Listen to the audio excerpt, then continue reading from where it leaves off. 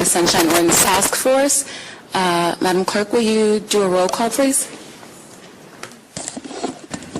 Member Nee? Here. Member Nee here. Monet? Washburn? Here. Pilpel? Present. Sims? Sims absent. David? David absent. Highland? Here. Oka? Oka absent. Fisher? Fisher absent. And Grant? Here. You have a... Hers isn't on. Okay, there we go. Thank you so much. We have a... Members of the public, please keep quiet. Thank you.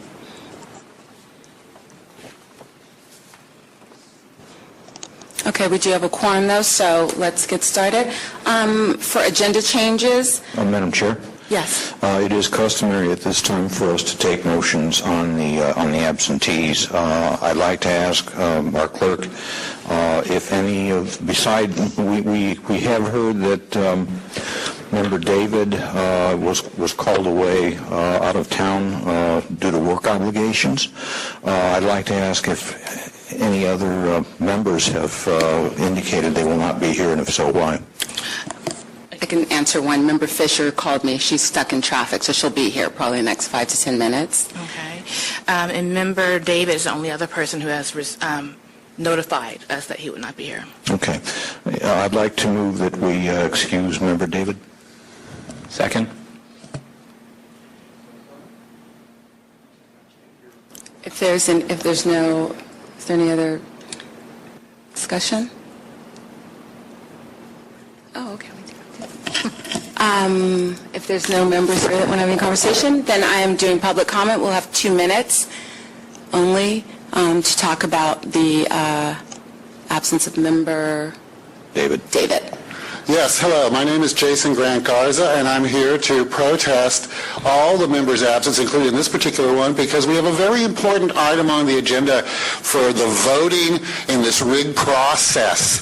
You know, the problem with the voting in this rigged process is that it defies one's due rights, and for them not to be here, and for it to, this to be taken up and voted on, continues to prove the interconnected failure of due process for anybody that comes here. Unfortunately, in the past, we've had only 6 members and not the full body. In case 10038, I had 5 members vote in my favor and 1 against me, and I lost because I had all the automatic no votes in this rigged Sunshine Committee. It's all about to happen all over again. I really, really am glad that you're all here and all the other members are not present to show the rigged methodology in Sunshine. Is there any more public comment? Ray Hart, Director, San Francisco Open Government. 2 comments. One is I would ask that the members who did not give a reason for being here be marked down as an unexcused absence, because those, we're in the same situation we were with the change of the bylaws. We have 6 people here, which means for us to win, we have to get all 6 of you to vote in our favor. And that was the whole reason. And the second question is, since that item is number 10 on the agenda, are we going by the current bylaws, which say basically a majority of those present, or are we going by the change that is proposed in item number 10, which is going back to a majority of all members? Thank you.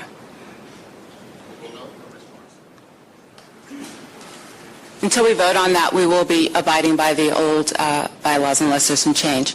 Yes, sir. Can I ask a question? Sure. Did you say that public comment was limited to 2 minutes? Yes, right now I'm just limiting it to Why? 2 minutes because we have a lot of backlog. I've said No, you don't. Yes, you have we do. 4 cases. We've had a lot of backlog in general, and we have some things we vote. So I just made a Yeah, but you determination. need a long line of people. It has nothing to do with your backlog. You need to have a whole line of But I people. don't need to, The ordinance excuse me, is clear. Sir? No, it's up to 3 minutes, and It says my up to discretion. 3 minutes, Up but there to has 3 to be a minutes. finding. This task force has never before limited public comment to less than 3 minutes. We've never had so much backlog of cases to hear, and that's why. You should check with your lawyer to make sure that you don't need to make some sort of finding about the fact that you are burdened with too many people making public comment. It has nothing to do with your backlog.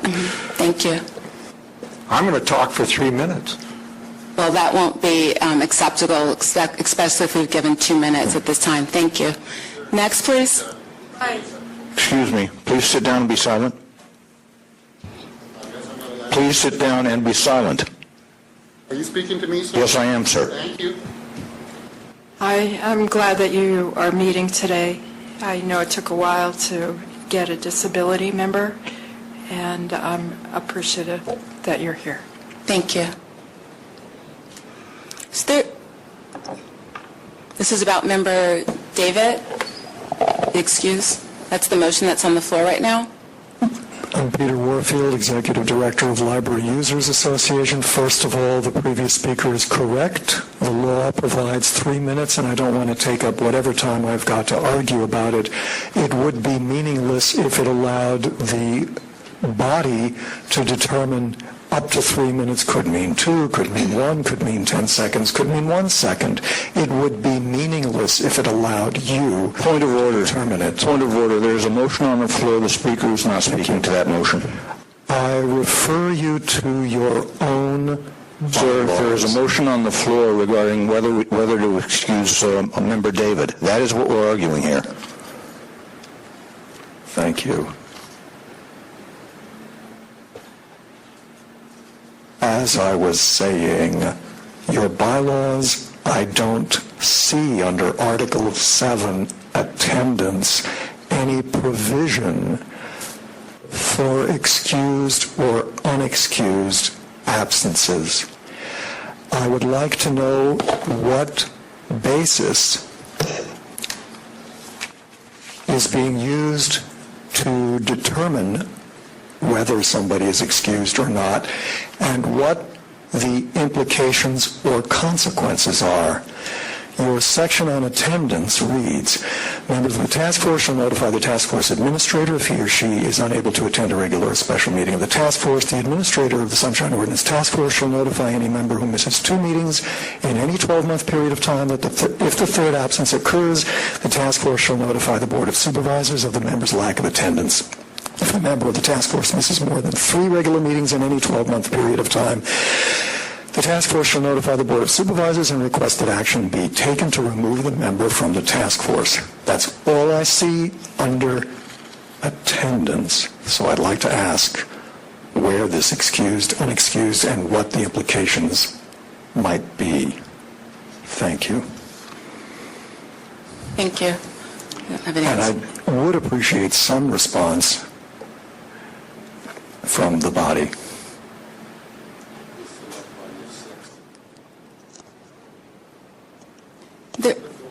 Just take further public comment. Is there any more public comment about Member David's absence? Yes, I'd like to say that, does he have a doctor's note for not being here, or does he have a good reason for not being here? And if you could share that with us, because, the Sunshine Ordinance Task Force is coming under a lot of pressure and its integrity is being challenged. And so it's very important that we have as much compliance with you people as we do with compliance with the Sunshine Ordinance. Thank you. Thank you. Madam Chair, in response to that question, we've already indicated that Mr. David is on business travel. Thank you. So there is a motion on the floor to excuse Member David. It has been seconded. If there's any objections, then I hear no objections. I'm going to the motion passes.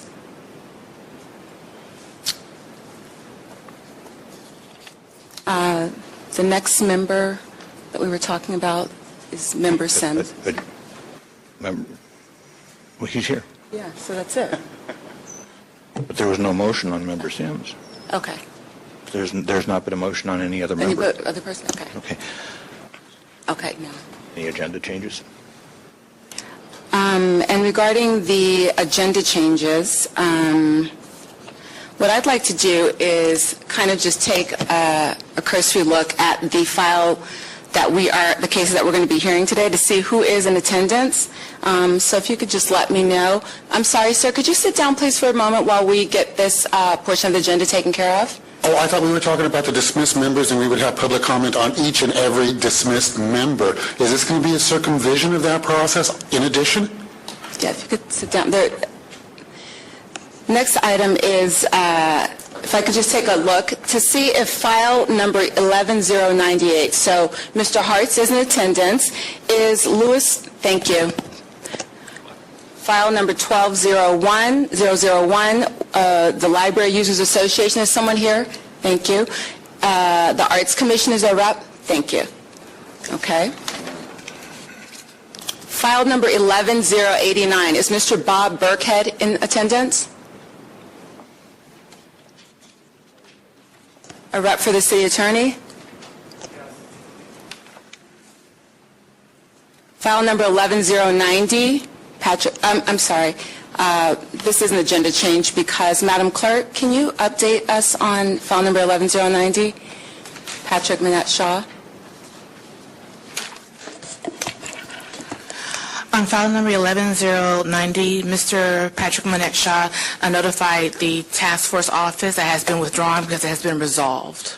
Great, thank you. So that one up there. File number 12005, anonymous against the MTA. Is anonymous in attendance? Is the MTA? Thank you. File number 12018, Mr. Hartz is here, against Greg Sir. Is there a representative? Great, thank you. Okay. Does anyone else have any agenda changes? Yes, Madam Chair. In part due to the public comment and because of the presence of members, I'm concerned that perhaps we should take item 10 out of order, either prior to item 2 or between items 2 and 3.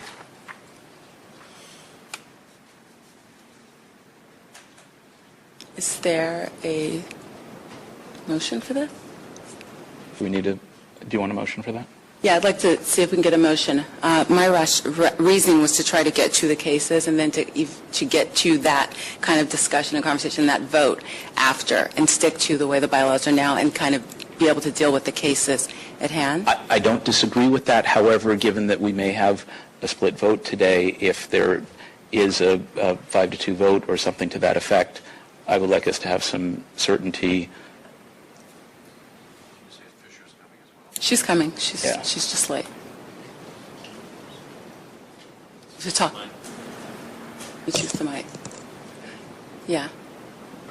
If we're I understand the point in principle. Right. Okay. I'll I second understand the that. point, but that was my thinking in putting that kind of purposely down after. And it would seem to me that given the long discussion we had last time, perhaps it will be not as long to consider adoption of item 10 one way or the other. Perhaps it will take longer. I don't know. Oh, Member Washburn? I would rather wait. We know that Member Fisher, Vice Chair Fisher is on her way, and I would rather have more rather than fewer members voting on this important matter. Orton. All right. Then I'll defer. Okay, thank you. Right on cue. And here's Right. Member Oka. Remember, okay. Great. Okay. Are there any other agenda changes from any of the members?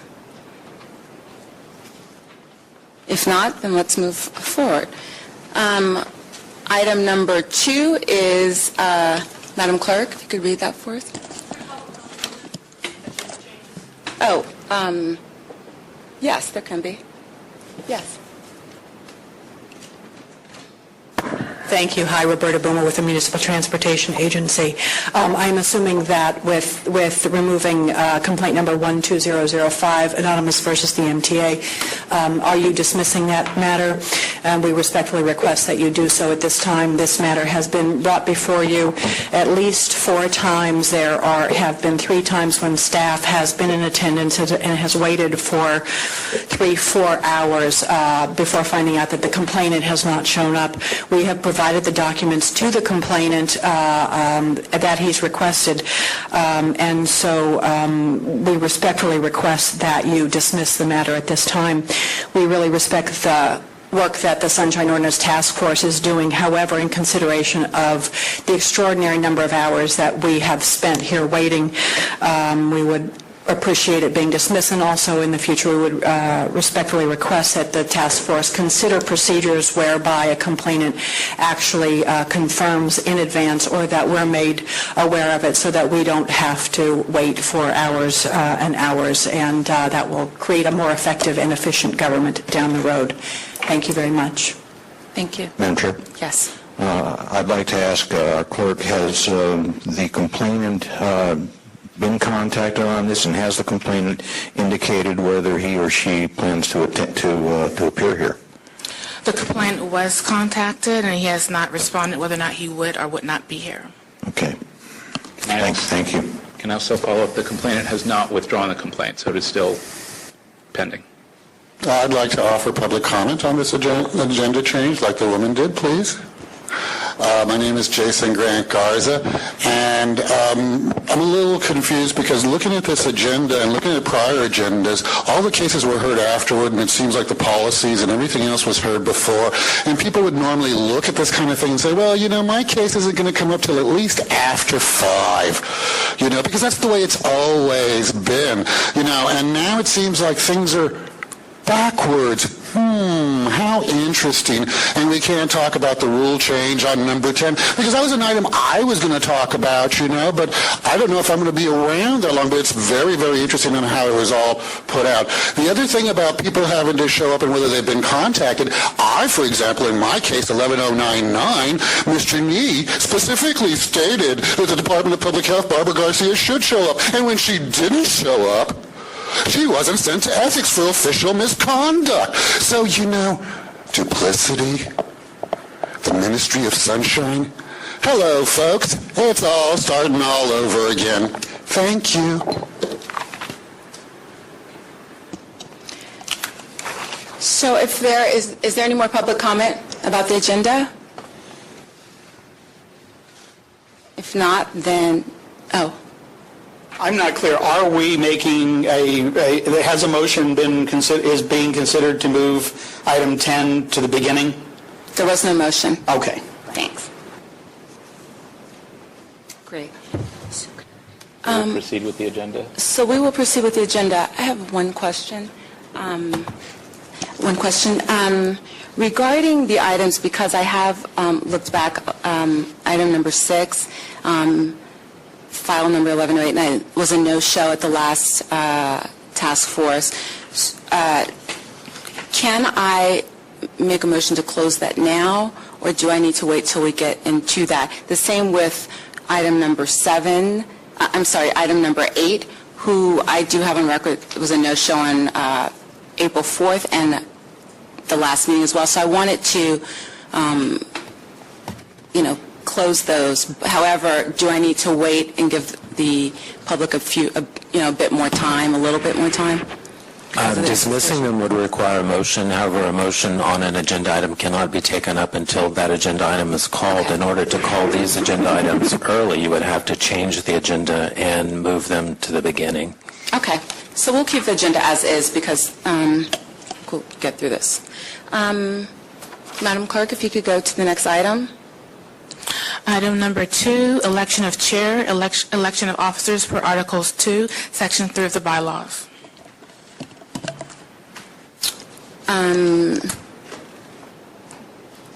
Member Nee? Yes, it is customary that the clerk preside over the officer elections. Mr. Threed?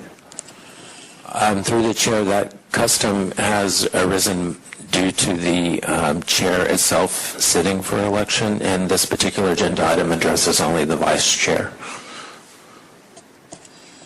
According to the agenda, it says election of chair, election of officers. Because of last week, from my understanding, Member Oka, was it a motion? And it was seconded because we did that with Member Fisher to just do, I believe it was just for Member Fisher, from my understanding, and so that we had to come back to this meeting and do the member chair. If that's not correct, please let me know.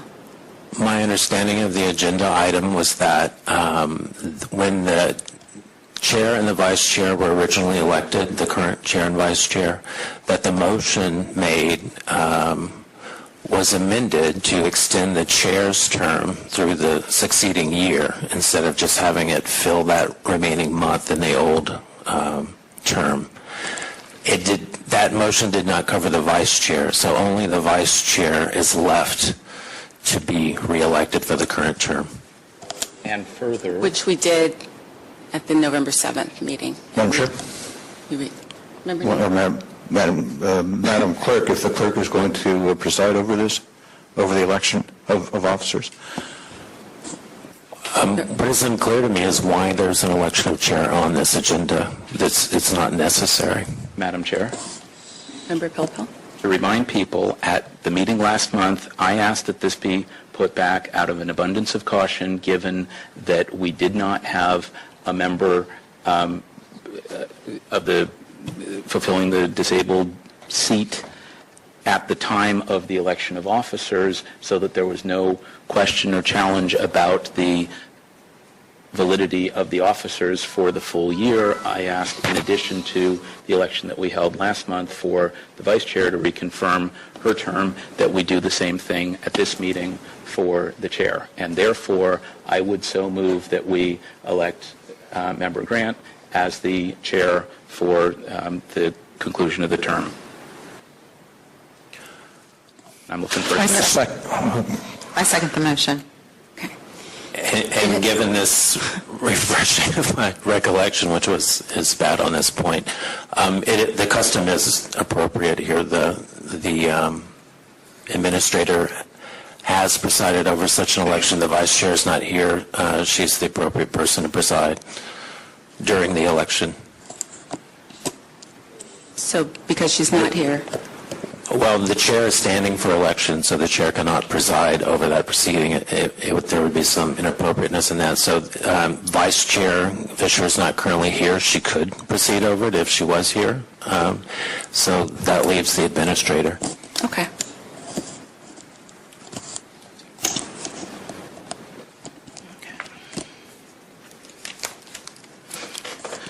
First, I just want to clarify, there was a motion, Pilpel, second by Washburn, to continue as the current chair. Is that correct? No, that's correct. That is correct? Okay. Did you want to do a roll call on that?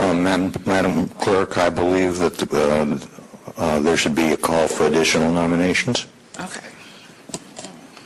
Does the clerk wish to do that? Wish to call for additional nominations? Okay. No, that's fine. No, I actually did it as a motion in lieu of an election, Right. and unless there is some objection to proceeding in that manner, I think we can do that. I'm fine with it. Take public comment, do the thing.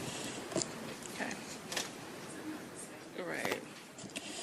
So just for clarity, your motion was to accept the current chair as, so in lieu of doing the whole process of the nominations. That's Correct. Okay, got it. Public comment? Yeah.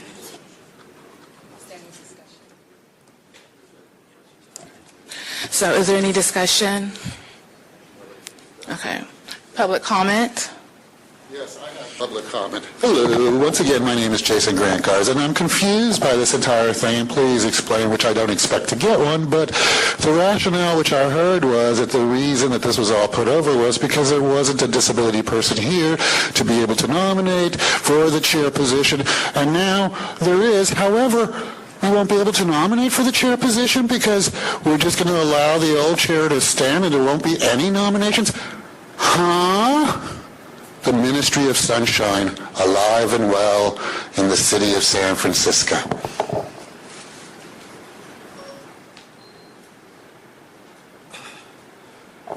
I'm sorry, I have a hearing loss, and you're supposed to have a captioning on the screen, which we're not getting, and normally there would be earphones available to me.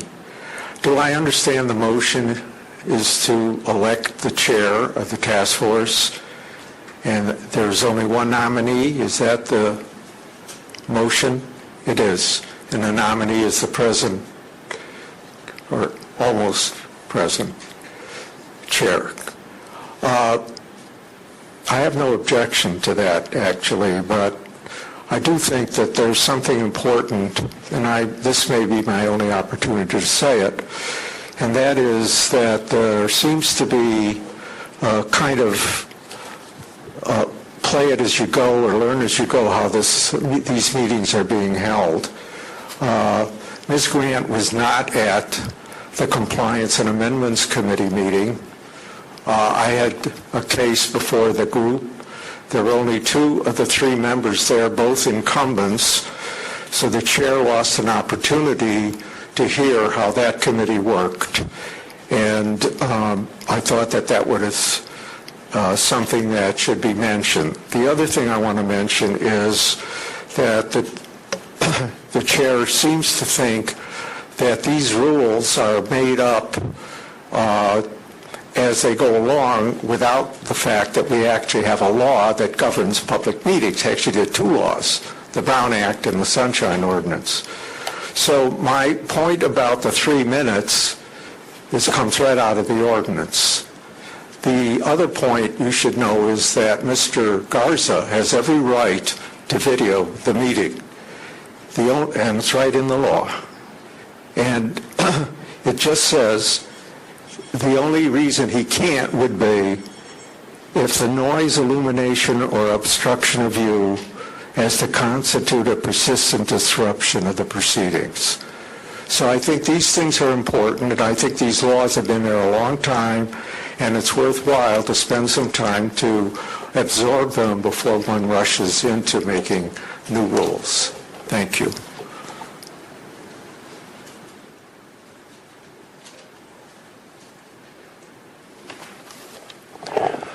Peter Warfield, the agenda says election of chair.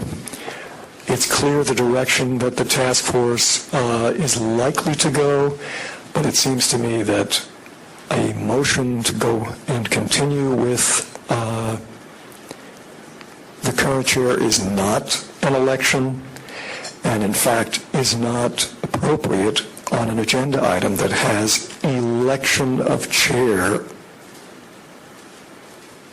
as the definition of what it's doing. It also seems to me to preclude the possibility of nominating other people, such as,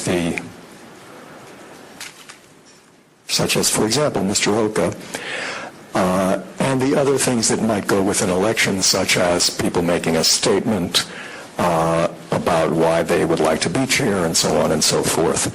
So I think that the details as well as the spirit should be observed and an actual election be held. Thank you.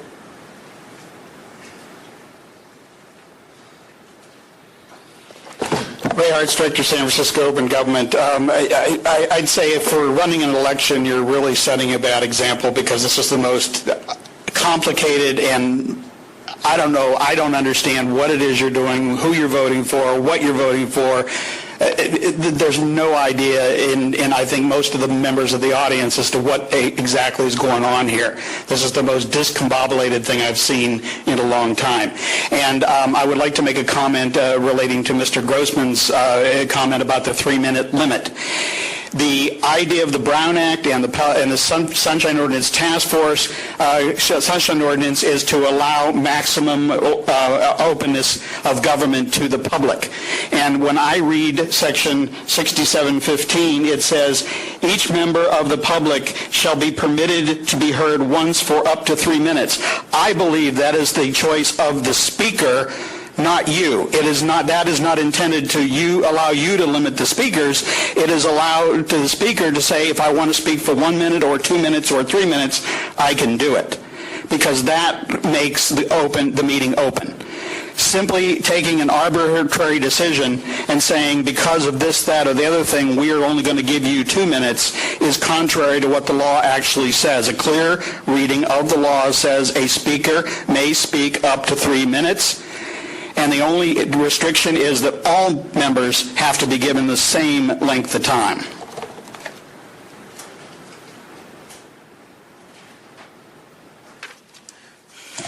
Are there any additional speakers?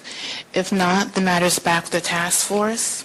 So the motion is on the floor to elect Chair Grant as the current chair. I'd like to take a roll call. Okay. Member Nee? Aye. Member Nee, aye. Member Washburn? Aye. Aye. Washburn, aye. Member Monet? Aye. Member Pilpel? Aye. Member Sims? Aye. Member Oka? Aye. Sorry. Aye. Okay. And Member Grant? Yep. Did I skip? I'm sorry, you're here. Member Highland? Aye. Okay. And Member Grant? Aye. Okay. We have 7 ayes. Great, thanks. 8 ayes. Sorry. Okay, so let's move on to file number 11098. Excuse me, Vice Chair? Yes. Oh, We we did that last week. Oh, I mean, okay. last month, sorry. Then I stand corrected. Okay, so let's move on to the case. Let's go to file number 11098. Madam Clerk, will you read that, please? File number 11098, the Compliance of Amendments Committee has referred file number 11098, Ray Hartz against Luis Herrera, City Librarian, back to this task force for further action, including recommendation to the Ethics Commission. Madam Chair? Member Pilpel? Can I just ask about packet pages 14 through 17? Were those actually not related to this particular matter?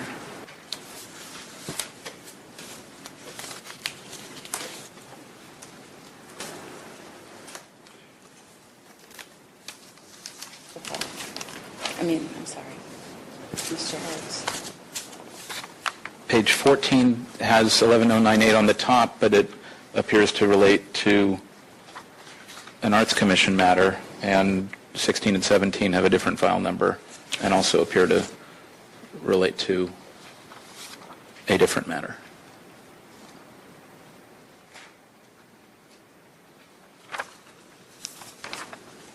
I think you're right. I apologize for trying to read the packet.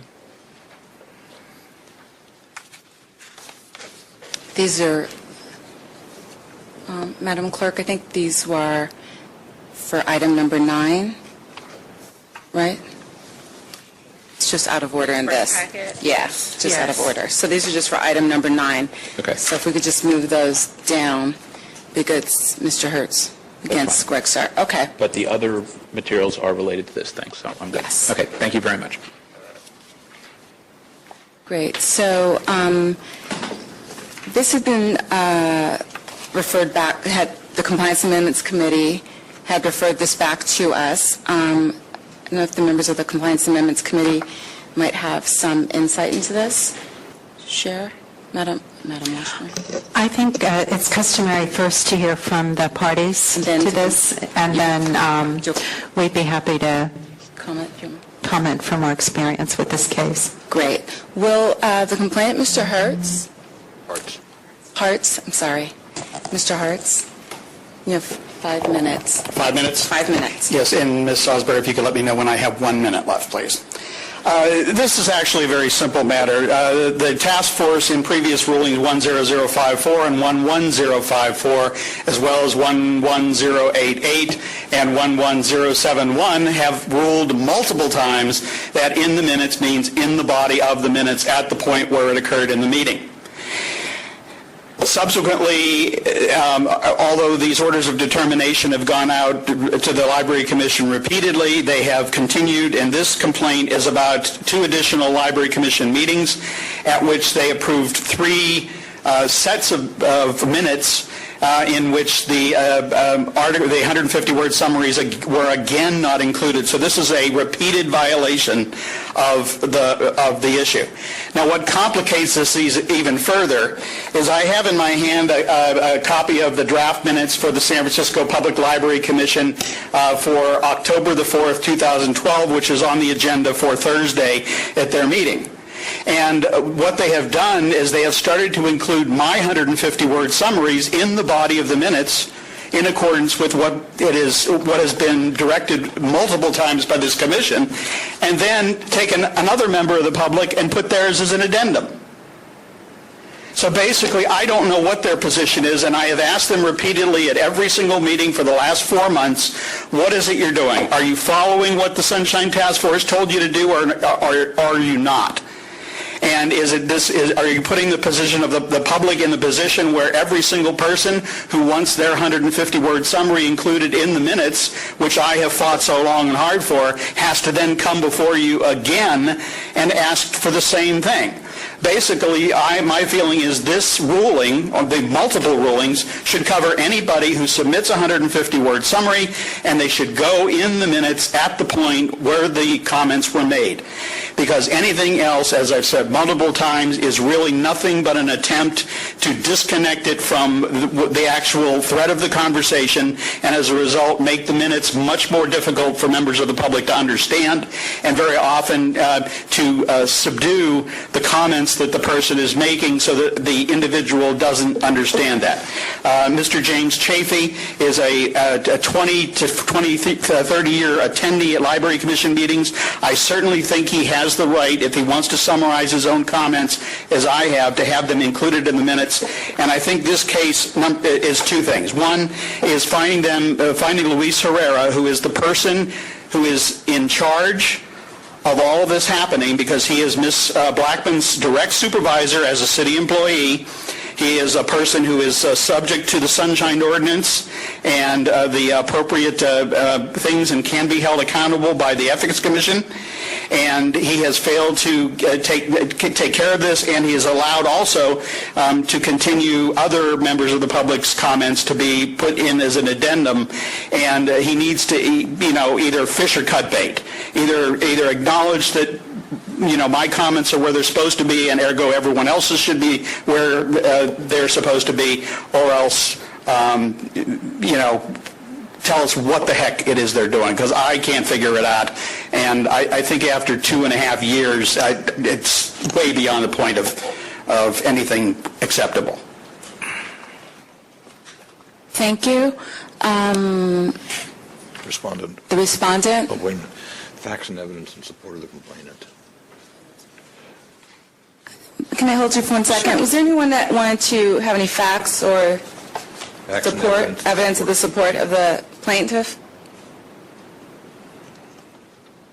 Actually, my name is Jason Grant Garza, and I do have facts and evidence in support of the plaintiff, especially when he was making the comment about having multiple rulings in his favor and then things not being held accountable in that fashion. For example, there is a complaint log here, and in a case number 11081, where it is stated that, it has to do with me, the Department of Public Health, I'm sorry, medical sir. records. Is this regarding Mr. Hartz's Yes, I am pointing case? this out. There was prior rulings, the medical records were under Sunshine. Yes, this is exactly what he is talking about. Exactly. Prior rulings, which apparently each and every time I've had to come up, it's been a different ruling. And now even here, it is misrepresented in this comment log. However, like I said, since everything's been changed in the agenda items, I may not be here to comment on it. But Mr. Hartz is very, very accurate about prior decisions not being taken into effect, and once again having to, shall we say, relitigate them, You're supposed to be a body, a juror, a finder of facts. It's unfortunate you have no precedent. You don't live up to all prior findings. And unfortunately, Mr. Hertz has to come back up here and say the same thing over and over and over again at the Ministry of Sunshine. The Ministry of Sunshine, whose task is to obscure and not release the whole truth and nothing but the whole truth. Thank you. Have a nice day. Will the respondent, Anyone else to offer facts and evidence? anyone else? Thank you. Respondent? Good evening. Sue Blackman, Library Commission Secretary. First of all, I want to respond that Luis Herrera does not have anything to do with these minutes. I prepare the minutes. They are approved by the Library Commission. So he should not be included in this at all. I also want to say that we have been here numerous times on this issue. It has been referred by your task force to the Ethics Commission. The Ethics Commission chose not to hear the item. They did accept the staff's report saying that we were in compliance and that we were following the city attorney's advice. We continue to do that. I want to clarify how we're doing the minutes now, what Mr. Hartz was referring to. When he comes to the Library Commission, he has a sheet of paper that he reads into the minutes. He hands me that paper. Those comments go into the minutes verbatim. The other person, the anonymous citizen, sends his sometimes 2 weeks later. He gets up, he makes his comments. Maybe 2 weeks later, I get a copy of his summaries. Those are put in as an addendum.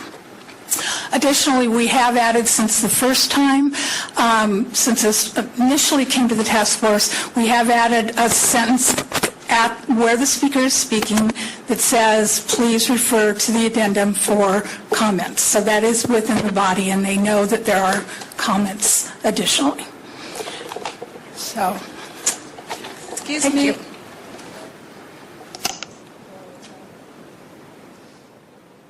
Thank you. Facts and evidence. Is there any facts and evidence to support Ms. Blackman? Library? No? Then I would like to open up to the task force to question the complainant. Any questions? Mr. Hartz? Ms. Washburn? Actually, I have a question of Ms. Blackman.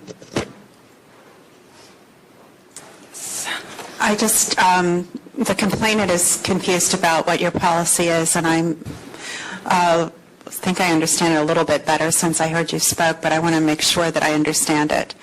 So what you're doing now is if a member of the public speaks at the meeting and simultaneously hands you a 150 up to 150 word summary of the remarks that were read verbatim, or even not.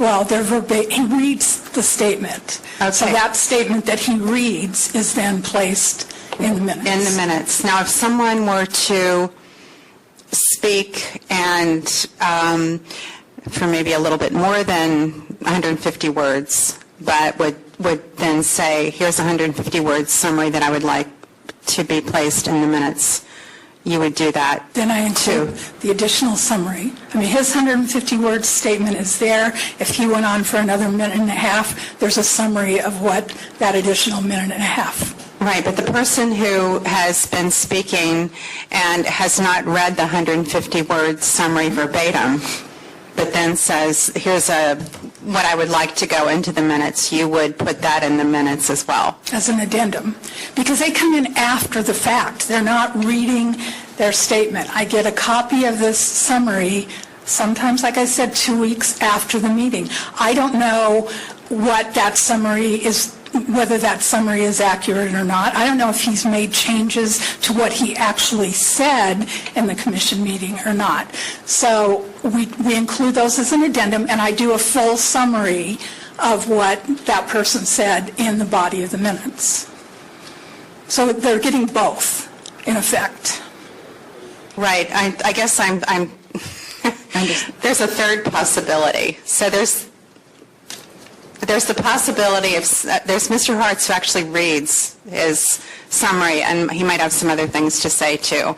I'm talking about, I know this is a fine point, but I'm talking about the person who speaks for a time and at that moment, not days later or weeks later, but says, I would like, this is how I would like my summary to read in the minutes, and gives you that, then you would put that in the body of the minutes too. That has not occurred, that specific instance, but I think I would look at it as I would as somebody, if it was not read verbatim, I would still take that as to use for the summary, but it would not be verbatim in the minutes. Because it's a summary, and their summary may have things in it that they actually didn't say at the meeting, that they, wanted to add to get in. And that's, we're not putting those in the minutes. And we're being consistent with the city attorney's advice and the Ethics Commission not ruling, but they wouldn't hear it because they said we were in compliance. We understand. Okay, just for the new members' edification, this matter has been before us multiple times, and the task force has deliberated for many hours about the issue of a 150-word summary in the minutes. And, going by we've thought that going by the strict plain English understanding, it would make sense that this 150-word summary should be in the body of the minutes. And actually, Mr. Hartz has been very helpful in explaining further the rationale for doing that from a free speech First Amendment position, because you can understand that someone is speaking and perhaps in the moment of speaking is not as articulate as he or she would have been in thinking about it and writing about it. So they have this, okay, this is what I really want to be reflected. And before, those were just tacked on at the end. There was no pointer to them. They wouldn't come up if somebody were looking at the minutes online, and they were just buried. So it was really, we felt, an infringement of their First Amendment rights. So we've been clear in ruling after ruling that the summary should be in the body of the minutes. And I was just trying to, in my questions, understand the nuances of all that, and it can get pretty nuanced, as you can see. But Ms. Blackman and others who, this may have come up with other bodies, but, or certainly could, will argue, well, the city attorney reads the ordinance and says we don't have to put them in the body of the minutes, and the Ethics Commission doesn't want to touch this. That's been very frustrating. So the city attorney may have an opinion about this. Another deputy city attorney may have a different opinion. We have, as the body who oversees enforcement of this, we've decided that the plain English understanding is what should be in place. In the future, if the ordinance is amended, well, it will be amended, that'll be cleaned up, so there's no doubt. But Member Nee could help me if you have any, Member Manet, anything further about this? Well, I had a question, though. When you said a point, in the past, has a pointer, for example, if they said, C number 1 through 5 comments, and then they were attached, but it was in the body, C, these specific comments, and those comments were numbered, those summaries were numbered, was that sufficient in the past, or was that insufficient in the past? The pointer. I think I'm talking about the Well, pointer. that wasn't reliably done, and also a problem would then come up with trying to find these things online. If you went to look at the minutes, they weren't always, those amendments weren't always, the amended stuff wasn't always attached physically, So, they were essentially buried in the back when we thought, why not, it's not like they're really long. They kind of, they're pertinent to the agenda item in the context of the discussion. Put them in there. We thought that made sense. And I don't know why it's been so hard. Member Nee? I'll have some comments when it comes time to make a motion. Okay. I have a question. Just maybe you can answer it, or the representative from the library, Ms. Blackman. Just to be clear, so what we're trying to do is get the public comment in the body of the actual minutes. So what Mr. Hart's asked for, that seems kind of rational. So if someone came today, another person came today and had a piece of paper that kind of summed up what they wanted to say, you would include that. If someone sends that stuff to you later, you put it I as would an amendment. include that as an addendum to the... Even if it was at this meeting? Yes. The recorded, my understanding is that the recording is the official recording of the minutes. So if you were to go to a court and say, what are the official minutes, it would be the DVD or the tape recording, not a summary that somebody came up with after with what they thought they had wanted to say but they didn't say, or that they didn't get up and articulate. That's why when Mr. Hartz reads his, it goes in as written. But if it's a summary and it's not, beyond what they say at the microphone, that's shouldn't be included as part, that's not part of the official record. But other than that being at the addendum. And then to be fair, we have always had those attachments, that addendum online. It has never been separate from the minutes. When you click on the minutes on the website, you go down, you just scroll down to the end of the minutes, and there they are. They've never not been included. So what we did after the first time at the task force, the first round on this, was we did add the comment in the minutes where the speaker has spoken, and we said, please see addendum for full summary of the speaker's comments. But your addendum, when you did the pointer, even when you did the pointer, it just pointed to the addendum, not specifying which comments related to which. No, it issue. has. The addendum has by item. So if there were more than one person, it would say item number 1. It would say anonymous citizen said his comments. Then if Mr. Warfield said something, it would say Peter Warfield said and his comments. So it is by item, and it is very easy to locate, and I have a sample of the minutes if you want to see them. Can I see them actually? Yeah, I think I brought one of the recent ones. Or Mr. Hartz has one as well. Yeah.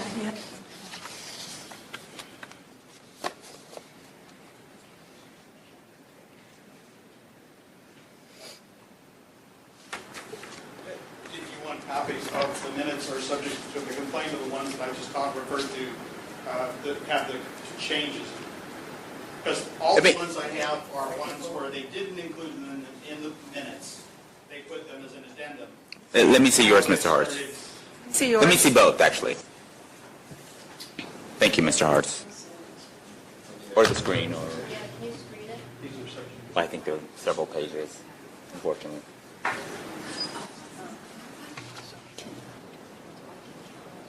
I'm sorry, but I think the ones I gave you do not have those summaries, so maybe Mr. Hartz has the accurate ones.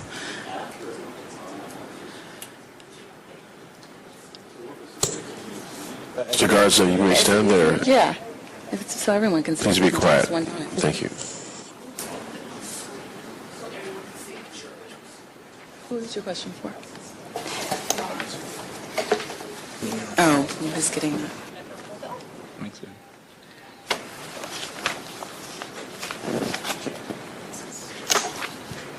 While you guys are getting that together, Member Pilpel had a question that maybe... Couple of questions and points. So I'm looking through the packet material and trying to keep this understood. This was before the task force on March 7th, and there was an order of determination starting on page 8 of the packet.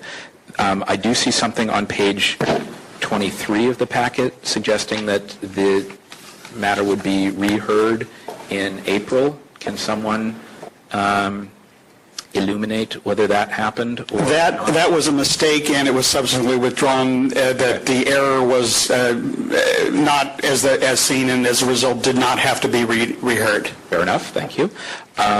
Okay. Here is the... Has it, so we'll come back to you. Thank you. Here is the agenda for October 6, 2011. If you look at let me make sure I have the right one here. The minutes. Hold on, Mr. Hartz, we're getting our screens up here.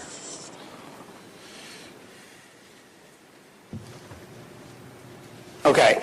We can't see it. Have it yet. Yeah. It's not on our screens yet.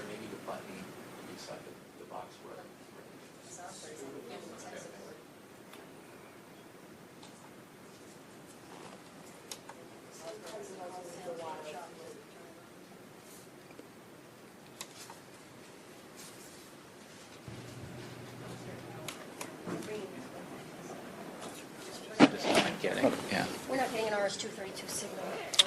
From the data bus. We get on the data bus. Can you continue asking your question? Thanks. Sure, While sure. we're waiting for the... Okay, so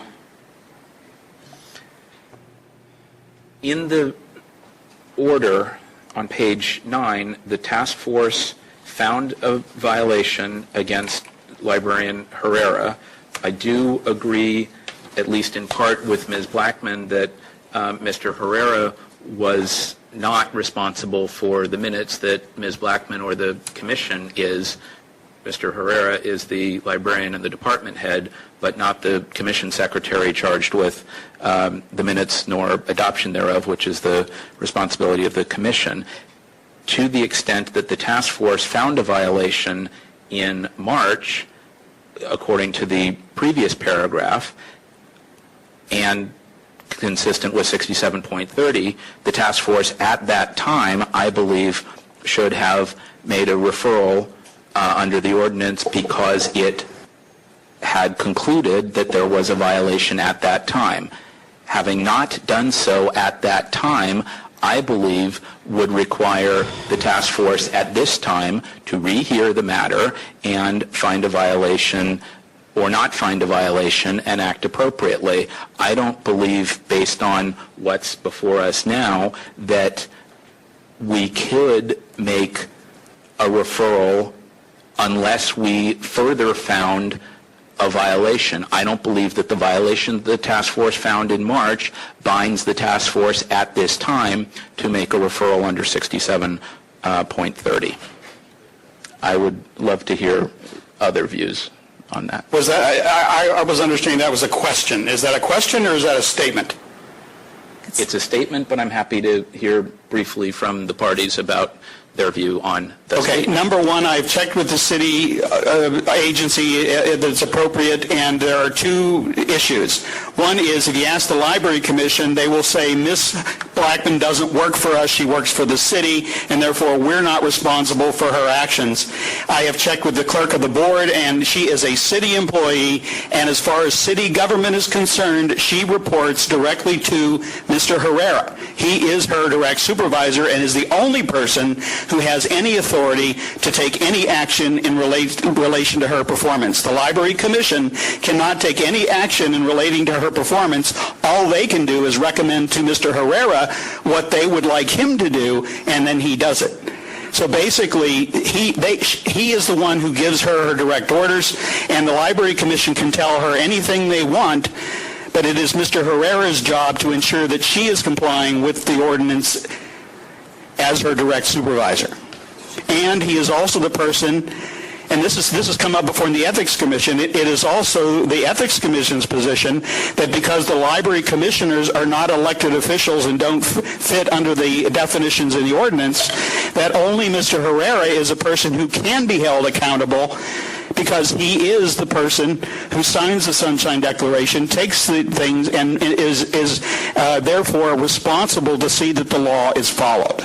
You want to comment briefly on the rest of my statement? Which was? Whether or not the task force needs to rehear the matter? They heard it in 10054, 11054.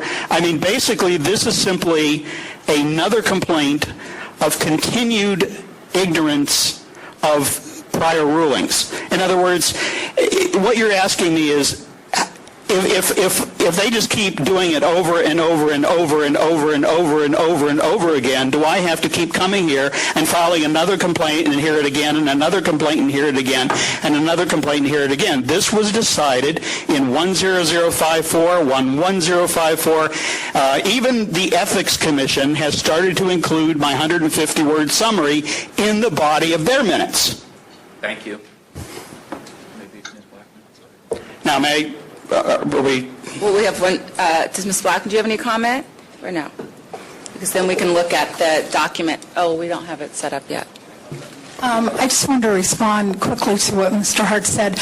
I am an at-will employee. I do report directly to the Library Commission. They hire and fire me. Mr. Herrera is my day-to-day supervisor, signs my timesheet, that sort of thing. But as far as the minutes are concerned, if the Library Commission directed me to do the minutes in a certain way and Mr. Herrera told me to do it some other way, I would follow the direction of the Library Commission. Thank you. While we're waiting for, I'm sorry. And perhaps, Mr. Threet, do you want to respond? Hey, we're getting there. Do you want to respond as to whether or not the task force needs to hear this again on the merits, or needed to make the referral at the time it found a violation pursuant to 67.30?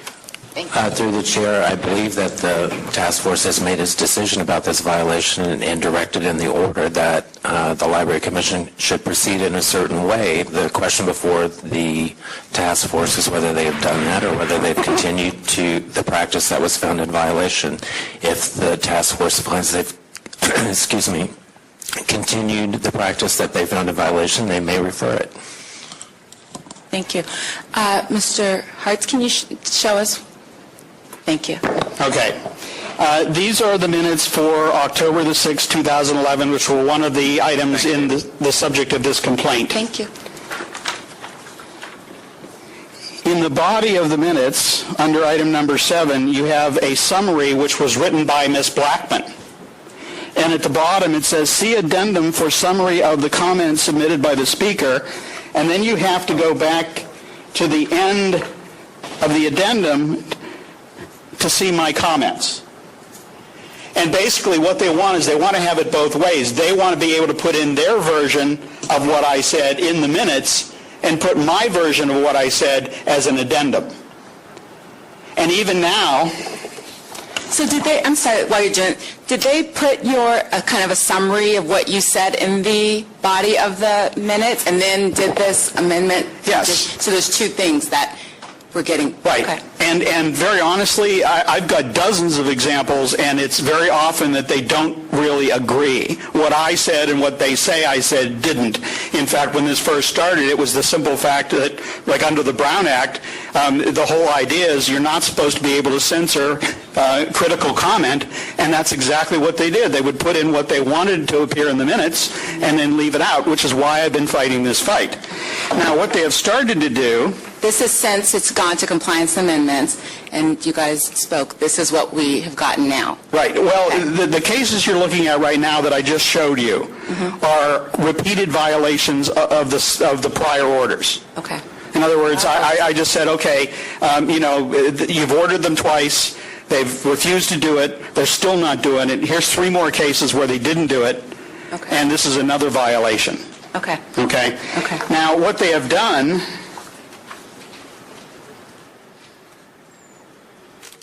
is they've started to include my summary there and then put additional comments in. And really, the whole idea is here, why should members of the public be put in a position of trying to figure out how the heck they're going to deal with these things? There ought to be a consistent pattern. And very frankly, I don't care what Ms. Blackman says. If she puts down her version of what I said, that is censorship. And that is what this whole fight is about. They want to maintain some level of ability to censor what the public says. And I will ask each and every one of you, if you appear at a public meeting and you say something, whose summary do you think is more accurate? One you provide or one they put in? And what I want to do is ensure that members of the public who have comments get those comments in the minutes as they intend. And Ms. Blackman with her, they might say something and then write something different or whatever, is really wrong in the sense that if I summarize my things and happen to use different words to summarize it, it is still what I meant to be in the public record.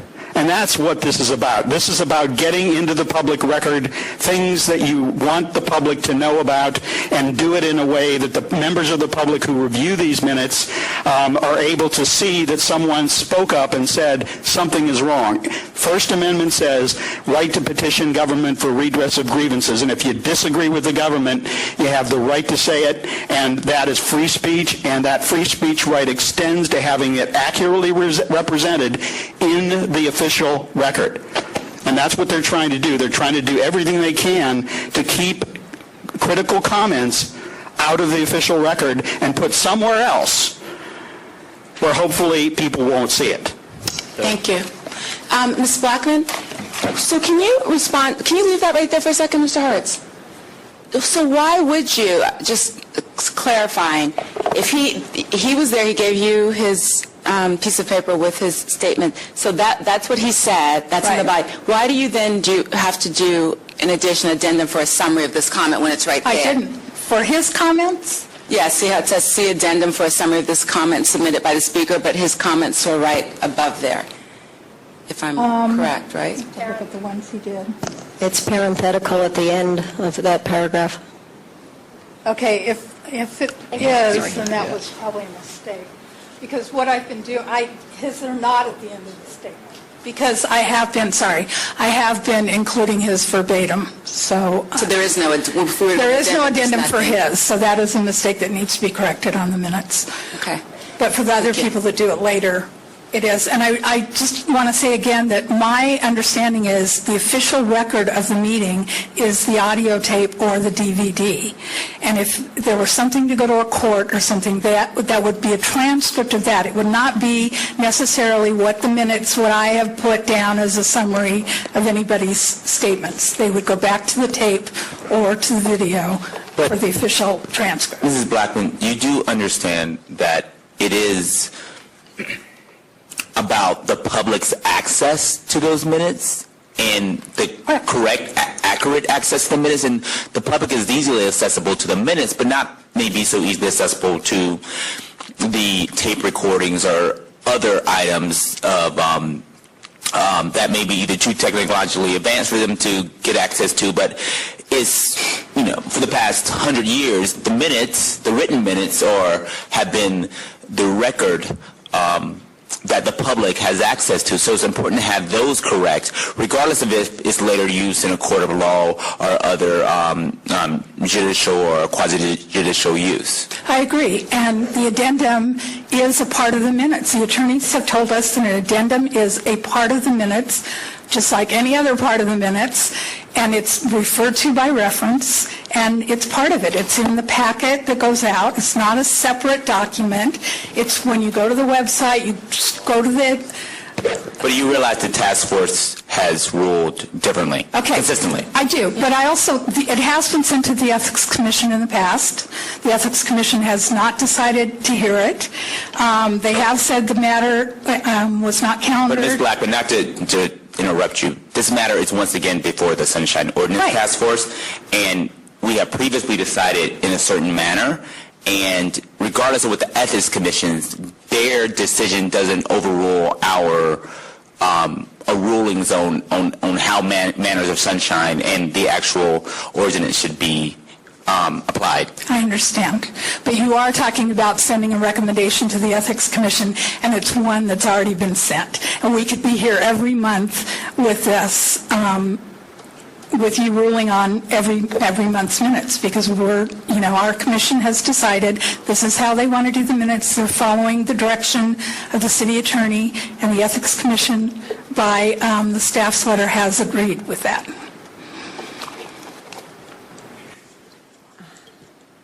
Okay. Member Pilpel, and then let's try to come to some determination. Okay. I guess part of where I am with this, the ordinance allows a member of the public to submit a brief written summary, which shall be included if not more than 150 words. The ordinance does not, in my view, give the public or anyone else editorial discretion over the minutes. The choice about how to characterize or summarize comments in the minutes generally is left to the body, so long as the minutes accurately reflect the actions taken pursuant to the charter, which requires that a record be made of actions taken by city bodies. That's my view. Is there some other belief that somehow the editorial work on minutes is left to anyone other than the commission? If not, then I believe that the summary should be included in the minutes and, as was explained, can be both summarized as to public testimony and included verbatim as part of the minutes as the standalone statement. And so long as that occurs, I'm not of the view that there's a violation, and I'm not inclined to support a referral. I would like to ask, at least of our committee, pursuant to the paragraph towards the end of page 9 of the packet, the Library Commission was asked to make changes within 5 business days and appear before the committee. What happened at that meeting or at subsequent meetings, and what exactly has occurred since the order of determination issued? Madam Chair.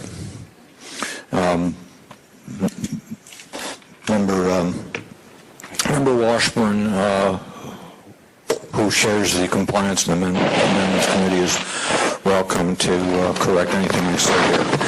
My recollection is that this did come before the Compliance and Amendments Committee. The exact date I don't recall, but it did come before us. At that time, hearing from both the complainant and the respondent, the feeling, we believe that, the respondent was not present, okay. When was this there? May 15. May. May 15. May 15. Ray Hartz provided an update of the complaint and responded to questions raised throughout the discussion. There were no speakers in support of the complainant. The respondent was not present to provide an update and respond to questions. There were no speakers in support of the respondent. A question and answer period followed. Complainant provided a rebuttal. Member Nee, seconded by Member Wolf, moved to refer the matter to the task force with a recommendation that it be forwarded to the Ethics Commission. There have been no further proceedings on this matter until now. You're up to date. Thank you. Respondent, complainant. Can we get any rebuttals? Can I get a rebuttal from the complainant? and the Respondent.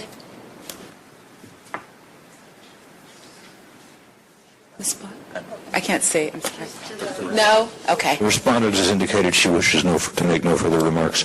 Great, okay. The complainant, Mr. Hartz? 3 minutes. So you get 3 minutes for this. Thank you, and Ms. Osbury, if you could let me know when I have 1 minute left, please. Again, let's not reinvent the wheel. Bottom line is 10054 said in the minutes means in the minutes, and that's a clear reading. That's what the ordinance says, regardless of how the city attorney wants to reinterpret it. 11054 said it was also in the minutes means in the minutes. 11071 against the city attorney found him in violation for advising people that in the minutes was satisfied by putting it as an addendum. 11088 was a violation found against the Ethics Commission for not putting them in. And it is not any big surprise that they sent me a 134-page justification as to why they weren't going to do it. And yet at the last meeting, they approved 2 sets of minutes with my 150-word summaries in the body, just as we're discussing now. And very frankly, I think it is really ludicrous to put the members of the public in a position where we're substituting, contrary to what Mr. Pilpel says, the version that the government wants in for the version that the citizen says they have said and want presented.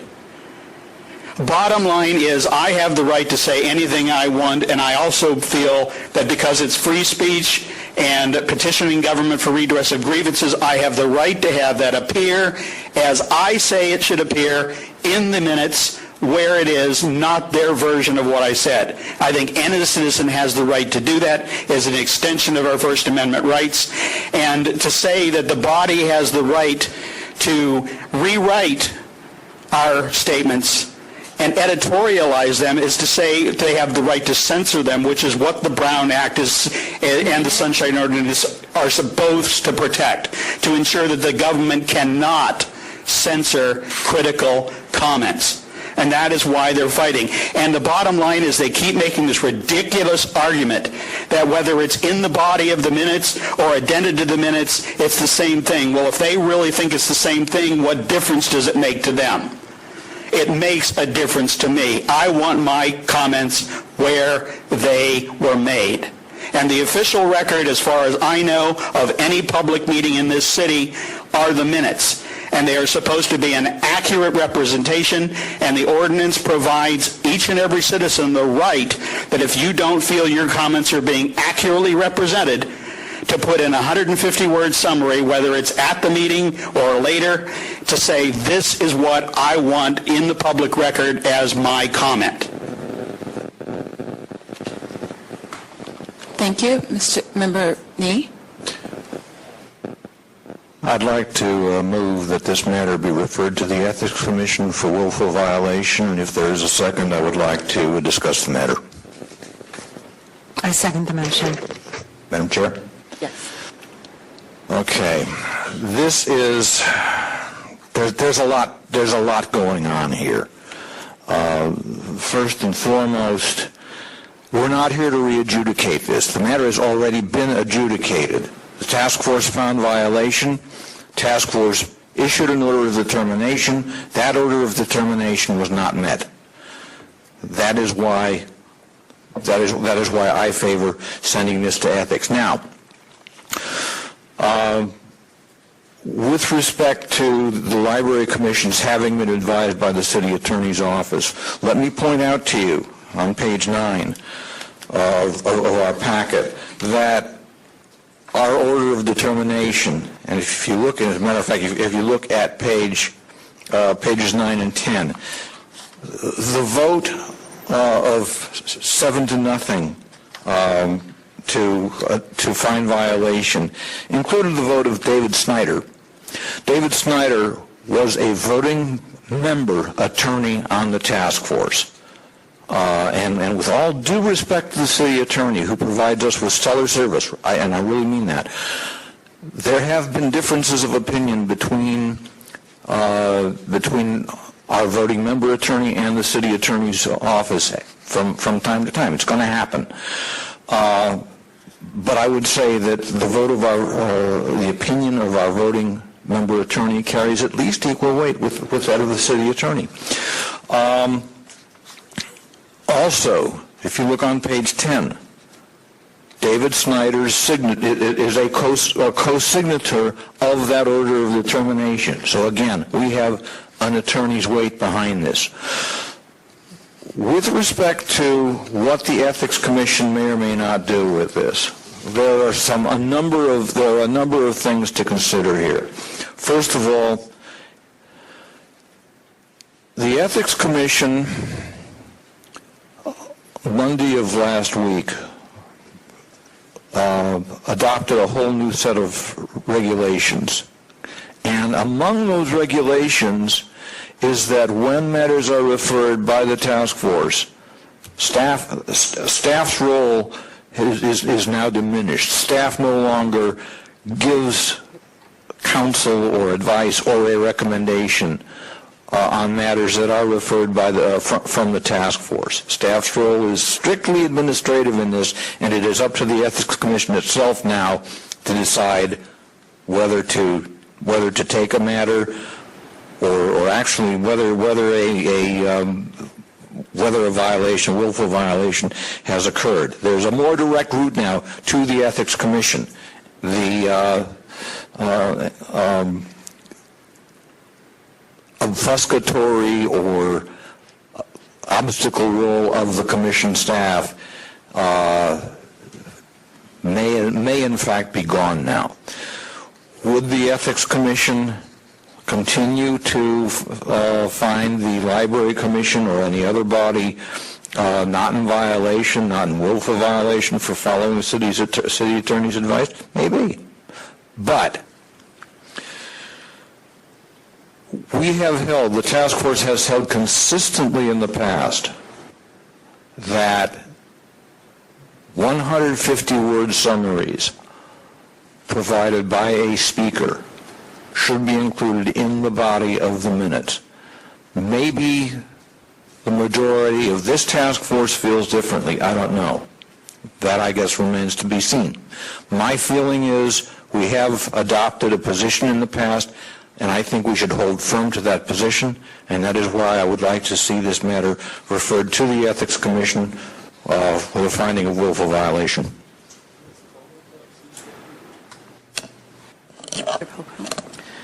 So I respectfully disagree, at least in part. I think if this matter is referred to the Ethics Commission, at a minimum, they would likely find that City Librarian Herrera had no direct role in the minutes and that that's solely within the purview of the Library Commission, perhaps in part with Ms. Blackburn, but not with Mr. Herrera. I have not heard an explanation as to why this would be deemed a willful violation and not simply a violation, and absent something on the record and some explanation by the task force, I'm not sure how well that willful element needs to be explained for it to be upheld. Madam Chair? Yes. Willful because there was an order of determination issued, and that order of determination has not been met.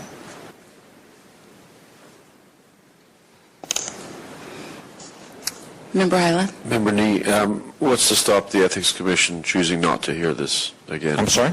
What's to stop the Ethics Commission choosing not to hear this Nothing. again?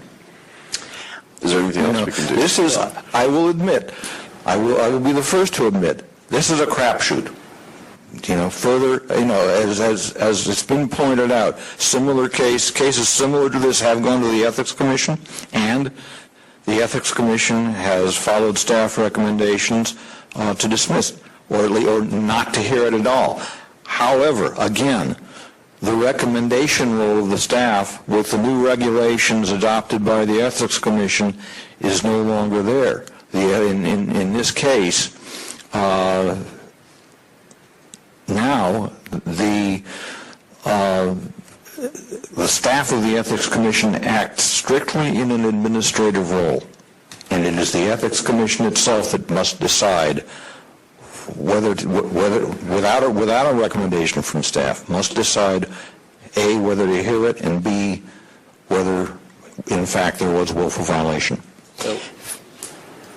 Member, I'm sorry, Monet? Thank you. And somewhat to that point, if any of us, or if as a body, we feel that this might not be heard by the Ethics Commission, that they might dismiss it, which they might, they very well might. However, quite frankly, what precedent might we be setting as a policy body to not refer it to ethics simply because we think that they might not hear it? What kind of precedent might we be setting as a policy body? Great. I'm going to give you 1 second, and then I'd like to go to public comments. I'd like to take That's a vote fine. on this. And I agree. To answer that point in particular, I think that there is no chance that the Ethics Commission will not hear it. Under the new regulations, they are required to hear referrals from this task force with a presumption that there's been a violation if this task force makes a referral with that finding. Whether they uphold it or not is different, but they will absolutely hear it in public session based on a referral and finding from this body. Right, and so in the past, we've had folks suggest that we not refer it simply because, while they might hear it, they might not honor it. And to that point, if we would adhere to that, I frankly feel, and I'm sure at least a few of us on this policy body would agree with me, that it's very important for us to be firm in sticking to what we know is correct, defending transparency for the city. May I take public comment?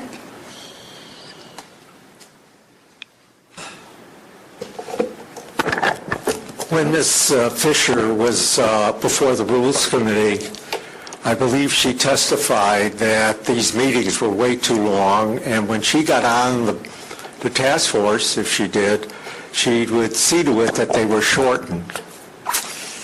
So you just spent an hour, I'd say an hour and 10 minutes, reinventing the wheel, as Mr. Hart said. This issue's come before the task force so many times, and the only reason it's come back is because of obstinacy on the part of the Library Commission, the chair of which was the subject of one of the only 2 cases ever heard by the Ethics Commission on a referral from the task force, and we know what happened to that. The statute says, any person speaking during a public comment period may supply a brief written summary of their comments, which shall, if no more than 150 words, be included in the minutes. Any plain reading of that should mean that is the best way, as Mr. Hart has explained, of his expressing what he has to say or what he wants to say, and that's his First Amendment right. And nobody should be allowed to fool around with that by either putting it at the end and actually demeaning the value of it by putting it at the end. It belongs where it belongs. As far as the Ethics Commission is concerned, they've only heard 2 cases out of maybe 30 or 35 that have been referred to them. One was the one I mentioned about the chair of the Library Commission, and the other one was Patrick Shaw's official misconduct case, which was totally butchered by the Ethics Commission, and it was against Mr. St. Croix. End of story. Thank you. Is there any more public comment? Yes, hello. Once again, my name is Jason Grant-Garza, and I have a lot of public comment regarding this issue. I've made comments about Mr. Hart's. I've made comments about the Ethics Commission. Excuse me, sir, did you speak on this issue already? If you're just taking public comment, I obviously couldn't have. I believe you offered facts and evidence in support of the complainant. But that's not public comment, is it? Sir, once you do that, then you become part of the party in interest, and you are no longer eligible to make public comment. Oh, that's okay. I'll just wait till public comment. Thank you. Thank you. Anyone else have public comment? Okay. Thank you. Can't see. 2 minutes or 3? 2 minutes right now. Thank you.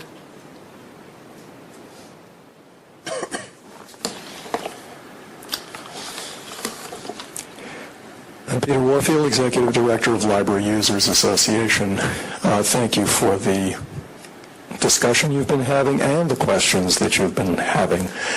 This, in fact, is not being reheard. It was already determined, and the decision was that Luis Herrera is in violation, and on page P9, Mr. Herrera and the Library Commission shall make the changes necessary to include the public comment summaries in the body of the minutes for the Library Commission's regular meetings held on, and so on and so on and so forth, within 5 business days of the issuance of this order.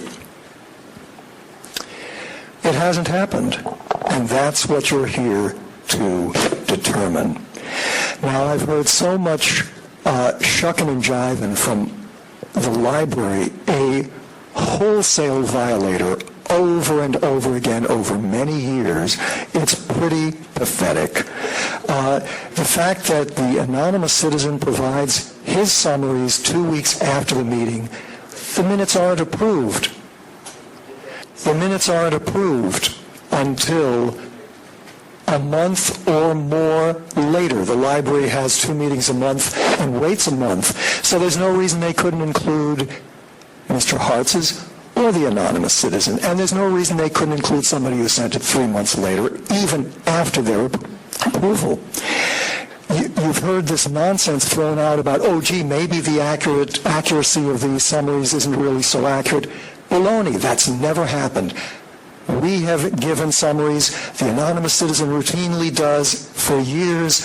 Mr. Hartz has. There's never been an issue. The Ethics Commission was cited by the civil grand jury as the sleeping watchdog. Sleeping watchdog. So please follow Member Monet and don't act based on the expectation of what they will do. You have to do the right thing yourselves, and that is to do as the motion recommends from Mr. Nee. Thank you. Thank you. Member Oka? Yes. My reading of what the new guidelines that the Ethics Commission has, I'm in agreement with Member Nee, and I think it is going to make the Commission do its own work, which it should anyway. And I think if we don't refer this back to them to make things right for the public, we're not doing our job. Thank you. Is there any more public comment? If not, I'd like to take, there's a motion. It is a motion and seconded. Yes. To refer this to the Ethics Commission. For the finding of willful violation, I believe section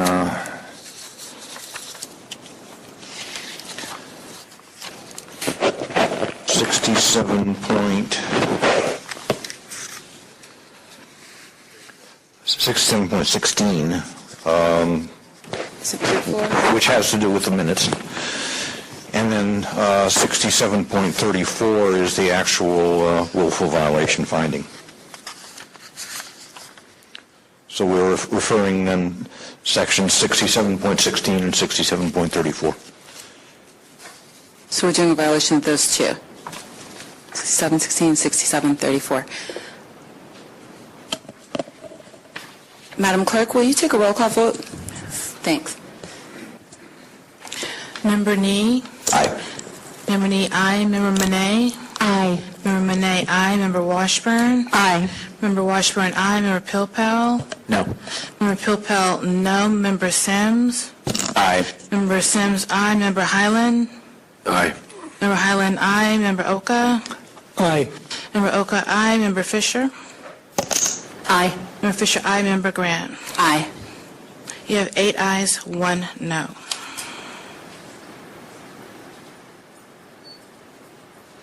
Great. I know on the agenda we have the next case, but it is 5:30, so I would like to take at this time public comment, general public comment, which time we'll take a break.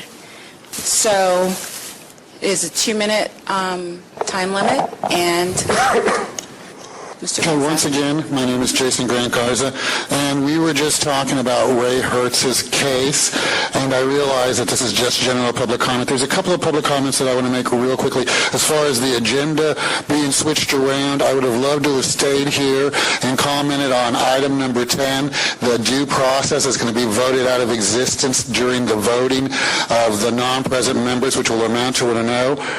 Now, going back to the first thing that I was going to talk about as far as Mr. Hertz and what's being included. For example, when it comes to minutes and stuff like that, we have, as of today, I received the complaints 2011 thing, and in my particular case, 11081, it says here specifically that the presentations were made and that the DPH had established a method for me to receive my medical records without a signature. Now, let's not forget that in that particular case, my medical records were ruled to not be able to be released to me because their HIPAA expert had gotten up and testified that I was not allowed to them, and Mr. Wolf had, subsequently diverted that finding.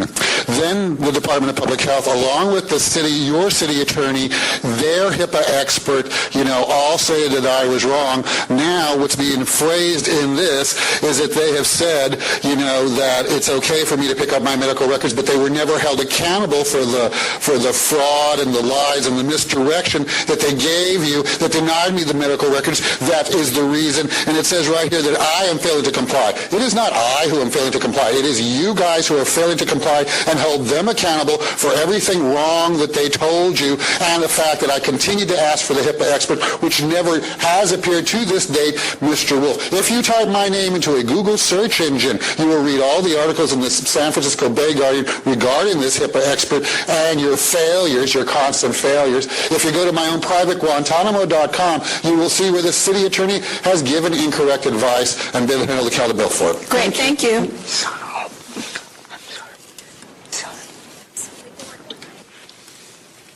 Hi. My name is Paula Dadish, and I have a pending complaint against the Arts Commission. It was filed in July, and it won't be heard until March because of the backlog, because it took a while to get a quorum. And basically, I live in New York, and I've been waiting patiently for this item to come up on your agenda. And I know it's out of the ordinary for you to advance a case, but I'd be asking for that to happen. That's possible. Is that it? Have you submitted something to the clerk about this? Oh, it's an ongoing lot of Okay. something. Great, thank you. Thank you so much. Okay.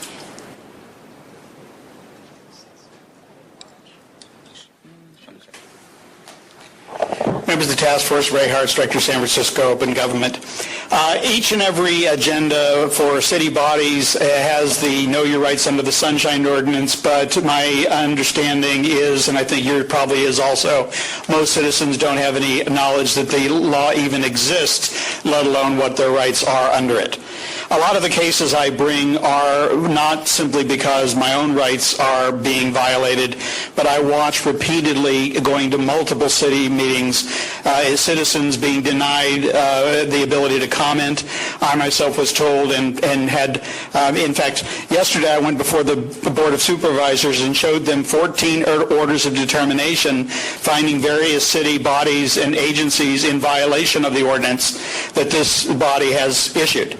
And basically, it is really something that is egregious in the sense that, number one, citizens' rights are violated on a repeated basis, and the people who are sitting on these boards and commissions have taken an oath to support and defend the Constitution of the United States, and that is the state of California, which includes, and you can check this with the Deputy City Attorney, all the laws that flow therefrom, such as the Brown Act and the Sunshine Ordinance.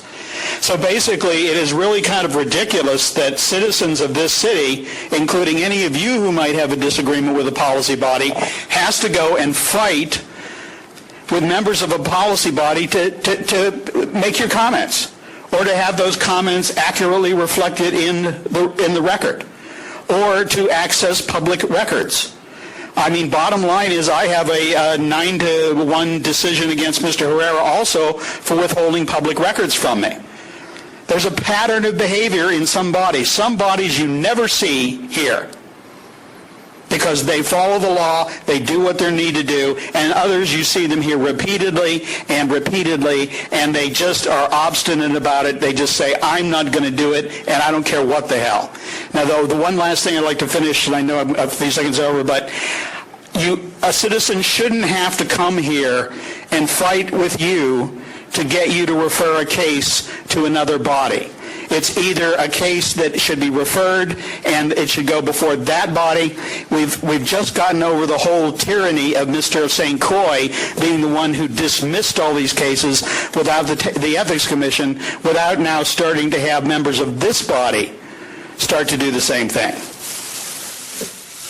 Thank you. Is there any more?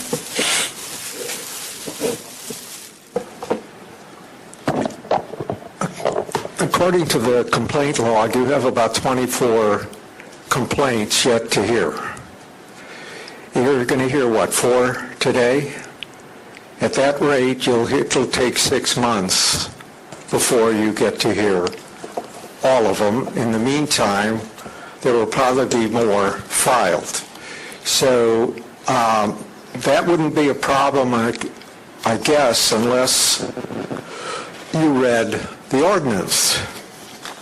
What the ordinance says is, if a custodian refuses and so forth to comply with a request, the person may petition the Sunshine Task Force, Ordinance Task Force, for a determination whether the record requested is public.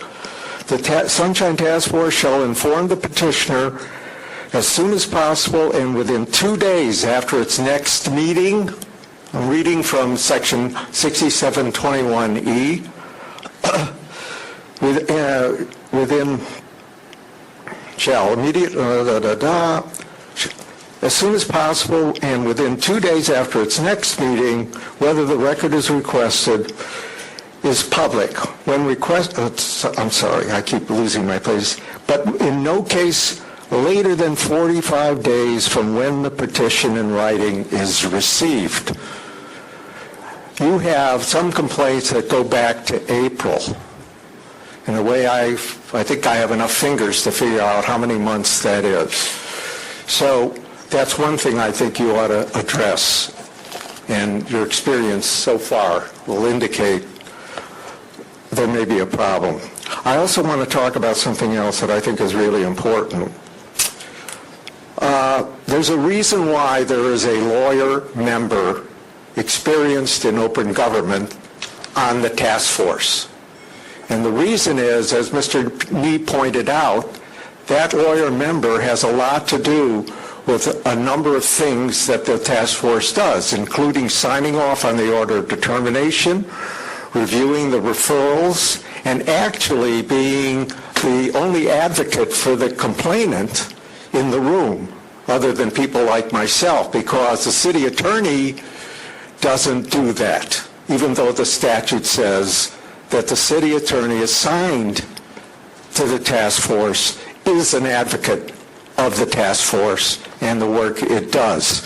So that seat is really important, and you have to keep in mind that without that seat filled, the complainant, who's not a lawyer, is really at sea on some of these legal issues. So until that seat is filled, and as you know, there's a stalemate with the board, it's really, really important. Thank you. Appreciate it.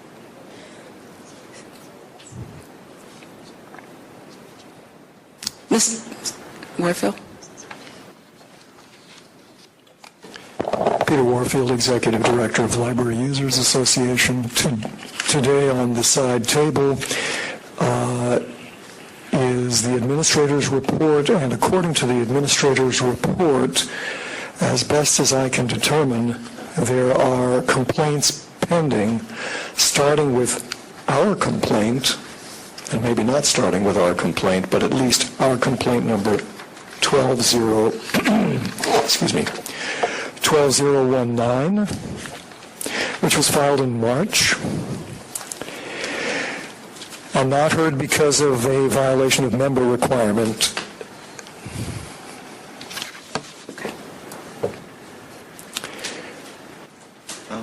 And the list goes on through 12056, Alan Grossman against the director of the Ethics Commission. So by my count, that's 40 cases. Also, I don't think what's very clear from this, although I'm sure if I looked hard enough, or perhaps if you did, it would be evident, there are additional cases, such as the one that's not on today's agenda from Library Users Association, which came from the Compliance and Amendments Committee earlier this month. So there needs to be a really good accounting of what is pending, and most particularly, and this is crucial for the chair who presumably sets the agenda, what will be your work plan to get through these complaints and referrals from your own subcommittees? I think the public also needs to know what the strategy is so that they can figure out, well, if I file a complaint today, it's going to take 9 months or 12 months, et cetera, et cetera. Mr. Grossman has also pointed out something very crucial, and that is that you have a requirement in the ordinance for a 45-day decision on a complaint in the cases where that applies, and I believe that's in 67.21. Thank you. Thank you. Is there any more public comment? Public comment? If not, then I would like to ask the other testimony if we can just still move ahead and go to the next item. You want to take a break? Okay. We kind of wanted to keep going. Just to get... Can we want to do one more item, file number 12001, the Compliance Amendments Committee, and then take the break? Oh, is that yours? Okay, got it. Never mind. Let's take a 5-minute break, and we'll come back. It's now 5:50, so we'll be back at like 5:55. So, sorry, So this, he's not here, he's here. Thank you for the pleasure. It's going on YouTube.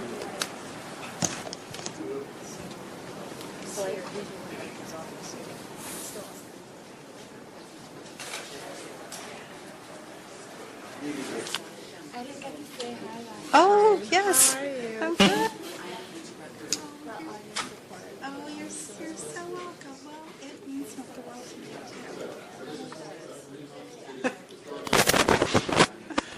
me. May I have the complainant, the Library Users Association representative? We'll get 5 minutes.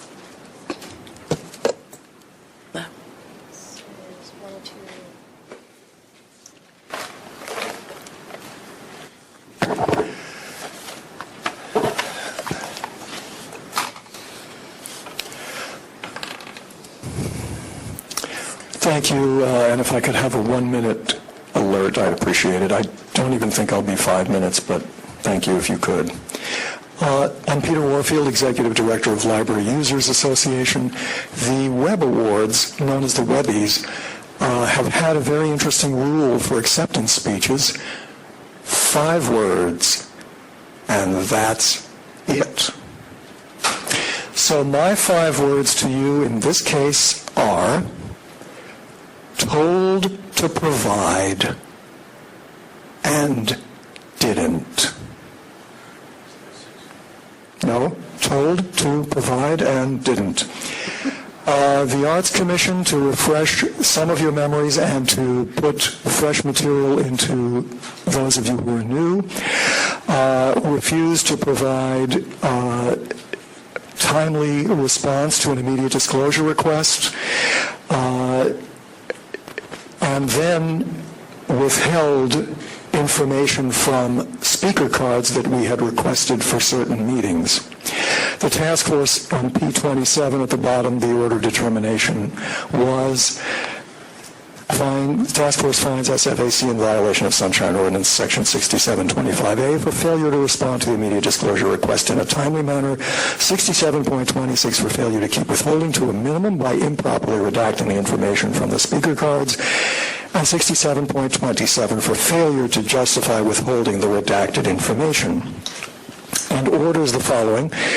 The SFAC shall release the speaker cards requested without redactions within 5 business days of the issuance of this order and appear before the Compliance and Amendments Committee on April 17th at 4 p.m. in room so on and so forth. The committee shall monitor compliance with this order. So on March 7th, we had a hearing, 7-0. Library users prevailed.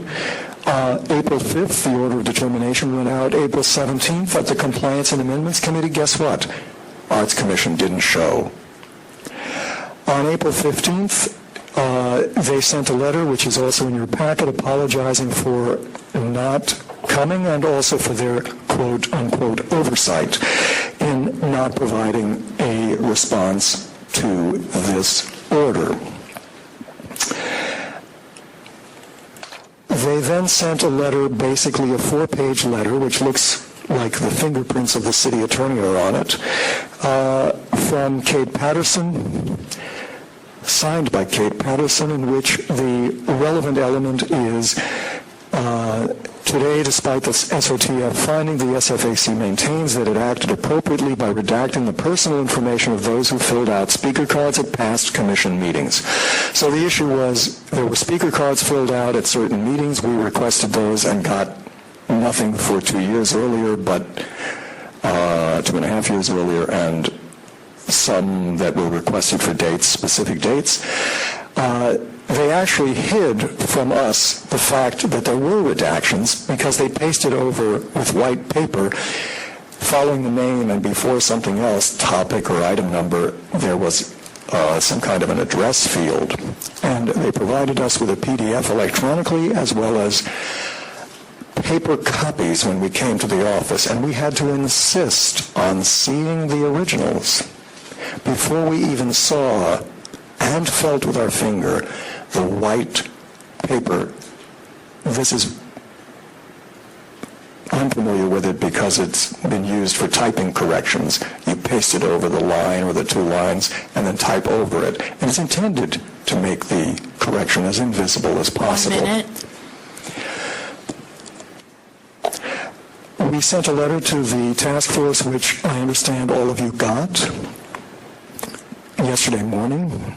I hope everybody got it, and basically ask you to take the appropriate follow-up steps with respect to this matter, which appears to be referral to the Ethics Commission. Once again, let me say that the Ethics Commission was found by the civil grand jury to be the sleeping watchdog, because at the time of its review, the Ethics Commission had never heard a single one of 18 referrals sent by the task force to it over a period of several years. So please don't take into account what the Ethics Commission will or won't do when you're considering this. Thank you. Thank you. Is there any facts and evidence in support of the complainant? If not, I'd like to invite the respondent up. Good evening. My name is Kate Patterson. I'm the Director of Communications at the San Francisco Arts Commission. And you should all have the letter dated May 29th. And our position has not changed from this letter, in which we state that we believe we acted appropriately by redacting the private information of individuals under the California Constitution, Article 1, Section 1, because at the time we were not aware, nor was the members of the public, that their participation in filling out that card would be public record, and that their addresses, which they included on that card, probably in order to feel like they had to participate, would be subject to a public records disclosure. So in order to protect their right to privacy, we redacted that information. We redact private information on all sunshine requests, under the advice of our city attorney. It's a standard practice. I've spoken to you about that before.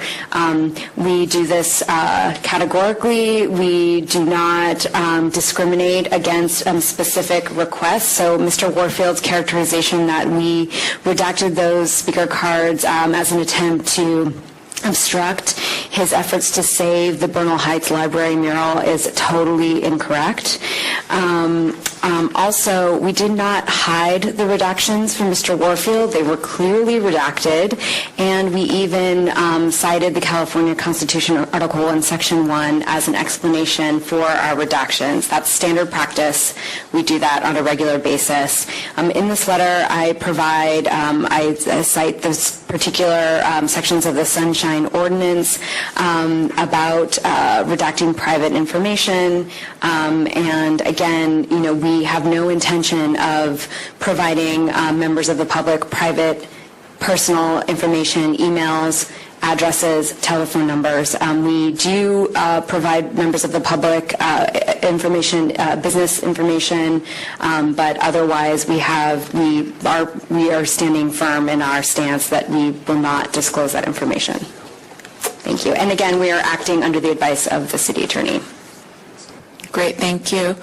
Is there anyone in support of the respondent with facts and evidence in the public that would like to support her? I'm just making okay. I attended the visual arts meeting last month. And Is this about this particular case that we're talking in the about right now? civic design meeting, there were no speaker cards available. Okay. Sure. I'm sorry. Also, at the time, we had on our speaker cards lines for address and personal information, and through this process, we learned that that's not necessary, and so we've since changed our speaker cards so it doesn't require that information or ask for that information. It was never required to fill it out, and then we also included a statement saying that they're not obligated to fill out a speaker card in order to speak at the meetings. Thank you. I'm sorry, but I didn't notice any of that in the two meetings I attended. Thank you. I'd like to open, Member Nee. Mr. Warfield or Ms. Patterson, either or both of you, in this particular matter, how many speaker cards are we talking about?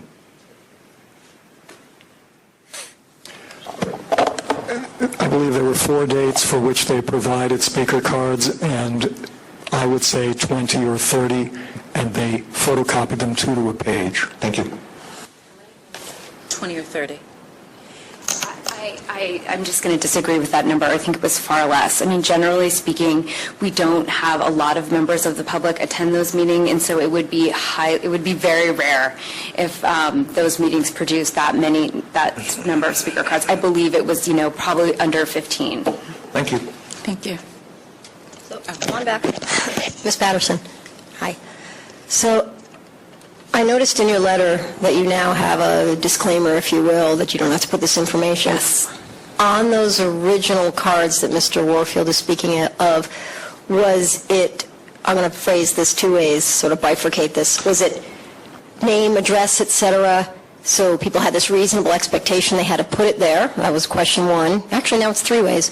Was it completely blank and they could put whatever they wanted, or did it say, put your name and address here? No, it just was, like if you think of a shipment card, it was just... So it was like a 3x5 index card? But did it say, I guess what I'm saying is, did it say, was it a blank card, or did it say name, address, city? It's a name, address, city, yes. But it didn't say you were required to fill it out. But a prudent person might think, oh, it has name, address, city, I have to put it there.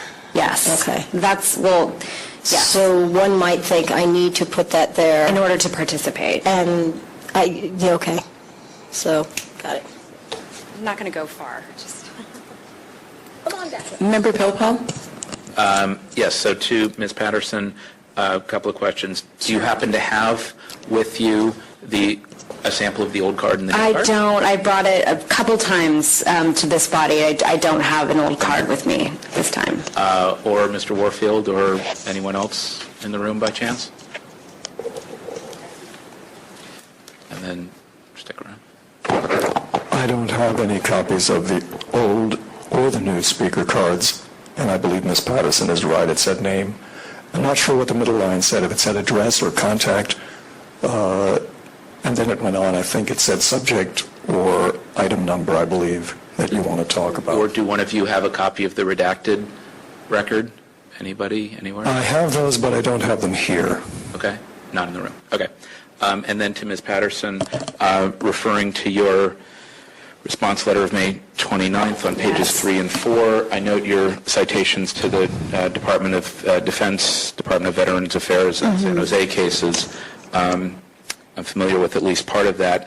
You didn't cite to any case holding that a member of the public, in filling out a speaker card or otherwise providing information in the context of a public meeting, has a similar reasonable expectation of privacy with regard to their personal contact information? So in other words, if I could finish. Sure.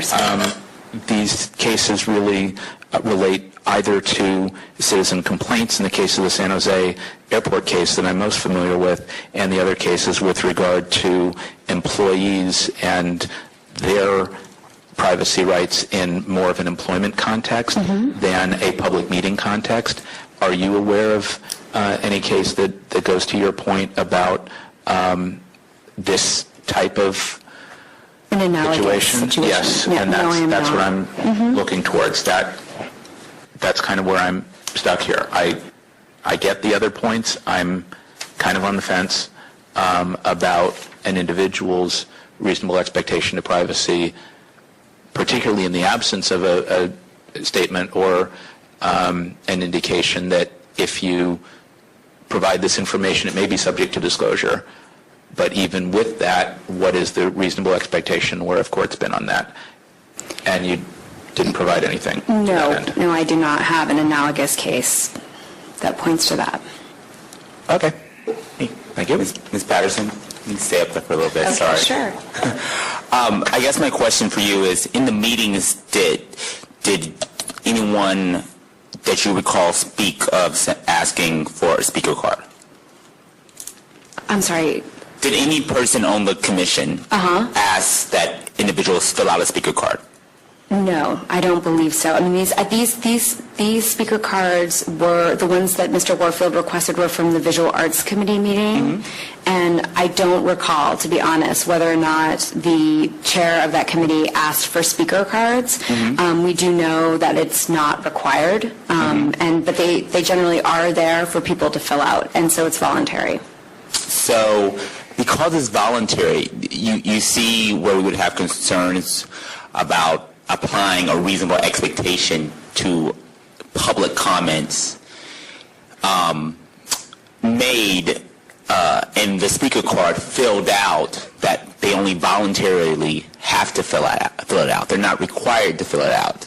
So my concern is that even though you guys have taken extra steps to make people aware that they're not required, that the address and all those other things aren't there, at the time that the speaker cards were filled out previously to your changes, they still are under the ordinance. And so while I would maybe regret that we would have to give up that information, it's kind of a catch-22. Do you violate the Sunshine Ordinance just so people didn't know?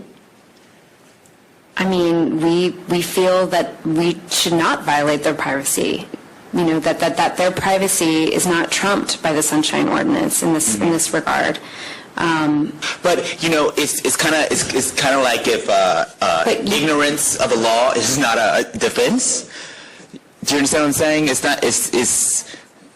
Yeah, I mean, basically, we believe that at the time, because there was no clause, these citizens were not aware that giving their address to us meant that we could give it to Mr. Warfield or the Church of Scientology or whomever we wanted to give it to for solicitation.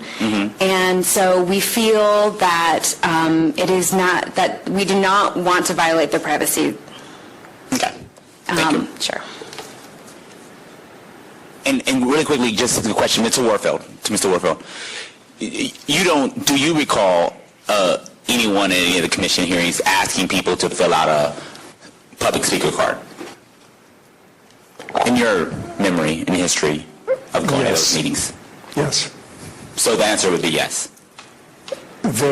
I either was present at or heard recordings where there was the implication for someone who didn't know that if you wanted to talk, please fill out a speaker card. It wasn't stated as mandatory, but the whole question of the expectation has been answered through an extensive discussion at the full task force hearing last spring, and should not, in my opinion, have any consideration here. It's our view that, well, just because you say something is private doesn't make it so, and so no matter how frequently Ms. Patterson says that that's private information, it's a public hearing, it's a public meeting. It's public information. Thank you. And I do want to say one correction. Ms. Patterson said it was Visual Arts Committee speaker cards. That's correct, but there were also, those were 2 meetings, and as her own letter shows, there were also 2 meetings of the full task force, of the full Arts Commission that were also included in the request and were given to us. Thank you. Do either of the members that were on the Compliance Committee have any comments on this to offer? Mr. Bernie? Again, as with the previous case that we heard this evening, we're not here to re-adjudicate. We're here to determine whether an order of determination has been met. Member Washburn? I was going to say the same thing. I mean, the particulars of the cases differ, but the procedure is the same. Again, we had 7 votes of the full task force, including the member attorney, after much discussion, and it's an issue we had also heard in other cases. So we determined that there was no expectation on the member of the public at a public meeting for privacy with regard to this information. They were interested in an issue. Other people who were interested in the issue, Mr. Moorfield's group, there was every expectation you would want to meet with people with similar interests, and, because this is a public body, a public deliberation. So, the issue before us right now was their compliance. Mm-hmm. We don't need to get into the weeds on this one. Chair Grant, just a quick question, and perhaps through the chair to Chair E3 here. I'm talking more about the mechanics of how we discuss these issues. We listen to the 2 speakers. Maybe at that point, those that were on previous committees or previous members of the task force should give us exactly what you've just told us. Mm-hmm. Then we can ask our questions, because we are over here reinventing the wheel until you guys put a stick through the wheel and stop it. Okay. So that might be a more appropriate way, and I think we'll get through material that we've already decided on as a previous task force that much more efficiently. Exactly, I agree. I'll make a note of that. It's of them. Okay. We're going like this. So then, to clarify, we're not here to, as you say, adjudicate between Mr. Warfield and Ms. Patterson. We're here to determine whether this should move on, irrespective of how I personally feel about privacy issues and what I think was really an issue of improper documentation. But am I getting that right? Well, that would be my inclination. Now, if you feel that the task force erred in its judgment in this matter, then certainly it's your right to say so, and it's also your right to vote against referring this if there is a motion to do so. However, what we are here to determine is whether the order of determination issued by the task force was met, and if it was not, where do we go from here? Thank you. Thank you. Isn't part of what we do also to try and get the 2 parties to discuss and perhaps take this off our agenda by working out, sounds like they have a new policy in place for speaker cards. Well, that's what the order of determination was designed to do. It's also what, when a complaint is first filed, the administrator attempts to bring the two sides together. And as a matter of fact, in about 3/4 of the cases she does. We hear about 1/4 of the cases that are actually filed with the task force office. Ms. Osbury does exemplary work in that regard. Again, the order of determination is an attempt to bring the two sides together. Thank you. If there is any... Okay, let's make sure. Were there any rebuttals? Not were there any rebuttals. May I have the respondent offer her rebuttal? Nothing really more to add, just that, again, we do not want to be in the position where we're disclosing private information of individuals who we presume to be unaware that their privacy, that they're willfully letting go of their right to privacy by giving us certain information. Thank you. Mr. Warfield?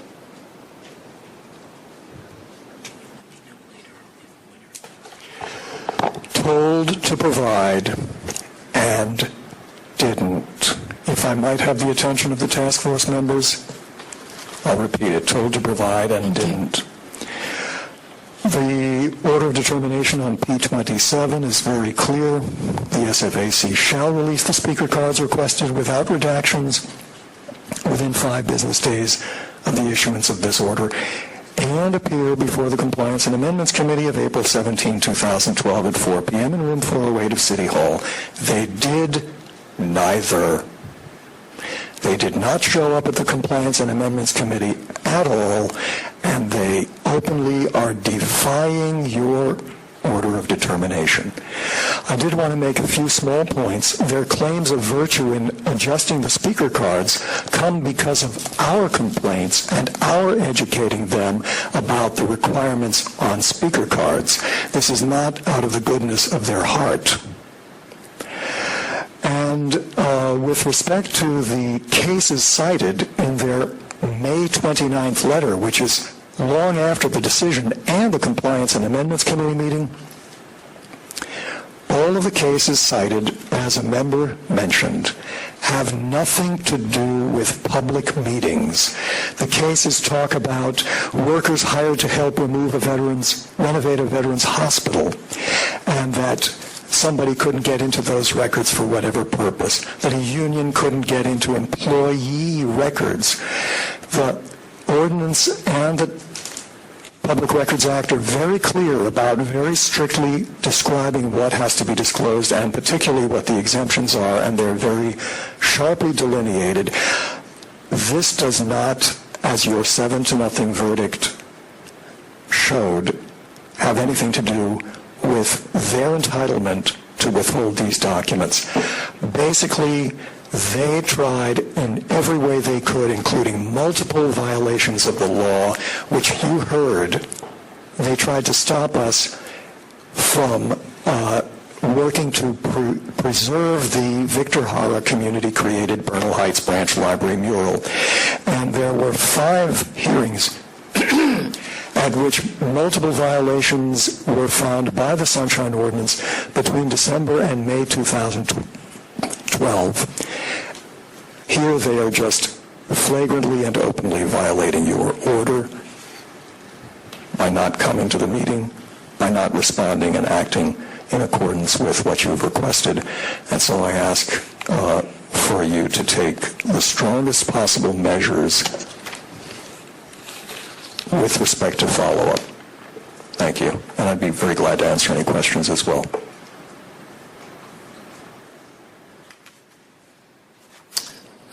I'd like to see if there's a motion to find a violation of the Sunshine Ordinance. Member Nee? Well, first of all, the violations have already been found. What's before us is whether to refer this. And I would move to refer this to the Ethics Commission with a finding of a violation of 67.27. I think it's 67.20. 67.20. Hang on. It's 27.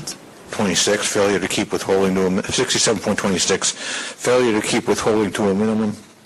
And again, willful violation, section 67.34, and if there's a section, I will be happy to discuss it. Second. Madam Chair? Oh, and Member Oka as well. Yes, actually, my reading of what's occurred, if I fill out a speaker card at a public meeting and I provide my address, telephone number, and whatever else I provide, that, I believe, becomes public record and is therefore subject to a request from the public for whatever they ask. If they ask that this information be provided, I think it should be provided. If you don't want the information given out, don't put it on the card. Thank you. Member Nee? Yeah.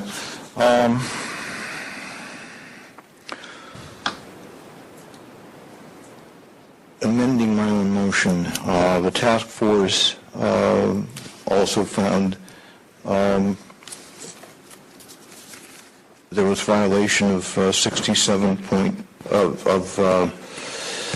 the task force concluded that speaker card information is not exempted under Personal and Medical Records Section 6254C of the California Public Records Act. And I believe there was also, we also found violation of, was it 67.25 or 67.21, one of those. Do you recall, through the chair, do you recall, Member Washburn? Well, the order of determination says 6725A for failure. Oh, okay, right. 6725A, 67.26. And 6727. 67.27. Now, I would not find 67.27 because they did provide their legal reasoning. So I would not say in our referral that we should mention 6727. I do believe we should mention 6725A and 6726.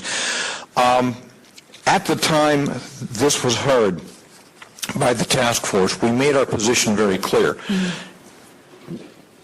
Agreeing with what Member Oka has just said, if a member of the public fills out a speaker card or otherwise provides information to a public body or public entity, there's a reasonable assumption that that information is disclosable public record. If somebody does not want personal information disclosed, the person is always at liberty to withhold it. Also, I believe that there is an obligation on the part of the entity that is receiving the information to inform the provider of the information that the information being provided is public record. And a speaker card could very easily mention that the information being provided is disclosable public record. The speaker card could also have a little box checked off, do you wish any of this information be withheld? There are all kinds of options here and all kinds of responsibilities that the public entity involved in this should be exercising. And the Arts Commission has not done this. Accordingly, I think the responsibility rests with the Art Commission. Again, as has been mentioned, the 7-0 vote included the vote of our voting member attorney, David Snyder. And I think in this case, the referral to the Ethics Commission is justified. Is there any more discussion? Public comment? Ma'am, I'm sorry, you already spoke on this issue, so we only get... But you only get one chance, I'm sorry, opportunity.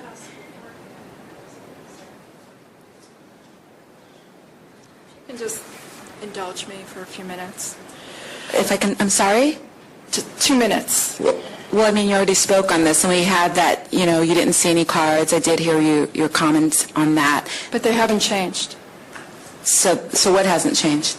Your comments haven't changed? No, in spite of the fact that there are orders, that there's been a civil grand jury report. Exactly. Nothing changes. Exactly. So that's what we're taking a vote on now. Member Washburn? I just want to say that this member of the public, where she spoke after the respondent, and when you called for people with facts and evidence in support of the respondent, listening to what she had to say, that isn't what she had. She was not rising to speak in support of the Arts Commission.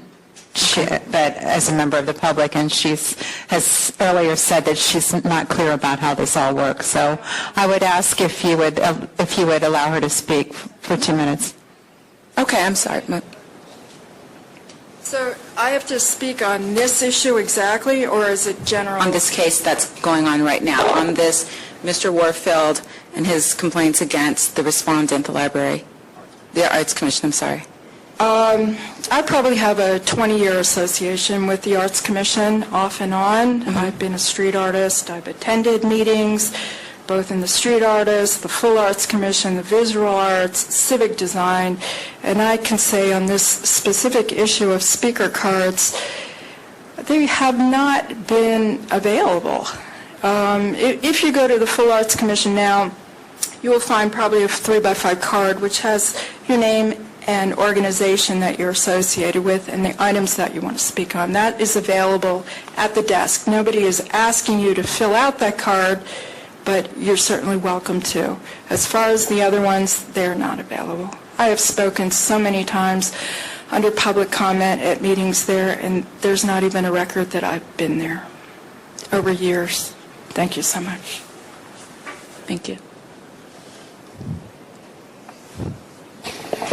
Members of the Task Force, Ray Hartz, Director, San Francisco Open Government. I have appeared myself before the Arts Commission, and they've, by their own admission, had multiple violations of the law and have only just recently made changes in an effort to, number one, let people know they don't have to fill out a card to speak, even though at several meetings they said, did you fill out a card, or what is your name?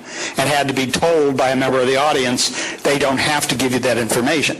So their record is not a good one.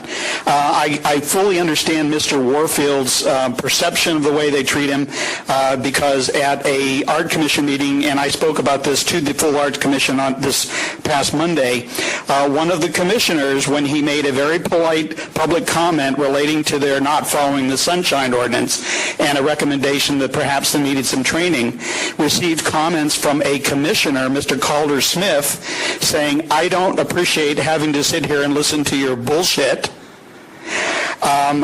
And he said, I don't know who you are, Mr. Whatever your name is. He made a couple other comments and finished with, I intend to see as a commissioner that I will do everything I can to see that you're not participating in this process anymore. So the Arts Commission is really, saying, oh, well, we're really concerned about protecting people's privacy. My real perception is they did not want Mr. Warfield to get in touch with people with like feelings. They did not want him to have the chance to speak to others with whom he might have associated. And I think they actually violated his right under the Constitution to free association. Very frankly, I don't know about any of you, but if I go to any meeting and I give them information, I assume that that is public, especially if it's a public meeting. Thank you. Is there any more public comment?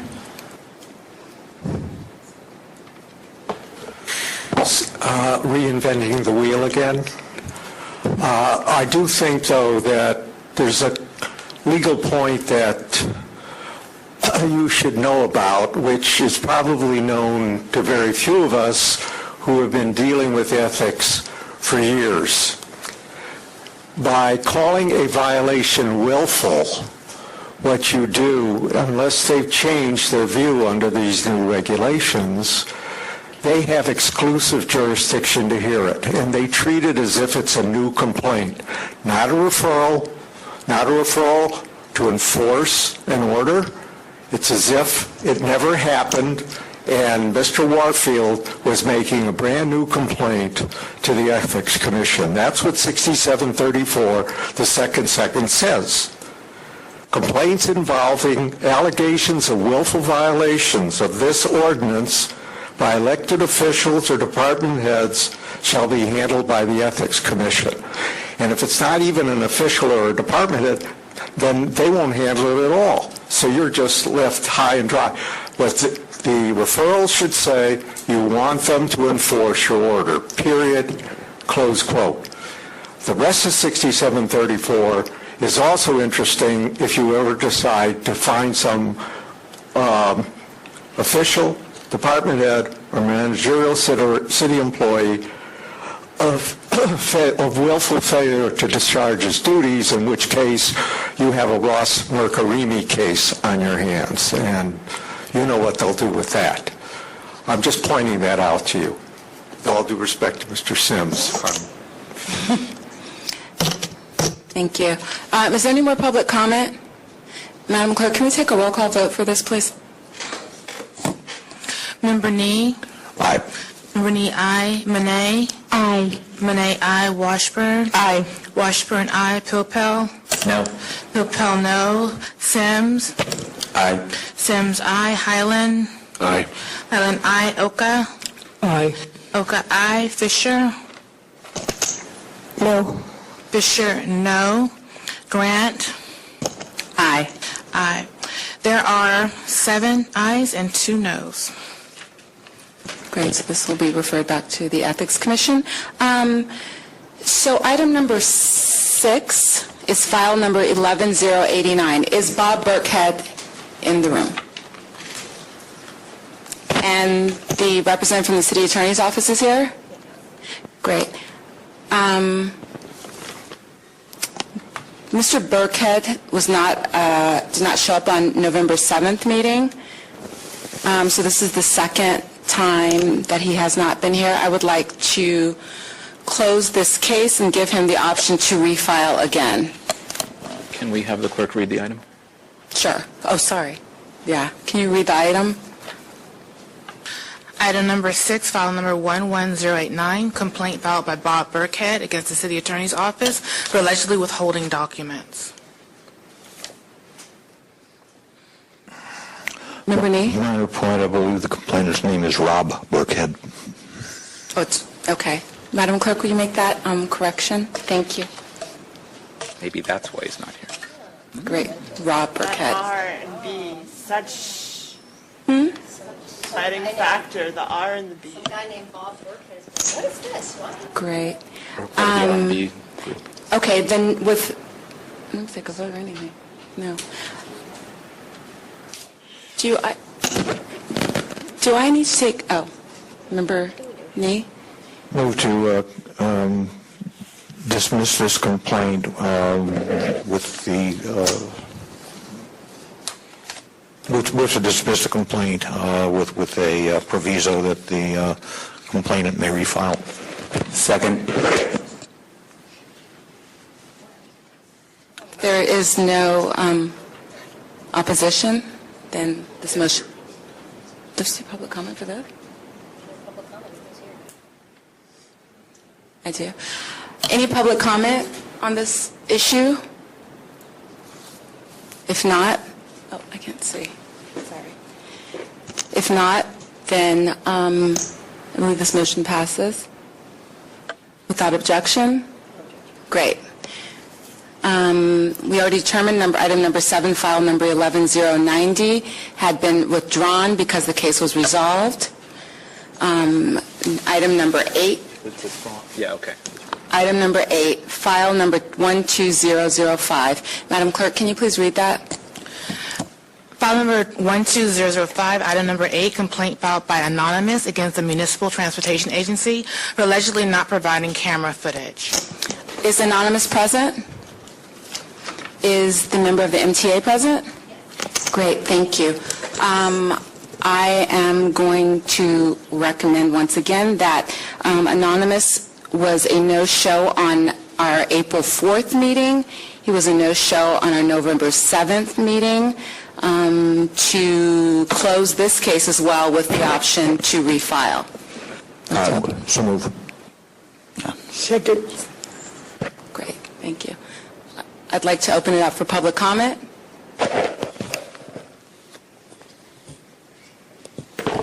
Peter Warfield, I am not familiar with the case nor a party to the case, but I am concerned with respect to how the Sunshine Ordinance Task Force works. It seems to me that there is not, to my recollection, any clear statement in any kind of procedure that's provided to the complainant that they actually have to be present at a hearing. There are times when it seems to me that the complaint standing on its own could be perfectly clear. Again, I don't know what this, but particularly if there's evidence such as, we're not going to give you that file, or we're not going to give you, in this case, footage. Again, I don't know what the issue specifically is, but I'm concerned that complainants might be getting short shrift if there isn't a very clear statement about the consequences to the complainant of not showing up, and particularly if it's an anonymous person, they may want not to show. I think there ought to be a mechanism whereby just the filing of the complaint, particularly if there's evidence backing it up, ought to be sufficient for you to consider the matter just based on what the complainant has said and presumably what the respondent will say. So I'm reluctant for you to close cases, particularly anonymous, or any anonymous, without that consequence being absolutely crystal clear to the complainant. And I would say both in any procedures that you have written down and in any information that is sent to the complainant. As complainant on a number of cases, I know that we have received notice saying attendance is mandatory, but there has been no consequence.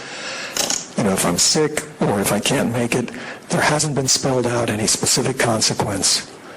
So I would oppose the closing of the case. Thank you. Thank you. Is there any more public comment? Member Nee? Yeah, before the vote is taken, Mr. Warfield, I think raises a very good point. However, in the past we have had anonymous complainants, and if they don't wish to appear here, we have made available electronic audio hookup where they can present their case. And I think that going forward, when an anonymous complaint is filed, perhaps our administrator could ask the complainant if the complainant has any reservations about actually appearing before the task force, and if so, perhaps some other arrangements can be made so that the complainant can be enabled to make his or her presentation. I agree with those recommendations as well, and I think that if a complainant is unable to attend, they could always contact Mrs. Alsbury, the administrator, and have their case reheard on another meeting of the task force. Correct? All right. Thank you.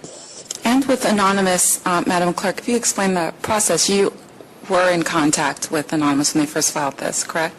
Yes, I was, and via phone and also email. You've spoken with them, exactly. So we did have that contact. Yes. Oh. So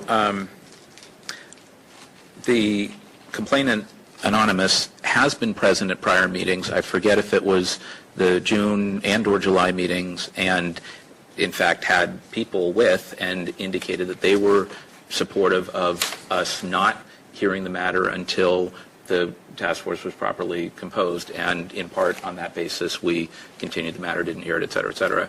I am in agreement with Mr. Warfield at this time that we should not dismiss this matter. I've been interested in this case for some time. I don't want to prejudge it on the merits, but I do think that I at least have a concern that it took over a year to provide the video, and whether or not it needed to be provided on a timely basis is something that we should hear. I do believe that it stands on its own. I don't, in this case, believe that the complainant need be present. I think that they've provided sufficient facts and evidence, and I would actually prefer to hear it, and I will be voting against the motion to dismiss.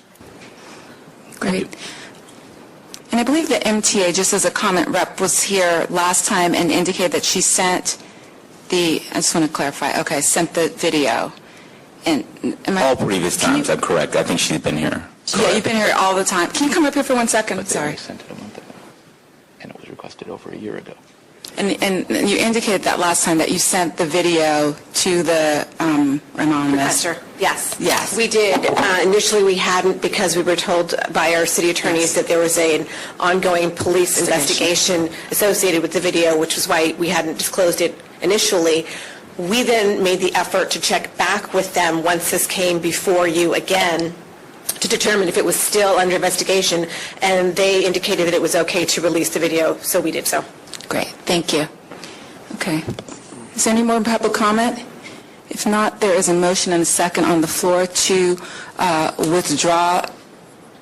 to dismiss this case, giving the anonymous the option to refile. Madam Clerk, will you take a roll call vote? Before you do that, do we have another option? Can we push this back to another meeting and see? Well, we have to vote on this motion first. The substitute Amendment? motions are appropriate if somebody wishes to make one. And does the onus fall on the complainant or would the clerk or the administrator get in touch with that party and say, this is what we've decided if we choose to go that route? In other words, how would that person know that we've pushed it back a month rather? Or If we amend it, Madam Clerk will go back to the original anonymous complainant and say that we have made this determination. But knowing that she has reached out these times since we have reconvened, just so we know kind of where we're going. So he would have to refile if there was something that he I think they were present in our very, very first meeting. one. And Exactly. it was a very impassioned Yes. speech that I remember. So, And they've received the video now. They hadn't received the video at that time, if I were correct. and now they have the video. But we don't So know we don't if their know. concern was getting the video or getting it on a timely basis, or both. We don't know that. I mean, we don't know. I remember the video.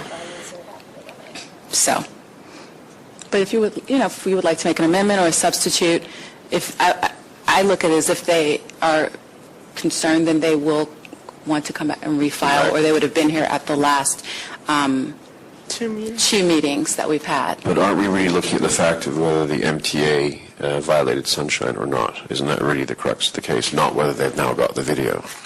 Well, it was the violation, and the violation was their concern was the video. And They didn't does receive it. the fact that the police has requested that give them the right to not release that information? That really is the issue here, I think.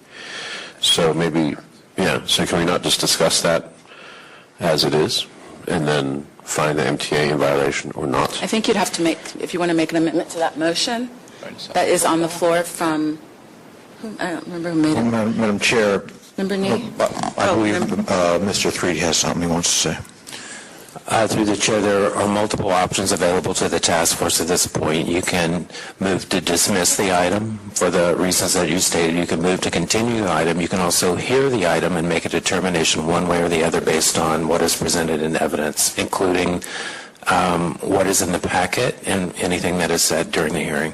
Those are your options, but they're mutually exclusive. You have to choose one and pursue it. So we can listen to it without having anonymous present?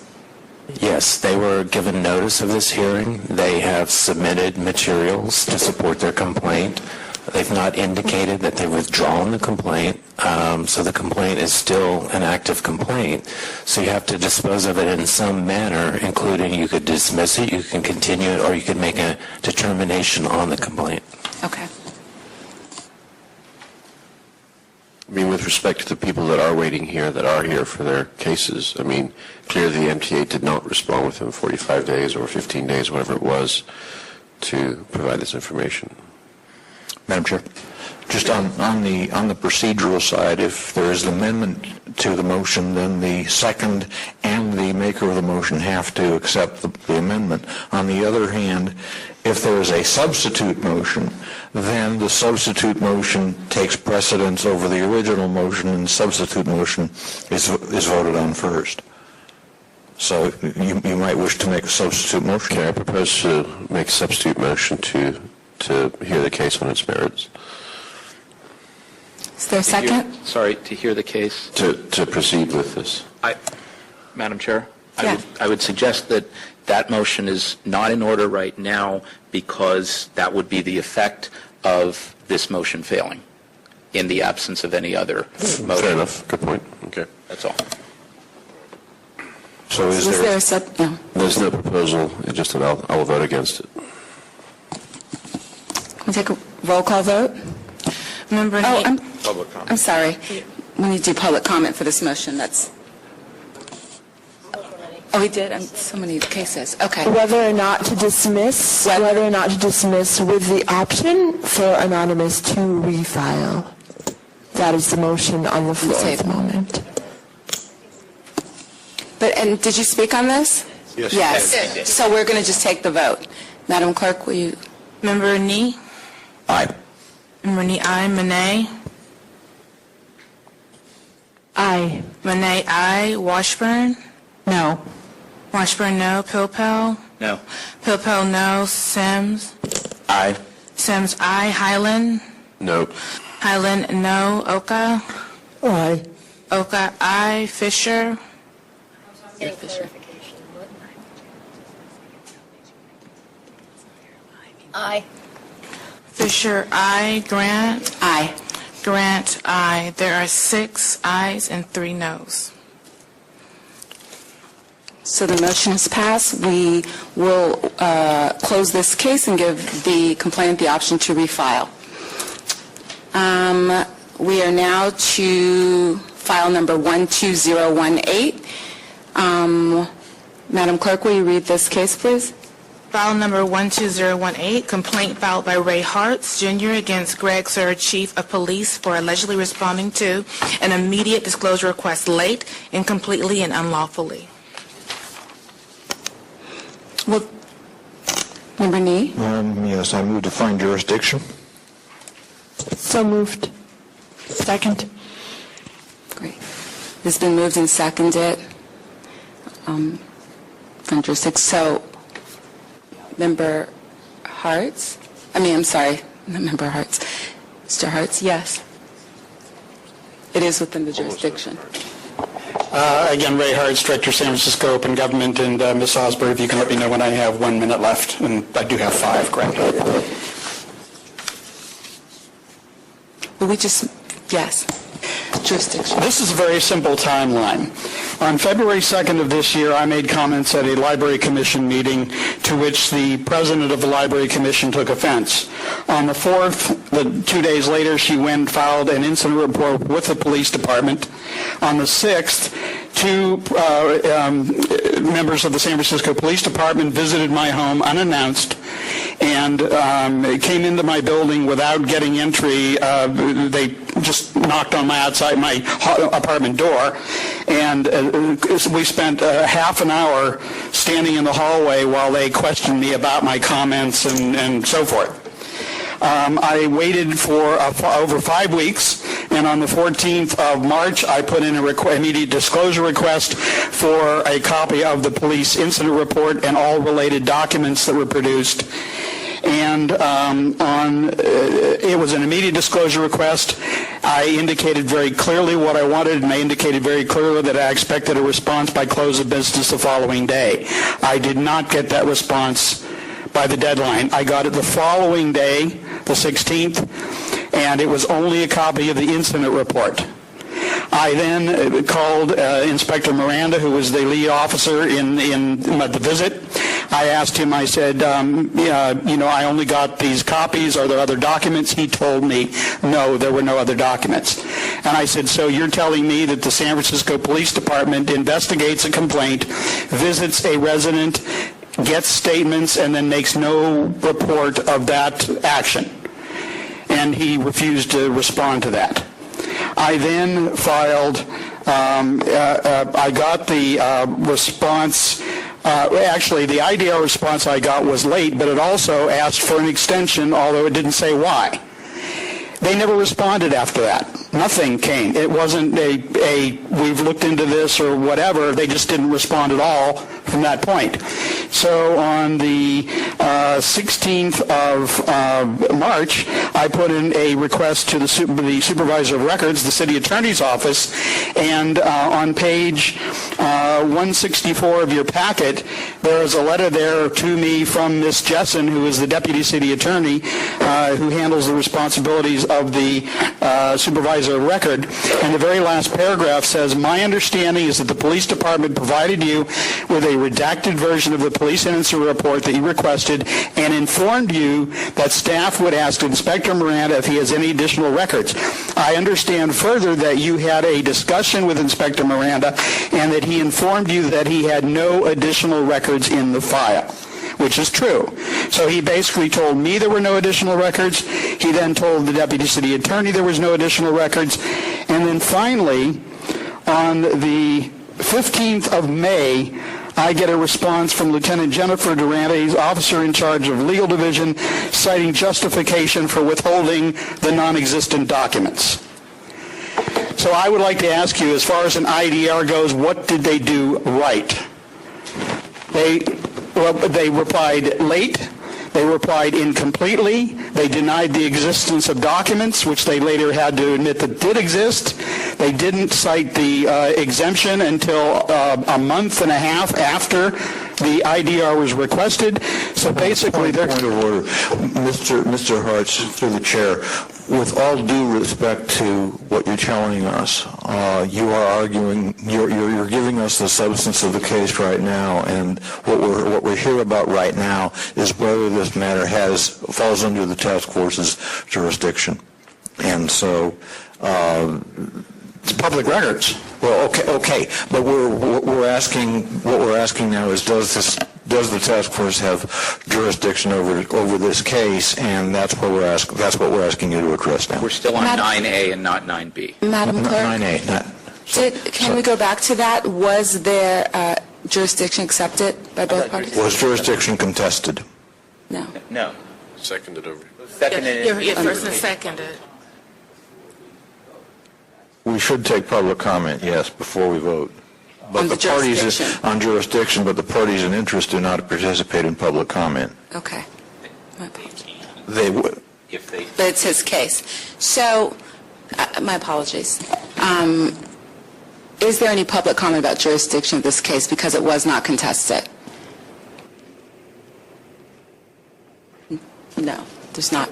Motion of Member Nee, and I didn't have who with the second. Okay. Monet. Okay, got it. The motion was made by Member Nee and seconded by myself, Member Monet. Thank you.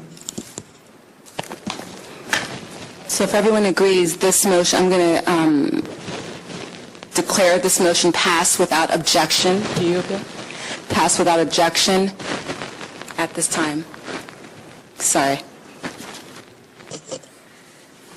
I get another 5 minutes? I'm going to give you 2.5 more minutes to get. Okay. Thank you. If you. Yeah.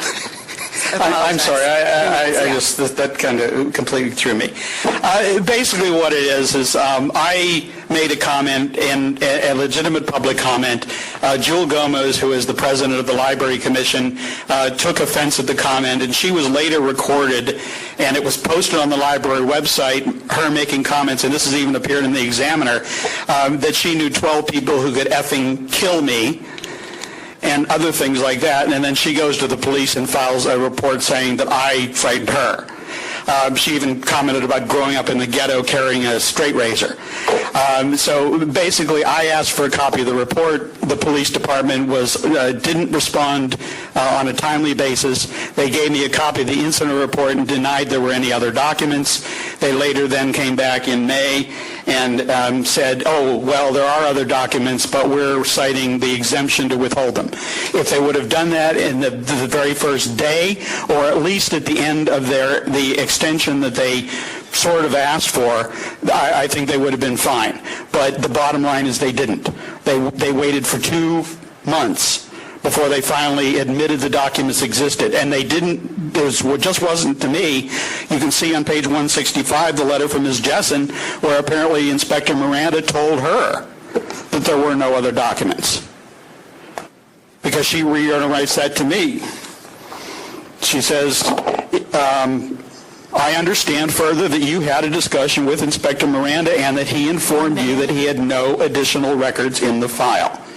So basically, they even lied about the existence of the record, and then they waited for weeks to claim the exemption. Had they either done it the day it was due, that would have been fine. If they had done it by the end of the extension, that would have been fine, but they did neither. And Chief Sir is the person I did this because he is the one responsible for his legal division following the law. And the bottom line is I have gone before the police commission on 4 separate occasions and asked him to take care of this, and he has committed to me in public that he would do so, and I got nothing except for this denial on May 15th.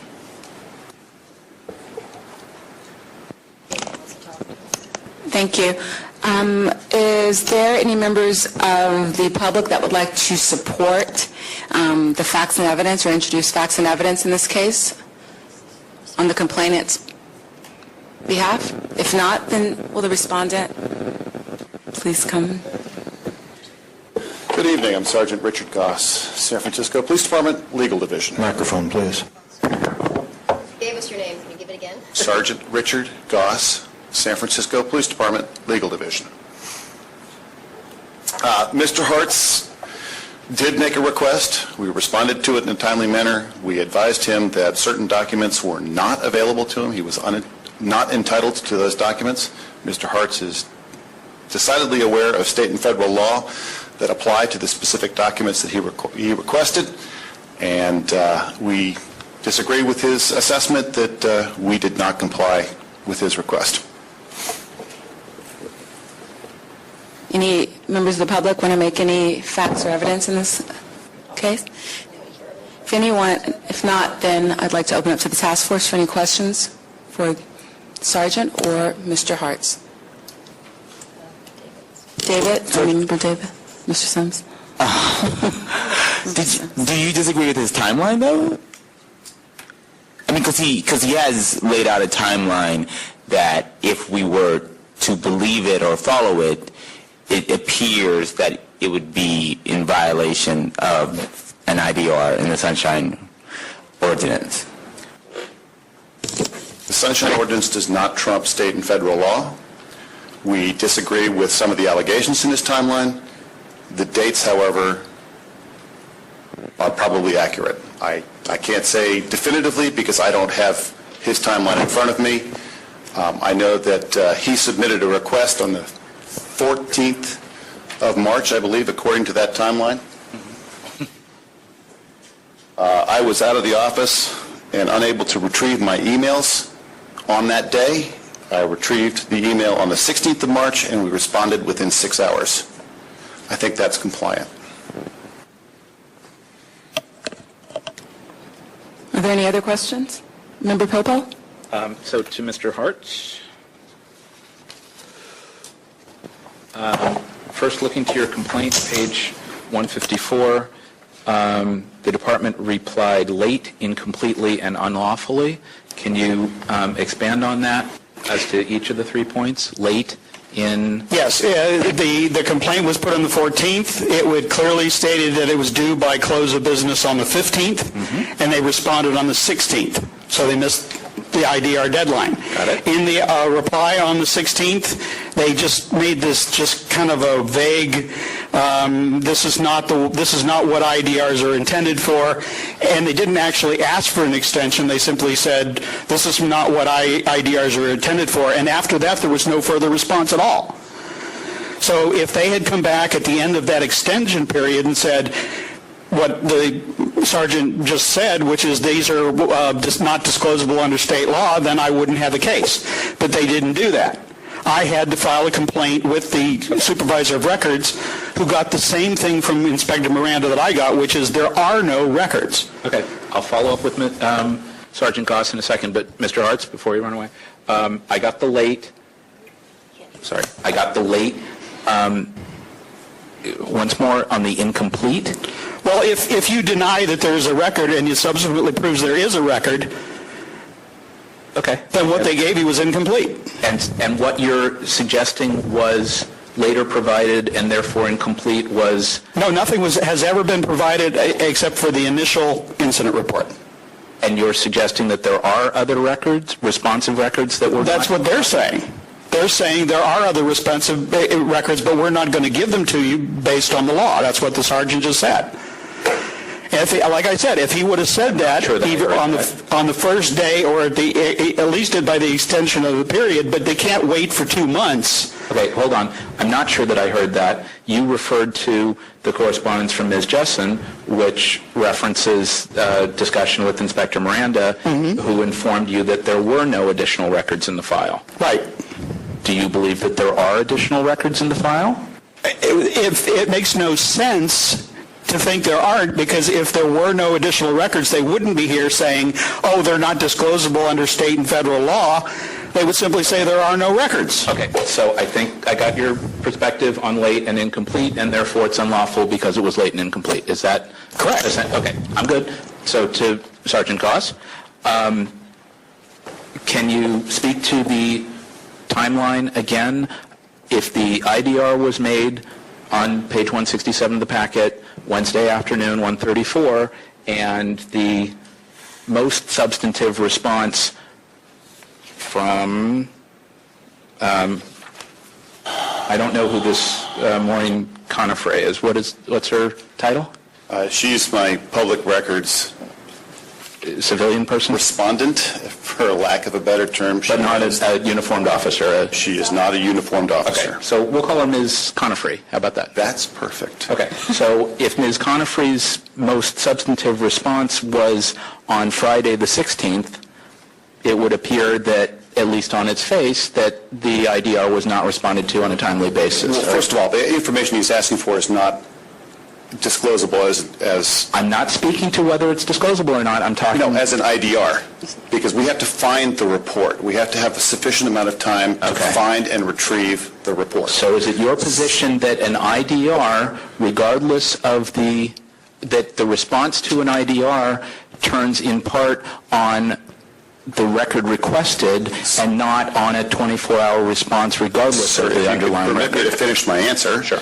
The first part is that this is an inappropriate use of an IDR to retrieve this particular information. And second of all, Mr. Hartz's assumption is that I received this IDR on my personal email at work when I was out of the office. I was not at work.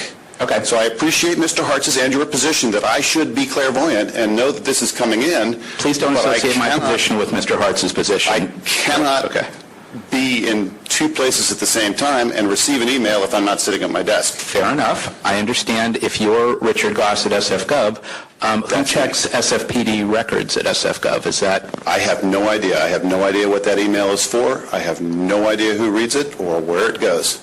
I'm not even sure it's a valid email address. Okay. Can you hold on 1 second? Mr. Hartz, can you talk to me about SFPD records at SFGov? Is that on their website or something saying that's where you send stuff? Yes, the interesting thing is Sergeant Goss is the person I asked for the email address. He refused to provide it, and I had to go to Captain Falvey of the Legal Affairs Division and ask him for the proper address for the Legal Division, which I then used to send the request. And so it went to the Legal Division at the email address that was given to me by Captain Falvey, who was the administrator at the time and has now moved on to another thing. Sergeant Goss, unfortunately, I've had interactions with him, and he basically, I asked him, I said, what is the email address this needs to go to? And he said, I don't have that information. Okay, so it is your position that SFPD records at SF.gov is the general email address to send public records requests to, and you have used this before or not? That was where all the responses came from. The responses, not in this case, but in other cases. Is that what you're suggesting? No, in this case. I don't see any responses here from that address. I see them from other addresses. So basically what you're saying is the public has to kind of guess where it's supposed to go, and then... I'm asking you where you got that address from. I asked where this should go. Sergeant Goss refused to give me the information. I then sent an email to Captain Falvey, who is someone who used to be the secretary for the police commission. He gave me that information, and I sent it to that information based on his telling me that. Okay, thank you. Back to Sergeant Goss, and then I'll wrap up. Thank you. Thanks. Apparently, there's lots of support for that. Are you familiar with this SFPD records address? Is this a general address? Have you heard of this before? No. Okay. Is there a general address for public records requests for the police department? Not that I'm aware of.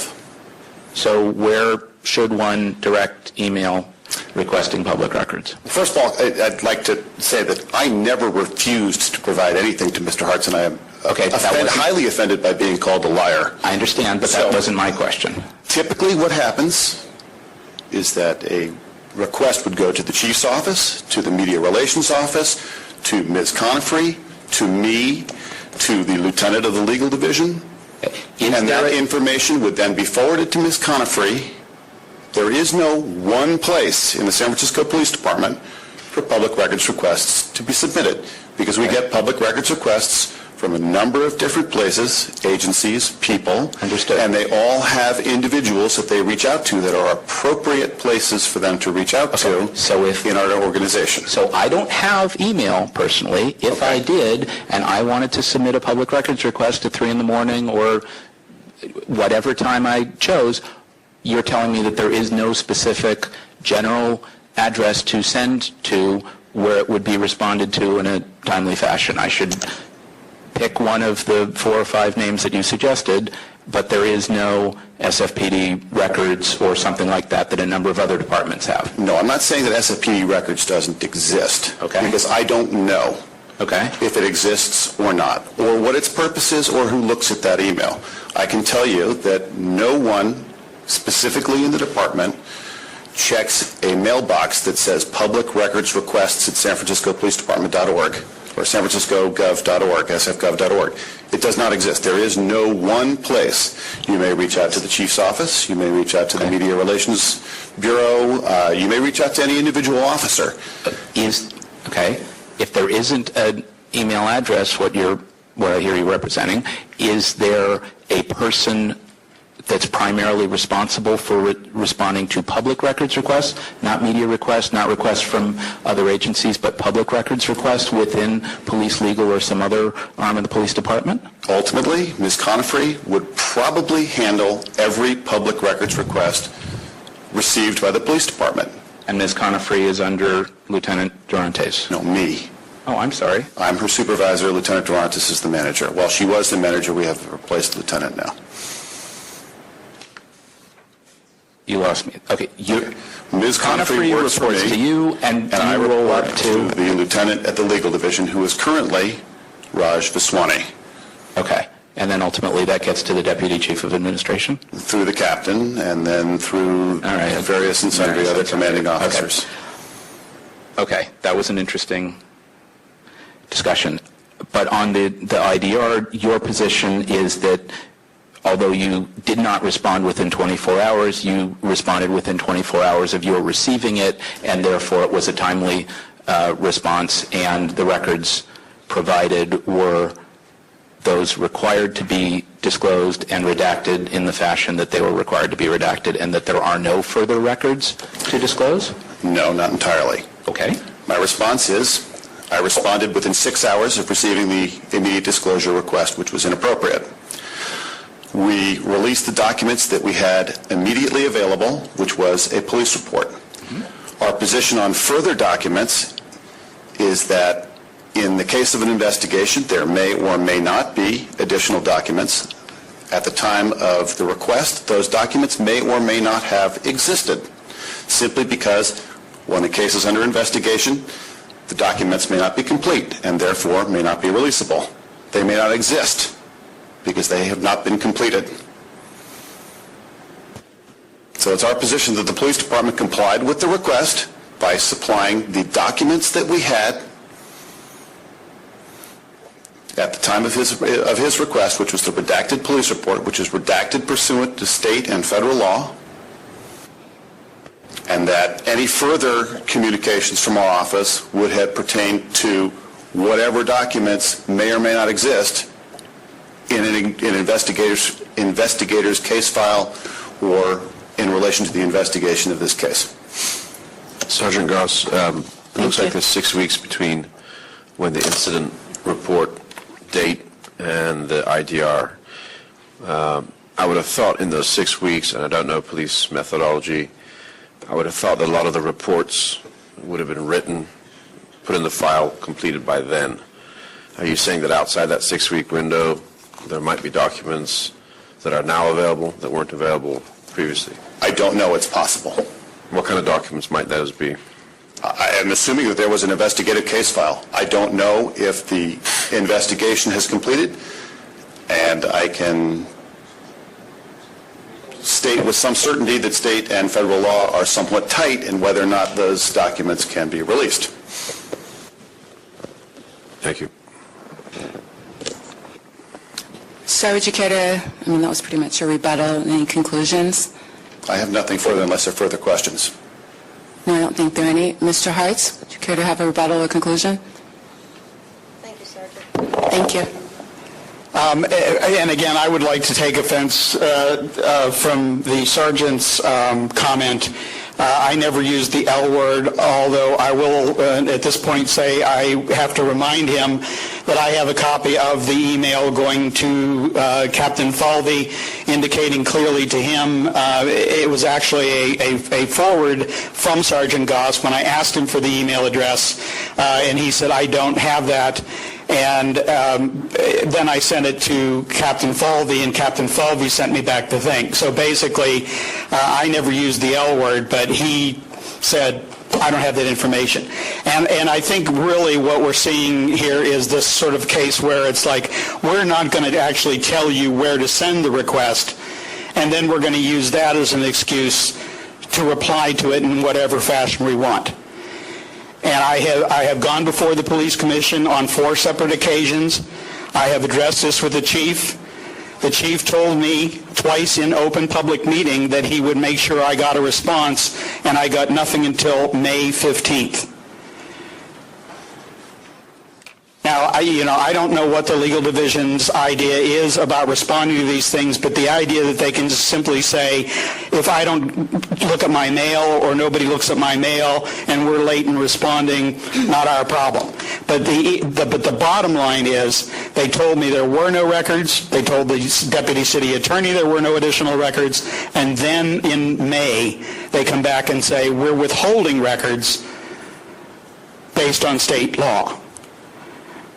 If they would have said that at the end of the 10-day extension, they would have been in the clear. But I ask you again, and I'll finish with this, what about this request did they handle right? I can't see a single thing where they followed the law. Thank you. Member Nee? Sergeant Goss, please. You stated that you were not in your office on March 15th. Let's say, for discussion's sake, that you had to take an extended leave of absence. 2, 3 days, maybe a week, maybe longer. Who in that case looks at your emails? I mean, I assume that you have some kind of a mechanism in place to where if you're unable to perform your duties, somebody can kind of fill in for you. If I leave for an extended period of time, I leave a message on my on my email saying that I'm going to be out of the office for whatever that period of time is. Please contact, and I'll put a number of contact points in the email. So when you're absent for just a day and somebody needs to get a hold of you in fairly expedited fashion, then they're just out of luck? Who would need to get a hold of me in an expedited fashion? Well, actually, Mr. Hartz gave you an immediate disclosure request. That sounds to me like it's pretty expedited. Well, if it were appropriate in the given situation... Sir, I'm not asking you whether it's appropriate. I'm asking you. Mr. Hartz gave you an immediate disclosure request. Okay. You were not there to handle it. Okay. Yes. Okay. Presumably, Mr. Hartz was contacting you, was giving you an IDR rather than just an ordinary public records request because he had, he felt there was urgency to it. All right? So he contacted you on a matter he felt was urgent. You were not there. Correct. So, you don't... Mr. Nee, with all due respect, that's really not my issue. Well, I am not the sole purpose. It's Mr. Hartz's issue. I am not the sole person in the police department who can handle a public records request, and I appreciate that Mr. Hartz believes that I should be there 24 hours a day, 7 days a week, or at least 5 days a week from 9 till 5. But the fact of the matter, sir, is that you and I both know that that's not always practical. Well, I'm aware of that. Okay, so I appreciate Mr. Hartz's point, but if I'm not at the office and able to answer my email, I don't understand how this body can say that I need to check my email from home at my personal time. Are you able to check your email from away from the office? I don't know. I've never tried. I have not explored the option of checking my work email from home. Does the police department not provide you with a smartphone? No, sir. Capacity? Really? No, sir. I don't even get business cards. You're lucky. Yeah, in a way. Cursed, perhaps. Sergeant Goss, we appreciate your service to the city, so don't misunderstand that. But I think you're finding, I'm certainly finding, that there's a clear lack of procedure within the police department for handling information requests here. Well, I respectfully disagree, sir. I respectfully disagree. That's where my vote's going to go on this. But just so you know that we're not attacking you directly. We're trying to find out from you what methodologies that you guys have in place. Right. The procedures to get these valid requests for information. That's all. And I agree with you entirely. And we have a process in place where any public records request that comes in, especially immediate disclosure requests, are sent as quickly as possible, usually within hours at the most, to Ms. Conifrey, who gathers the information, requests an extension, or completes whatever paperwork necessary to respond to these requests in as timely a manner as possible. This is one of hundreds that Ms. Conifrey has handled this year. I would say more than 2 per day on average. And Mr. Hartz believes that we have not complied when I responded within 6 hours of receiving his email. What is Ms. Conifrey's title? I believe she's a secretary. Thank you. Member Sims? I'm sorry, I have just one quick question. My issue really isn't with the immediate disclosure request. I feel that your response based upon the situation that you have explained was timely. My issue goes back to Mr. Hartz's contention that after the immediate disclosure request was made, that he was told that these are all the records we have, and that's it. And then later he was told, several months later, that no, we actually have other documents, but we're relying on this statutory exemption. Certainly. Okay. Yeah, absolutely. In the case of the investigation, it would be absolutely normal for additional documents to be prepared in the course of the investigation. I'm not saying that it happened in this specific case because I don't know. I'm not Inspector Miranda. It is absolutely normal that additional documents will be developed, prepared, and submitted as a part of an investigation over the course of weeks, months, perhaps even years, depending on the nature of the investigation. We have plenty of homicides that are decades old, and documents are being created to this day in each of those cases. And I get that, but just so I'm clear, your contention would be that at the time that your response to the IDR was made, that was accurate. This is I'm sorry, I guess the timeline is gone. You're talking about the March 16th response? Yes, the March 16th response. That at that time,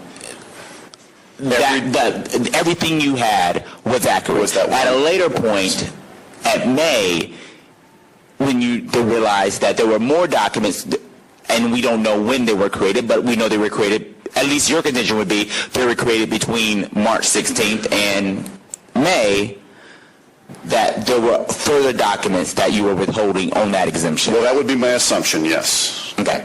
That would explain the reason for a May letter saying that there are now additional documents, but we cannot release them based on the government code or the state code. Absolutely. Does that answer your question? Help explain it? Yeah. Okay. Thank you. I'd like to see if there is a motion to find a violation of the Sunshine Ordinance. Member Nee? I'll move to find violation of 67.25A. And if there's a second, I will discuss it. I'll second the motion. Madam Chair? Yes. First of all, the question here was one of timeline. I'm not sure we could find willful violation. I think that would be difficult to prove based on what Sergeant Goss has told us. At the same time, I think that Sergeant Goss did go a little out of bounds to say that this was an inappropriate request for immediate disclosure. I don't think there is such a thing as an inappropriate request for immediate disclosure. There may be reasons, legitimate reasons, to withhold information, either temporarily or permanently. But this is a question of the initial response to the public records request. Initial response to the immediate disclosure request. Sunshine Ordinance is very clear on what the requirement is. And again, the fact that Sergeant Goss was out of pocket when the request came in, that may be he may have had a perfectly legitimate reason for being out of pocket.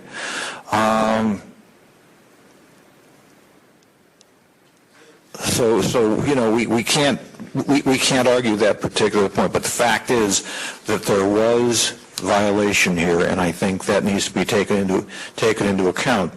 As to where it goes from here, since as near as I can tell, beyond the question of timeline, the questions are really moot. So it may be a good idea to refer this to the Education, Outreach, and Training Committee, because obviously some system remedies need to be put in place here to avoid a repetition of this particular kind of scenario.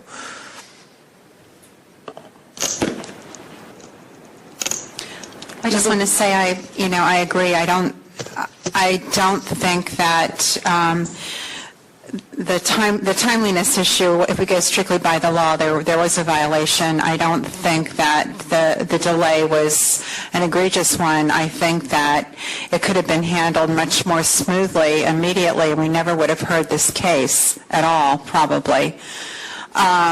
Mr. Hartz is shaking his head, yes. So I think the issue here are some procedures and also some misunderstanding of the ordinance, namely that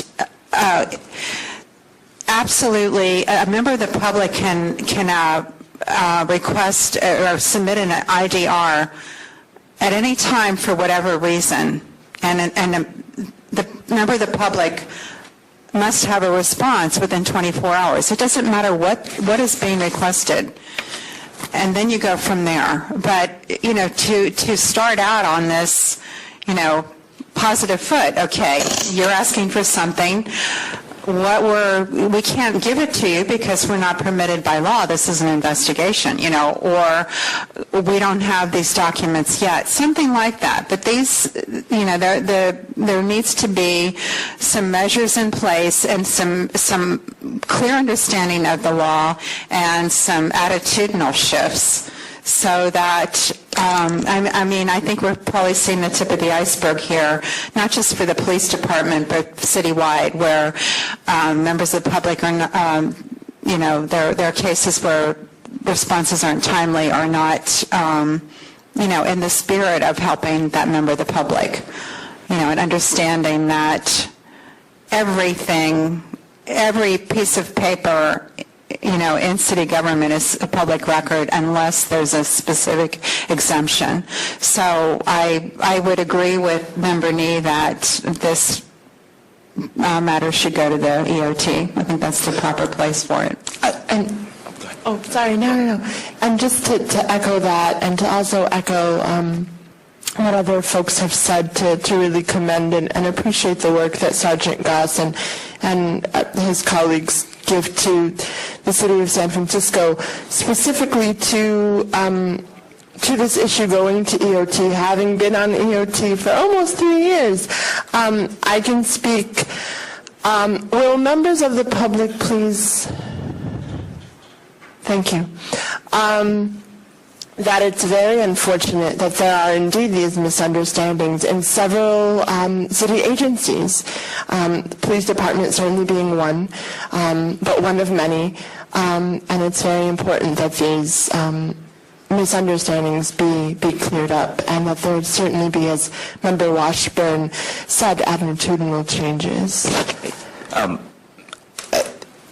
I disagree with my fellow colleagues a little bit here, just because I don't believe he was, while Mr. Goss and it seems like Maureen Confrey might have been incorrect in saying, well, we don't feel this is an immediate disclosure request. The reason for the delay in responding was not because they didn't believe it was an IDR. That was just a secondary of their message. Here's a copy of the police report. By the way, we don't feel like this was an IDR, but here's it on March 16th anyway. Now, there is some issues regarding when Mr. Goss actually received the immediate disclosure request. And when that was then forwarded to Ms. Confrey or Ms. Durant, but I would not vote in favor of finding a violation.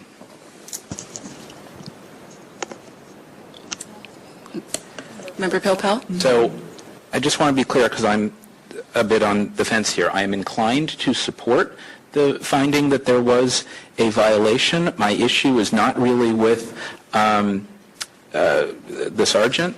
It's more with the department. We just looked on the website to find, it's a big department. There are lots of complaints and convoluted. Right, Frankly. and it's all coming back to me like a bad dream. We dealt with the police department many years ago over public records issues. Sergeant Tom, somebody was there at the time. Lots of people have rolled through police legal, and it's never been easy for people to either get police reports or other information because there are field units all over the place, and they point finger. There are other departments that are larger and smaller in this city that have both a primary contact for public records, a secondary person, a generalized, Caroline Salaya, who was sitting here for many hours from MTA, is MTA's point person on public records. They have a separate phone number, they have a separate email address. When she's not around, someone else checks it, and that's just for MTA. Mm-hmm. The police department of all city agencies, among other city agencies, needs to have a process that is responsive, and it's not on any one individual, it's on the department to figure it out. I'm happy to talk about it at EOT. Sure. That's cool. In my view, though, if we find a violation under 67.30, I believe that we are required to refer it to another agency under the plain language of 67.30. So I would suggest that we add some referral mechanism as well as send it to a committee for further discussion. But if we're going to find a violation tonight, I believe that we need to refer it to another municipal office with enforcement authority under the ordinance. You can find that language in 67.30, and I'll shut up for a while. Thank you. Mr. Three, can you confirm that for me, that we need to refer this to another agency if we find a violation that is separate from this? But I want to take a vote. But I'd like to get your answer. Oh, public comment. Okay, so is there any public comment in the meantime?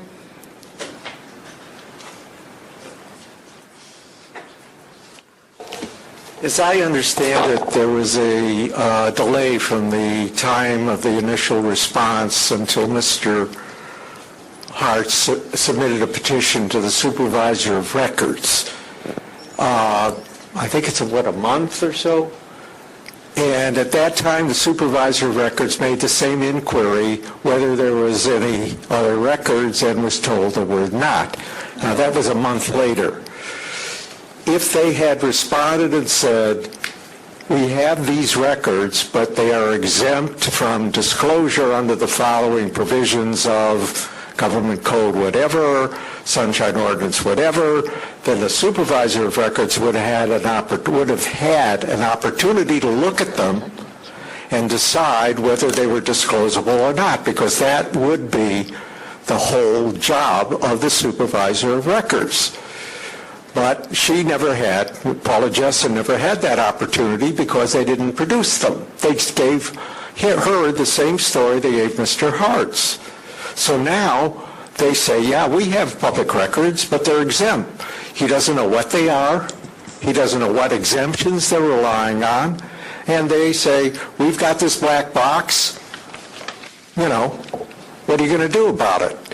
I really think that it's unfair to expect any complainant, and this happens to me all the time, you get multiple exemptions claimed. In the city attorney's office, you ask for record, work product, attorney-client privilege, you name it, and they don't tell you what the records are.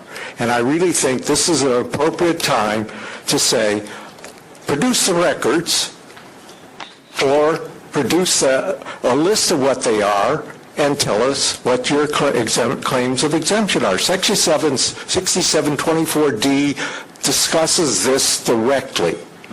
Talks about law enforcement agencies, such as the police department, and what they can do and what they're asked to do, and I think this is a good case to try it out. Thank you. Thank you. Is there any more public comment?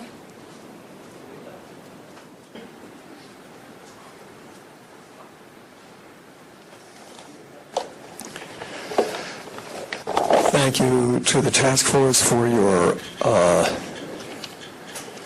questions.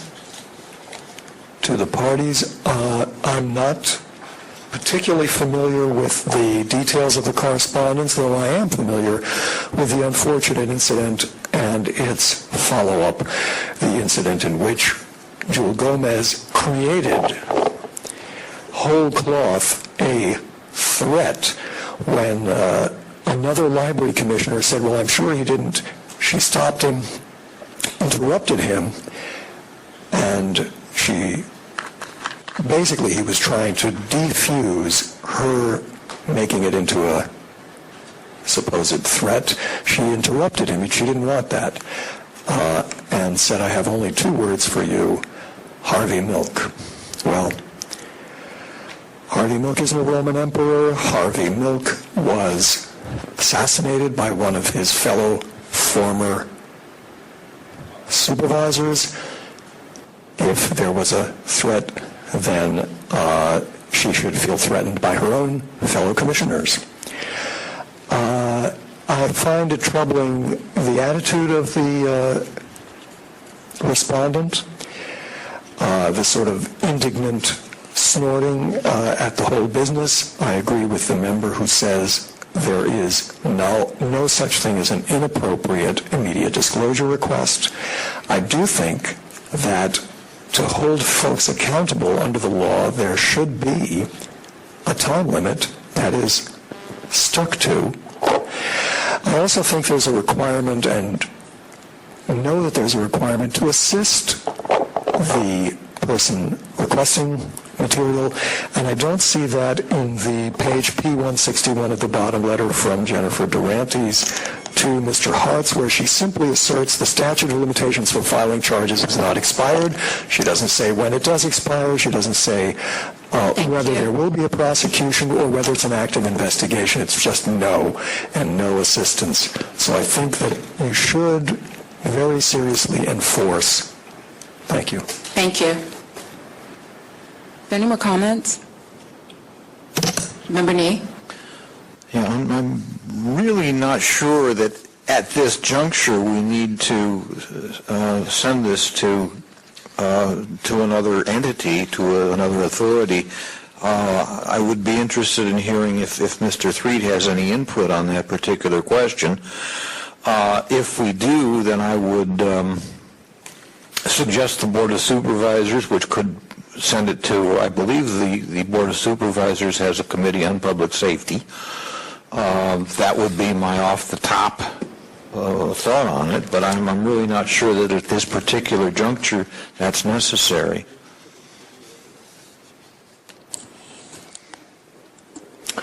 Through the chair, to respond to Member Nee and Member Pilpel, 6730C does provide that it reads the task force shall make referrals to Municipal Office with Enforcement Power under this ordinance or under the CPRA Brown Act whenever it concludes that any person has violated any provisions of this ordinance or the acts. Excuse me, can you guys please? This provision has generally been interpreted as discretionary with the task force. The language of the ordinance, however, does say shall, and courts have interpreted shall language in various ways, sometimes as discretionary and sometimes as mandatory. When you have a body that's making an adjudication of a matter like this, it's generally been interpreted as discretionary. I can't, unfortunately, give you a black and white answer on the issue. Okay. It's fair enough. I will. Okay. One last thing. I will support the motion if it includes a referral. So if you don't want to amend the motion, I'll move to amend it. I'm happy to support, either the board. I'm not sure that it rises to the level of ethics. I could support sending it to the board. I just think that this really, I'm persuaded that this really is a problem, that there are things to fix, and I do believe that under 67.30, when the task force finds a violation, that at the same time, whenever we find a violation, that we are required to make a referral. That's where I am with the language. Do you wish to amend the motion? Yes. You want to do it? Who do you want to do it? I would suggest that if you have an amendment, you offer it. All right. I would so move to add and refer to the Board of Supervisors. Does the second accept the amendment? Who I seconded it. Now I'm confused because we find violations all the time. And in the past, a violation like this where there seemed to be some system-wide problem, like there appears to be at the police department, we would send this matter to EOT. And if there are other kinds of violations where we issue an order of determination and ask that something be produced, we send it to compliance and amendments. So, right out of the gate, it isn't been our practice to refer something on to ethics or board of, we aren't there yet. I mean, I think, I would like to see some remediation. I would like to see this matter go to your committee, because I think there's a problem here that we've identified. So, And in response, I'm not opposed to that, and I'm happy to do that. I just think that we also need to make this referral. I don't believe that this was a request for a determination under 67.21E as to whether a record was public. I think this was a complaint alleging a violation of the ordinance, and I think the way that we deal with those more generalized complaints under 67.30 is to hold a hearing if we find jurisdiction, and if we find a violation, to make a referral. We can do other things like send it to one of our committees, but I think we're required under the plain language of 30 to make a referral whenever we find a violation, which is why I'm making this amendment. Well, Mr. Threet just said that it says shall, and that is our determination in the court of law. We can either refer it back within one of our committees, or we can take it out, and that is our determination. And I view shall to be mandatory and not discretionary. So that's fair. Your motion was seconded. It was not seconded. No, Washburn, you seconded it. I seconded the original one, and I Seconded. So, Member Nee, did you accept Member Pilpow's? The second has to accept before the maker. That's what I thought. I don't accept the. I think I want to go by the precedence of this body that we not elevate this to a referral. Particularly in this case, there's a lot of negative energy around this one. So great. Then I'd like to take a vote then, because for the original motion, is that correct? Yeah. That's correct. Okay. Would you, sorry. Can you restate the motion? Thank you. Oh, restate the motion? Motion is to find violation of Section 67.25A for failure to respond in timely fashion. Okay. And was the referral to ELTC? Referral to ELTC? Well, that's not part of my motion. The referral part of it is at the call of the chair. Got it. Okay. So could we include that though in the order? I think we need to include some. But that was what we'd originally said, and then you wanted to do it to an outside agency. We can do both. We don't want to do it to an outside agency. That's kind of where we are now. I gather that, but we can still refer it internal. Would you care, if you would care to do that, then why don't you make that amendment? He was open to that within. Fine, I'll try that then, to add a referral to the EOT You want to amend committee. his original motion to include that we refer it to the EOTC, which is your. Yes. Great. And the second accepts the amendment. Maker accepts. Okay. All right. So vote roll call. Okay. Member Nee? Aye. Member Nee, aye. Monet? Aye. Monet, aye. Washburn? Aye. Washburn, aye. Pilpel? Aye. Pilpel, aye. Sims? No. Sims, no. Highland? Aye. Highland, aye. Oka? Aye. Oka, aye. Fisher? Give me a quarter to flip. Aye. Fisher, aye. Grant? No. Grant, no. You are 7 ayes and 2 noes.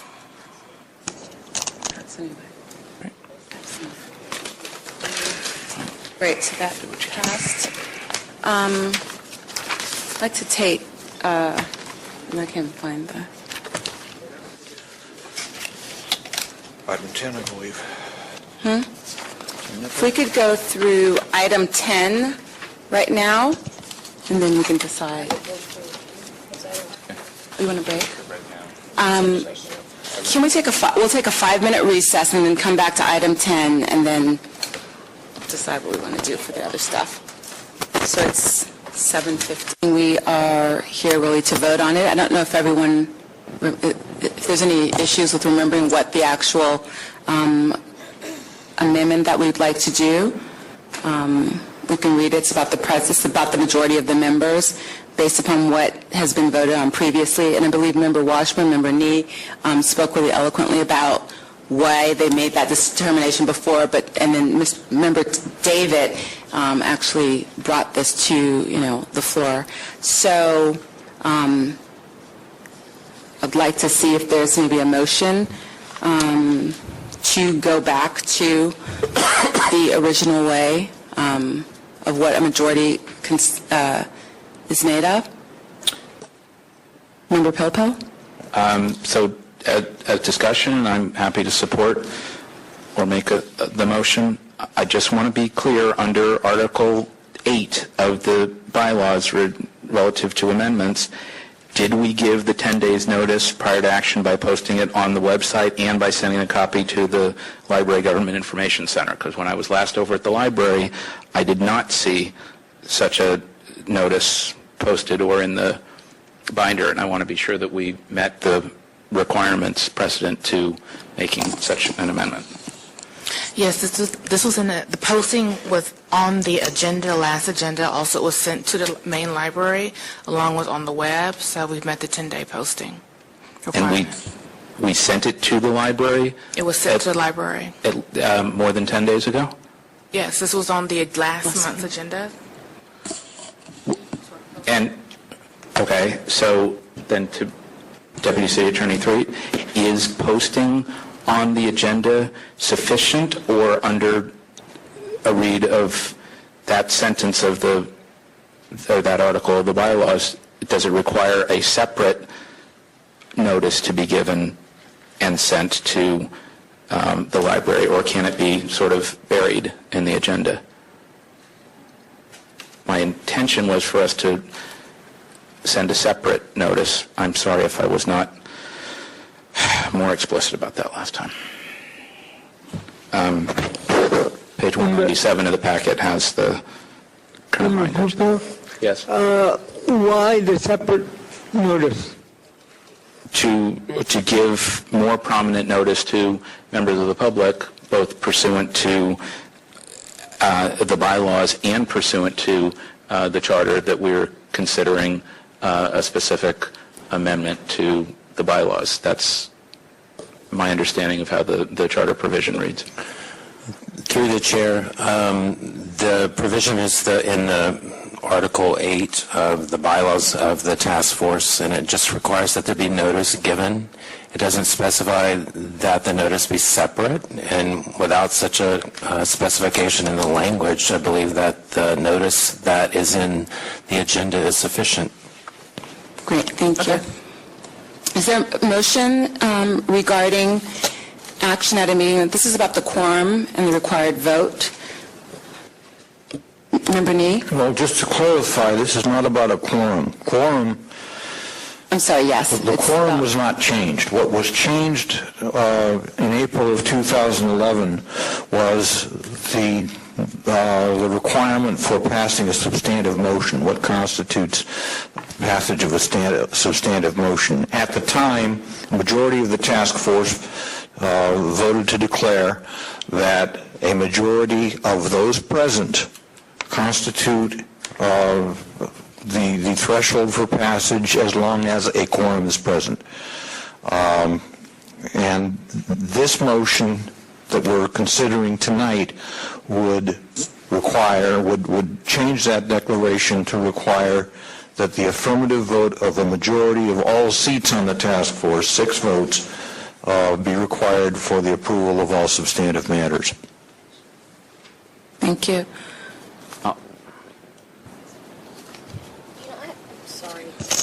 I'm sorry, Ms. Osborne, it's probably just I'm having trouble navigating our own website. Where would this announcement be, the one that Member Pilpel referred to? I looked under news. It's on the agenda itself. Oh, it's on the agenda itself. Okay, thank you. It was also kind of noticed in the agenda of last month's regular meeting. Doesn't get called out specifically. I get it. All right. If that's sufficient, then I will so move to adopt the bylaw amendment to simply strike the word present from Section 7 of Article 4 as discussed. I'll second. It has been moved and seconded. I'd like to accept this. Say it again. To accept this, and I'd like to invite public comment at this time. I don't know if I can do this, but I actually would like to see, by a show of hands, the members of the task force who read my last memorandum. I read it. You all read it? I read it. Okay, good. And that means that either you have no questions about it, or that I didn't make myself very clear about what you're doing.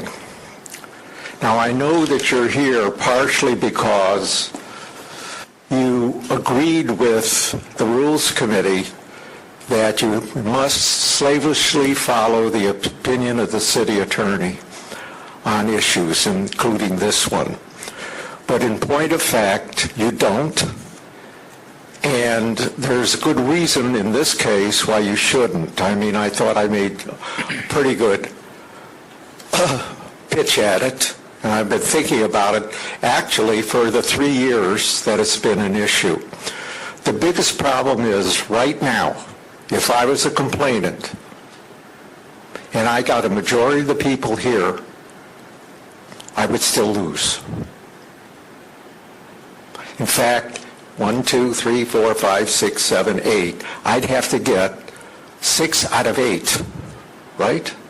3, 4, 5, 6, 7, 6 out of 75% of the vote in order to win my case. When in fact, the important thing is that the burden is not on me to prove that the record is a public record and disclosable. The burden is on the respondent to prove that an exemption applies. So I shouldn't be the first one to speak. It should be the respondent who comes to you and says, these are the public records that Mr. Grossman is sought to disclose. They are exempt under these sections. And then if they can convince you and get 6 out of 8, they win. That's the problem, and that's going to get worse. Because when your meeting started, you only had 6 people.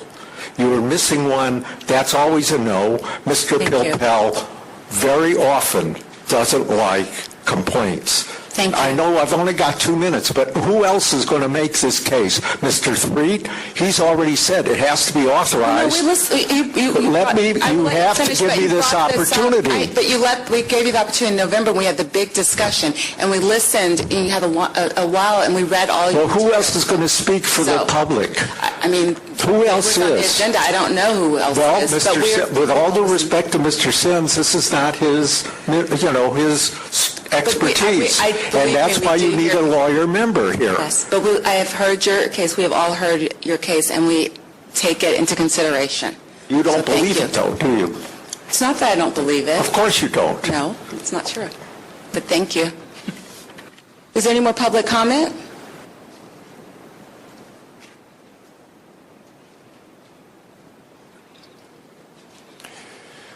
Peter Warfield, Executive Director of Library Users Association. Unfortunately, the politics are such that one feels one is talking into a strong wind, if not a hurricane.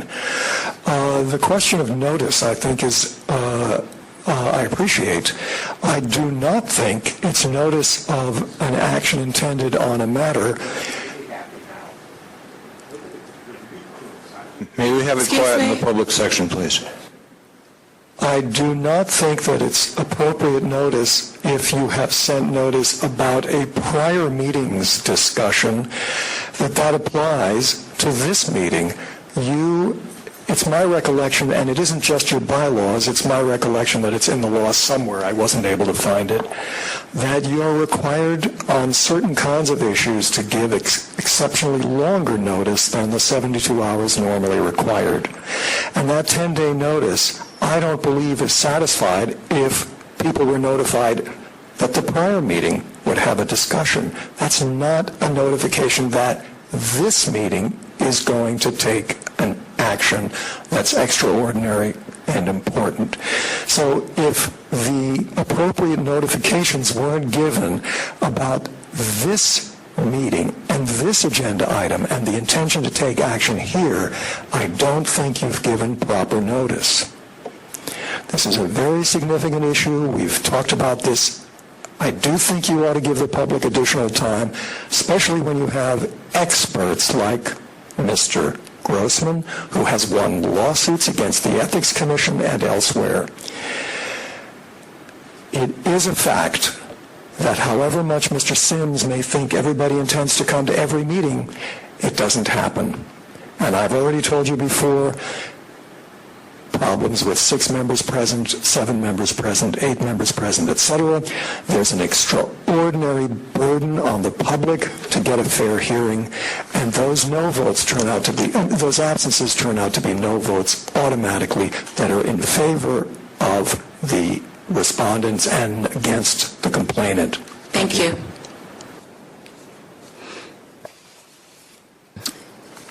Member Nee?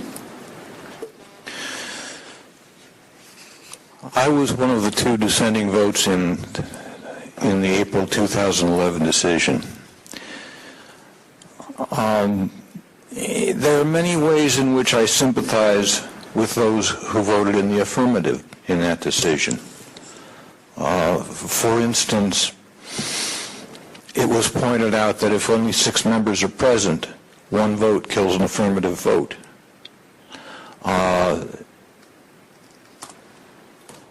And it does, there is, I think, some validity with that concern.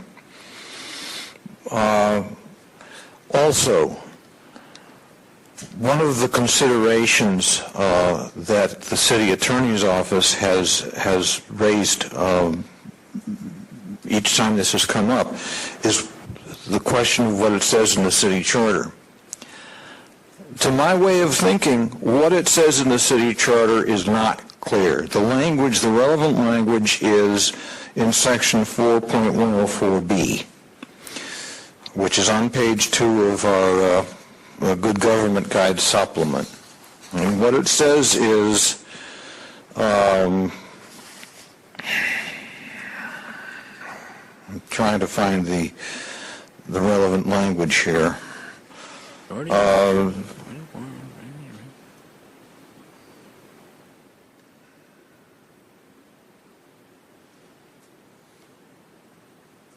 The presence of a majority of members in the appointed board, commission, or other unit of government shall constitute a quorum for the transaction of business by any such body. That there's no quarrel there.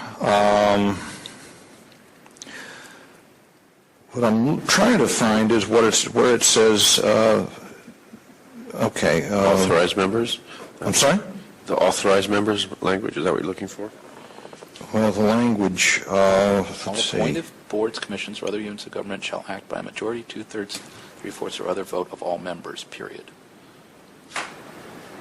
But what it doesn't say, and this is where I think the charter needs to be amended. It does not specify whether an absentee counts as a member. It does not specify whether a vacancy counts as a member.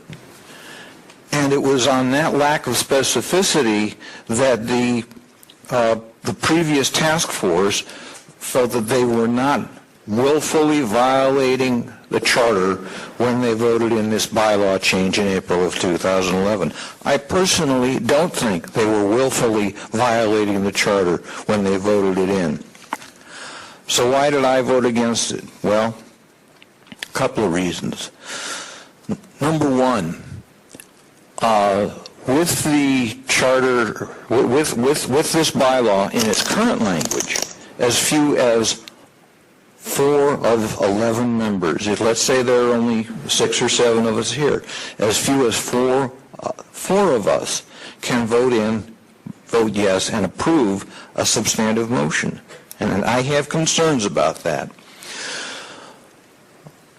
In California's legislature, there are 80 members of the Assembly. There are 40 members of the Senate. At all times, approval by a simple majority means 21 members of the Senate, 41 members of the Assembly. Doesn't matter how many are present, doesn't matter how many vacancies there are, how many seats are filled. A simple majority, 21 and 41. A 2/3 majority, 27 and 54. A 3/4 majority, 30 and 60. Thank you. Mr. Popel did the math. Thank you. And that's in all cases, regardless of absentees, regardless of vacancies. And I think that That's something that we have to bear in mind. In addition,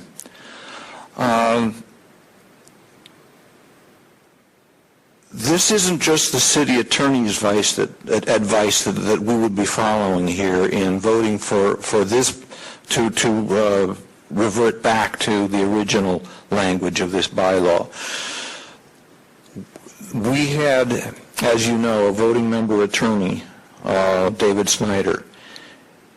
Mr. Snyder wrote about a 3-page memorandum on this. He could not be present when this vote was taken in April 2011. So he put his thoughts down in a memorandum to all of us. It's a matter of public record. And basically what he said is he doesn't like the rule the way it was at the time. He didn't like it much, but he looked thoroughly at the analysis by the city attorney's office, and he had to conclude that there was nothing in the city attorney's interpretations that he could find to invalidate. And we got the impression, clearly impression, that had Mr. Snyder been here for that vote in April 2011, he would have voted against the motion. So, on all those, and again, this is a regrettable situation, but on balance, I voted against the motion to revise it back in April 2011. I will vote for the motion to put it back to the original language tonight.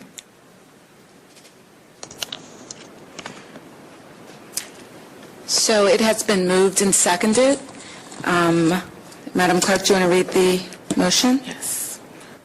I had some more discussion, if that's okay. Oh, do you want, I'm sorry, I didn't know if there was more discussion. And again, maybe this is appropriate at another juncture, but it seems like the real crux of the issue is the wording. Present. The affirmative vote of a majority of the members shall be required for the approval of any matter. That clearly puts the onus on the plaintiffs. Can we not tackle the charter to change that balance? Put the onus on the other side? I believe that's another issue that Probably. Member Pilpel has started to, with his committee education. But what I'm saying is if we're able to address that, maybe we don't need to go down this road. Or I go down think this road those a are different two way. separate, I don't think that, They are. oh, Mr. Threet? Through the chair, just so I understand, before I address it, I want to make sure I understood the comment. Was it that we could change the charter rather than going through this route? Or address the charter, if there's any way we can, Okay. I mean, is that... So the charter is essentially the constitution of the city. It governs all the bodies of the city, all policy bodies, and changing the charter requires that either the Board of Supervisors put an initiative measure on the ballot to change the charter, or that signatures be collected by citizens to do so. Okay. And such a change would change the rule for all bodies in the city, not simply for the Sunshine Ordinance. Or depending on how it's written. I guess I use that language just because that's what, the previous body was accused of doing, going against the charter by changing these quorum requirements. Yeah. That's what I'm... It did say that. But anyway, maybe this is... Go ahead. I was just going to quickly say, while I am in favor of this motion, I am open into the future to talk about, I guess, the standards of when someone has committed a violation, like Mr. Grossman talked about, changing it so that perhaps the documents or items requested are, I guess, per se, should be produced. Otherwise, and then I guess the burden would be on the party who is refusing to release those documents to show that they are that there's an exception. That's true. For their withholding. So I think that's something we can definitely talk about in the future. That might be something we can talk in the Rules Committee. Yeah. Yes. Yeah. Of which I believe the chair is a Mr. David Sims. Yeah. Great. Yes. Okay. Oh, Madam Washburn? I think that the last time Mr. Grossman explained, because I wasn't able to state it very succinctly or well, an argument that he sort of mentioned as an aside tonight, is that we can, without doing anything to our bylaws or changing the charter or anything, we could start changing the way we make our motions. So we can hear a case, and the motion would be that this record was public, needed to be produced in a timely manner, so on and so forth. And then it would be an easier matter for the member of the public to prevail, because it wouldn't be a matter of voting for a violation, but kind of the flip side, you're voting for you're making a positive assertion, but then we could still, the order of determination would be, this is a public record, you have to produce it, and so on. There might be a way that way, but there would still be instances where there are other kinds of violations. I mean, this doesn't apply to public meeting. I don't know, it could. I mean, we'd have to, it would involve a complete shift in how we think about things, which would be much easier for all of you who are new, because you don't have it ingrained in your mind the way we've been doing it for years. That's kind of along the lines of what I was thinking. Obviously, a change in the charter was poor use of the language there, but that's what I was trying to get to. But I was wondering if that would, in some ways, help us with this decision in any way. Well, personally, I was one who voted for this change. I was on the Rules Committee, and it was very hard because we knew we were bucking a lot of folks, but we just felt we were in this terrible bind. We just kept seeing case after case after case where, clearly the majority in the room wanted one thing, and one vote could torpedo that, and it just and the members of the public were felt very like coming here was futile.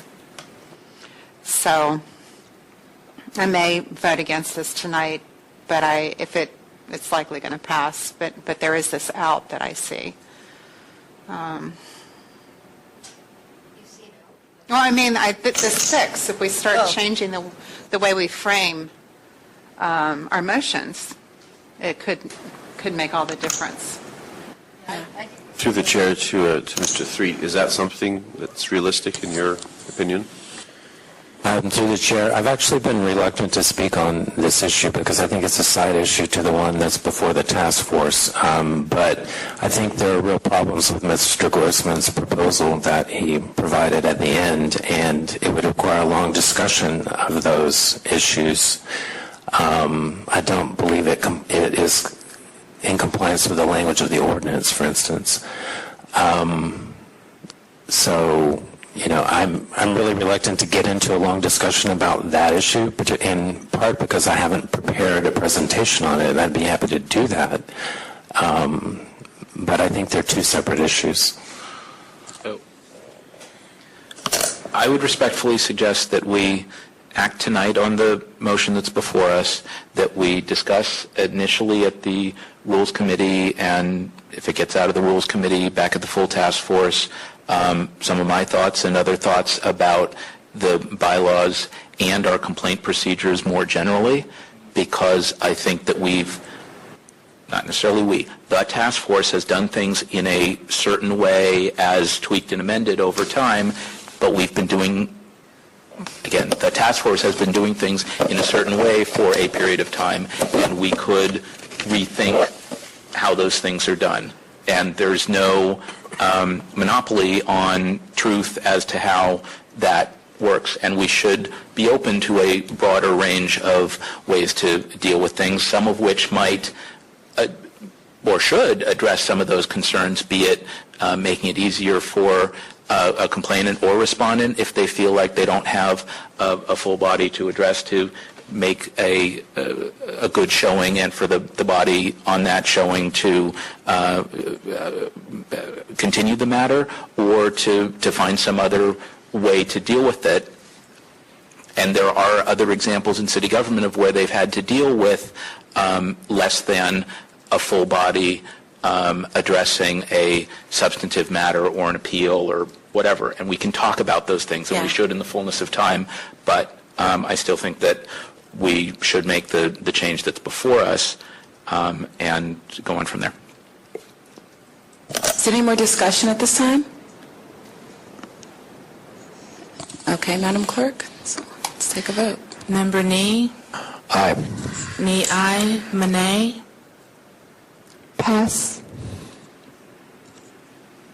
Member Washburn? No. Member Washburn, no. Member Pilpel? Yes. Member Pilpel, yes. Member Sims? Yes. Member Sims, yes. Member Highland? Pass. Member Oka?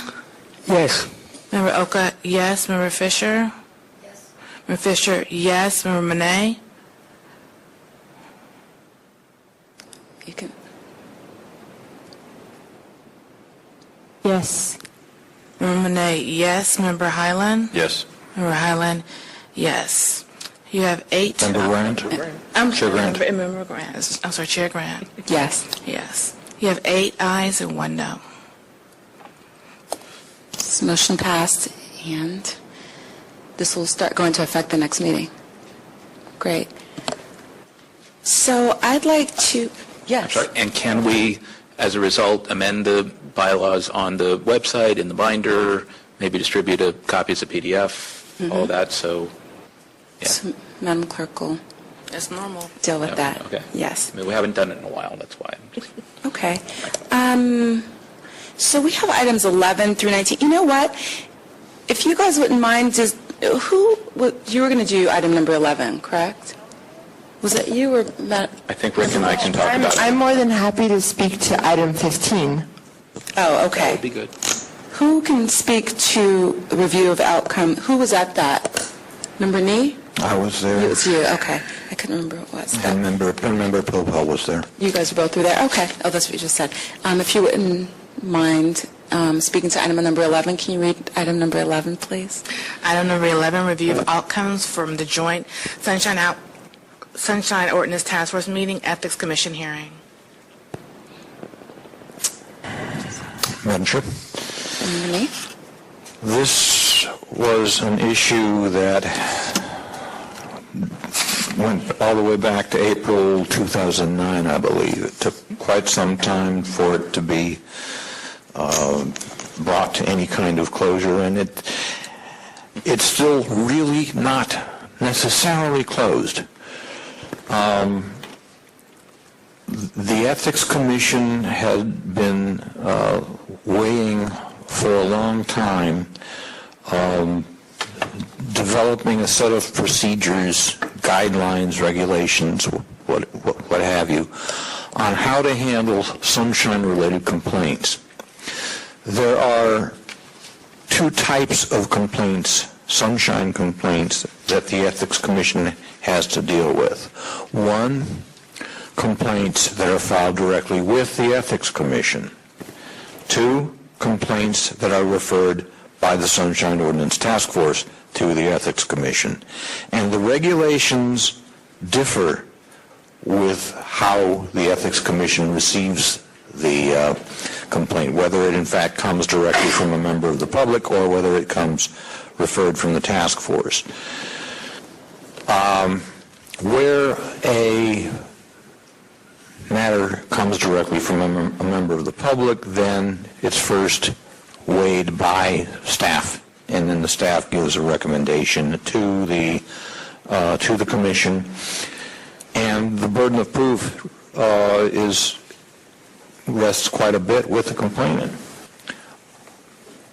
When the Ethics Commission receives a complaint referred by the task force, then two changes. Number one, staff is no longer involved except in an administrative role.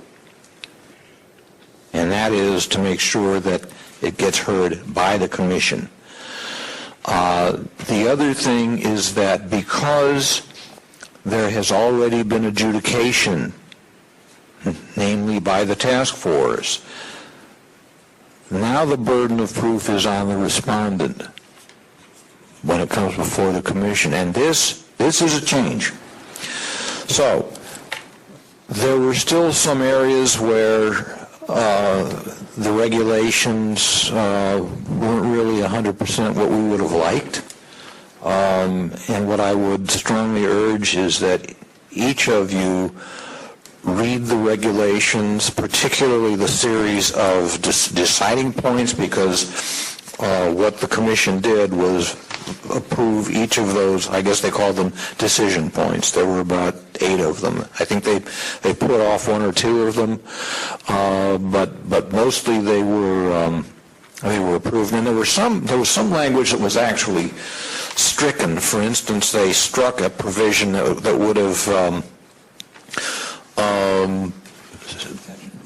said, no, not statute of limitations, had to do with recording of closed sessions. There was language saying closed sessions shall not be recorded, and I disagreed with that. But I also disagreed with their striking that language entirely, because I think that closed sessions should be recorded and held for possible in-camera review in case there is question about whether a closed session included discussion on a matter that should have been out there in the public domain. So that's an omission that I think should be put back in. I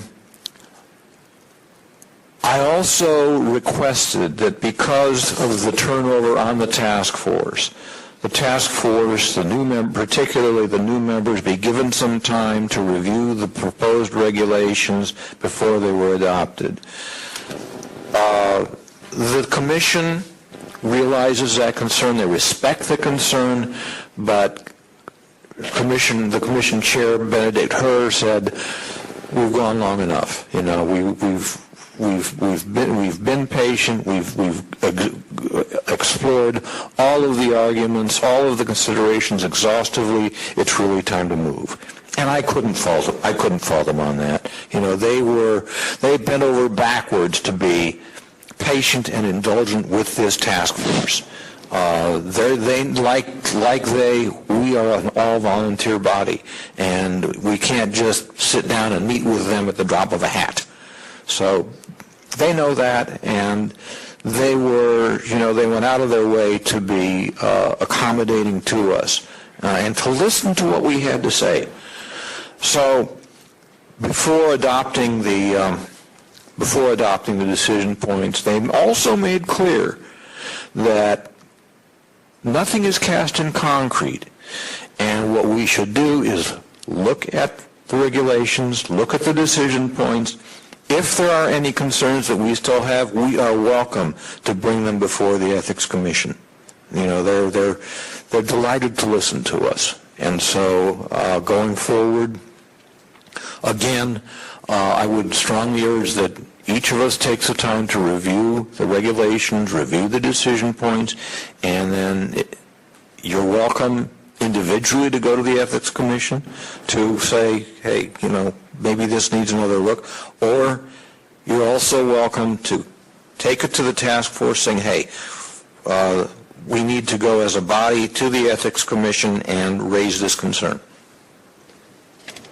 When did you guys meet, just for my own? I mean, when was this this hearing? Well, the last hearing, I believe it was Monday of last week. So it's just a continuing? I was going to speak to that. Oh, okay. Thank you. Okay. So I agree with everything that Rick said, except for one where he said that they would be delighted to hear from us. I think they would be willing to hear from us. This has been brewing for like 3.5 years.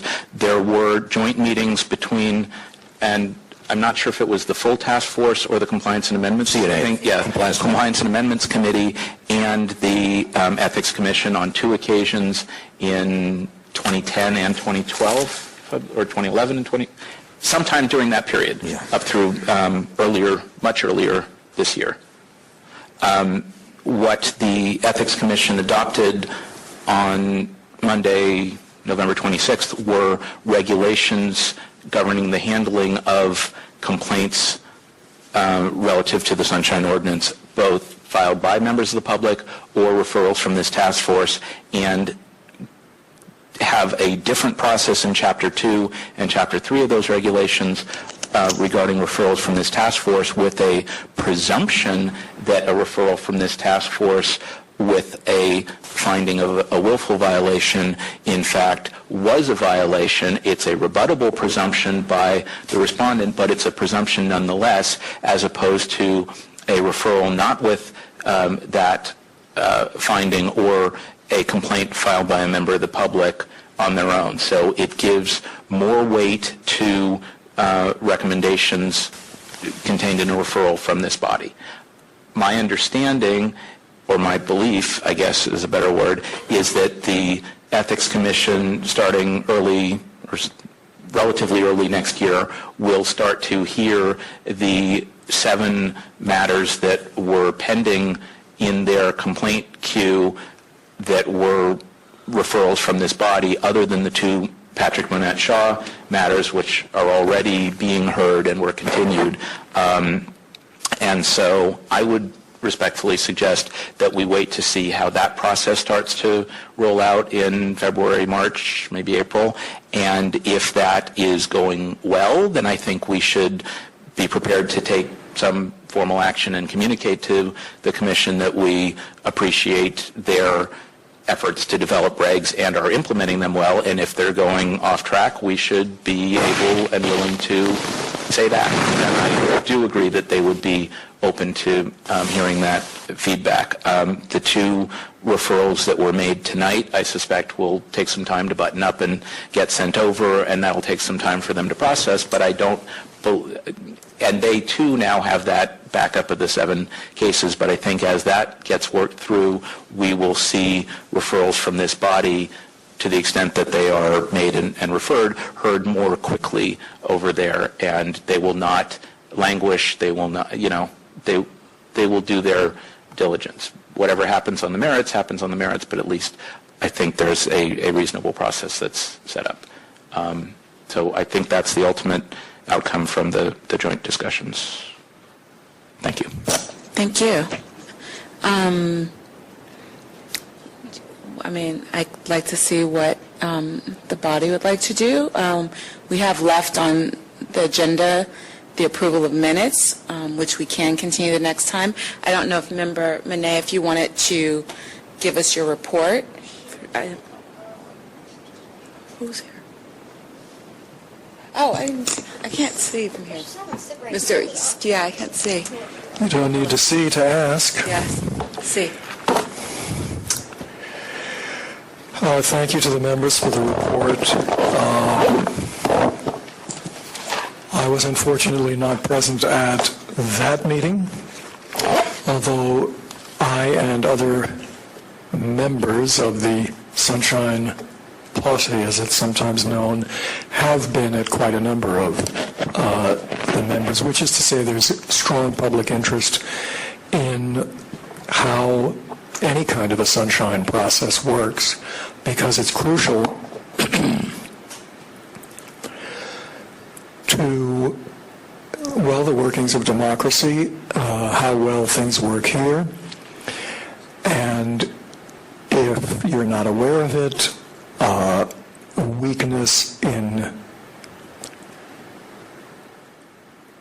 sunshine enforcement, if you like, or accountability is very, very, very destructive of the truth getting out, whether it's pursued by journalists. And Bruce Brugman, the publisher of the Bay Guardian, was for a long time pushing Sunshine as well as amendments and was a member of this body. But also ordinary citizens of all kinds who may want to understand better and participate better in public events, public affairs. I'm a little bit puzzled and would appreciate if there might be a clarification made about the creation of audio recordings of closed sessions. Section 67.8-1 of the Sunshine Ordinance requires that all closed sessions of any policy body covered by this ordinance shall be either audio recorded or audio and video recorded in their entirety, and all such recordings shall be retained for at least 10 days or permanently where technologically and economically feasible. I can also tell you from experience that the Library Commission had a closed meeting, and when that recording was due to be released, guess what? They lost it. But in any case, I would be interested in what they said about that, because I thought I heard you say that they said it's not necessary. So appreciate it. Member Neer-Pilger. Well, I believe that they actually, in one of their decision points, had language that said that there would be no recording of closed sessions, and that language was stricken. The language saying no recording was stricken. It was just not mentioned at all. So that concerned me, and I suggested that they put language in there saying that meetings should be recorded, with the recordings to be made available for in-camera review in case a question arose as to whether something may have been discussed in closed session that shouldn't have been. But that suggestion, they heard me, but they didn't move on it. So there's no language in it at all. But if the Sunshine Ordinance, you pointed out a section in the Sunshine Ordinance, and they cannot override that. Thank you. Further to that point, I don't believe that came up last week. I think that came up 2 months ago when the regs were last discussed. There was that provision. There was some other screwy language about statute of limitations and some other things that really didn't need to be in the regs, because the regs were only about handling of the complaint, so they excised those things, particularly to the extent that they were already covered in other laws, as was referenced. So I believe the closed session recordings are still going to be made and maintained. Is that true? Thank you. So the next item was items 12 through 14 was the approval of the minutes. I would like to continue those three items to the next one to get approval, but I would love to hear from Member Monet about your report from the May 10th meeting. Education. Over 12 to 14, go to 15 and come back? Yeah, that's what I'd like to do. Is there an opportunity for public comment before proceeding, or? Yeah, you can public comment about the change of the agenda. Peter Warfield, Executive Director of Library Users Association. I would support the delaying of the consideration of the minutes, items 12, 13, and 14 from the May 2nd, June 6th, and July 11th. But it's a little disturbing not to hear a single word about why. I think it's fair to the public and to the body itself and to the record to give some indication of what is the concern and the reason. Why I would support it is that I think that the Sunshine Task Force has a responsibility to set an example of good minutes for the city, since you are enforcing minutes and other things. And these minutes continue to be, I would say, not adequate in a number of ways. So the first thing to be said is, where you have descriptions of a complaint, such as on page 209 in the May 2nd minutes, reconsideration of file number 11084, complaint filed by Library Users Association against the Arts Commission for not providing an audio recording of a meeting, a recording, a meeting, there's no context, there's nothing to indicate that this is part of a continuing set of violations related to the Bernal Heights Branch Library mural destruction, and there's nothing of substance described with respect to the complainant's case or statements or the respondents. I won't read it to you other than my part. Peter Warfield, complainant, provided an overview of the complaint and further requested the task force to find violation. There were no speakers in support of the complainant. Julio Matos responded and so on. And then the public comments are grossly inadequate. Again, they just don't say as a summary that's a summary is required and that's not provided. So minimum requirements on public comment summaries are not given. Thank you. Thank you. Member Neese submitted changes to these minutes as I requested. If we had any changes, to make some written changes. And we wanted to still make some other tweaks to the minutes right now. So at this time, I'd love to keep to the content, and that's why I want to continue this until the next time so that we can go through all of those minutes from then and have those for the next meeting. Yes, Member Washburn. I have a bunch of typos and other questions that I'll give to Ms. Osbury. Yes. But Mr. Warfield raises an important issue, and that is the adequacy of the minutes. And I know we went through this about a year ago or more. We were getting action minutes, and they were devoid of any sort of context. They were worthless for a member who had missed the previous meeting, for example, or even to jog the memories of those of us who were there. And so these minutes are far better than the action minutes we were getting, but they still lack a lot of context. And so I think this might be an agenda item for us to think about what we want, and also to keep in mind the issue Mr. Warfield raised, is that ours should be the best minutes in the city. So this is an ongoing, this is something we probably should come to grips with soon. But I just wanted to say that we need to agendize this and talk about it. Okay. I will definitely add that, and I will definitely work with Andrea on this, improving them in the meantime. So just for the record, if you guys have any kinds of typos and things of that sort, if you could forward those or give it on paper to Andrea, then we'll work and we'll just continuously improve and see how we want to have our minutes be the best, since we are, talking about other people's minutes on these different committees. So to that. I'm very much supportive of all that. Could I suggest that you consider, in addition to the administrator creating draft minutes, I presume that the chair, possibly the vice chair, take a pass through them, that either Member Nee or Member Washburn, whoever has time, to possibly also do a pass through them before they get to us, because you guys are very good filters on that. I would volunteer for that as well, but I'm already kind of taxed. I think the more eyes that they get on them, the better. And I think we can do that without violating the thing, because we're just reviewing drafts and it's still before the body to ultimately adopt.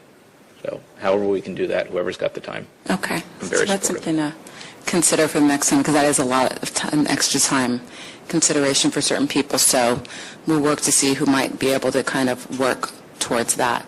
So we're continuing these to a future meeting? We're continuing these to the call of the chair. the call of the chair.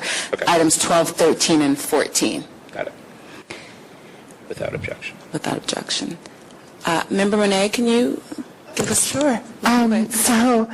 So yeah, it was quite some time ago, but but certainly the I think one of the most important points that I wanted to make sure and report on was basically sort of a project that then Chair Jay Costa and Member Jackson West and I developed, and current member Pilpel, I believe, attended that meeting, and I think a meeting before as well, where we started discussing this project. And essentially it's a three-pronged outreach project that would involve us as EOT reaching out to city agencies, community organizations, and the press,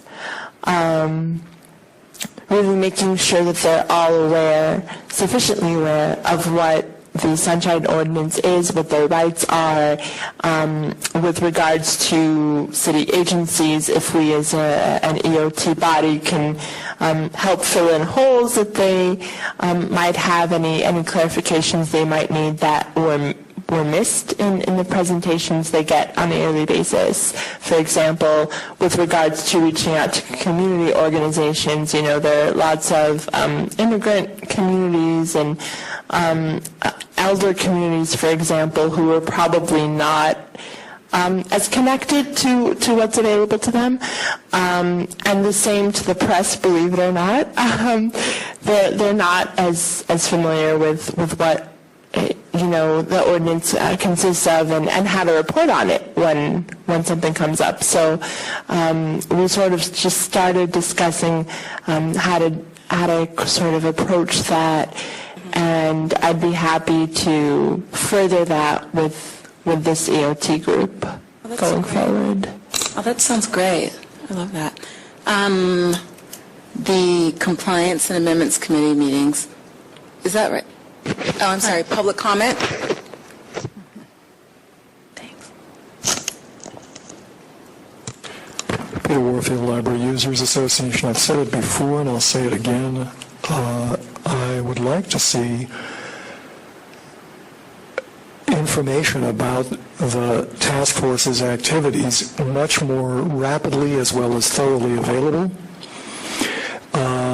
I hate to give the Ethics Commission as an example, but I believe the very next day they have a summary of what they did in the meeting of the night before. The Board of Supervisors used to have, that's one example, the Board of Supervisors, so a kind of press release, but briefly stating what happened. The Board of Supervisors used to have a phone call-in service where 1 hour after the meeting, you could hear Gloria Young, thank you, in the most rapid possible way, but nonetheless understandable, give every single vote that had happened in the meeting that had ended 1 hour before. So I think there are people that would greatly benefit from being able to check in whatever medium you can provide, including 100-year-old technology of a telephone. And for example, surely your secretary has your administrator has very sheets and forms and so on where it could be announced what was the vote on each item, what was the motion that was made, and what was the vote. Those are some examples of how you might improve the public outreach that is what you provide for the public so that they can see what you're doing, what you're working on, what you're accomplishing for that matter, and what decisions have been made, so that I don't have to be the only one who tells people what happened, and then they have to take my word for it until 6 months later the minutes are approved. Got it. Thank you, Mr. Warfield. And just to that point, that is something that I believe that the two members who were with me the past year would remember that then member Jay Costa did implement that. He did a great job at it and sent something out like that the next morning to members of the media and community organizations as well. And, maybe that's something that we can certainly discuss and revisit it at the EOT meetings, because it was a great thing that he did, and it got some attention, which is important. Yeah, that sounds great. Jay had sent out sort of a press release that outlined what the vote was, what the complaint was surrounding, just the facts, and he sent it out, to my recollection, to members of the media and just some relevant community organizations. Thanks very much. I don't recall getting any such thing, nor being aware that such a thing existed for getting sent, and that's an example of improvement. Meeting improvement, absolutely. We're always open to, this is what it's for, right? There's always room for improvement for everything. And at our next EOT meeting, we're certainly going to revisit that and discuss how to better widen the list of those who receive that information. And just to follow up, I am either committed or I should be. And I'm working diligently to have the EOT committee meet as soon as possible so that we can talk about our work plan going forward. We've got all that stuff. We just got we're going to fix the whole police department. We've got lots of things to work on. So, Thank you so much. The next thing is the report for the Compliance and Amendments Committee meetings of May 15th and November 20th. Right. If you can. I have draft minutes from the May 15th meeting, and we actually heard two of the cases tonight, the first two cases that were referred to this full task force from our committee. There was some other work. We were looking at a proposed amendment to the Sunshine Ordinance regarding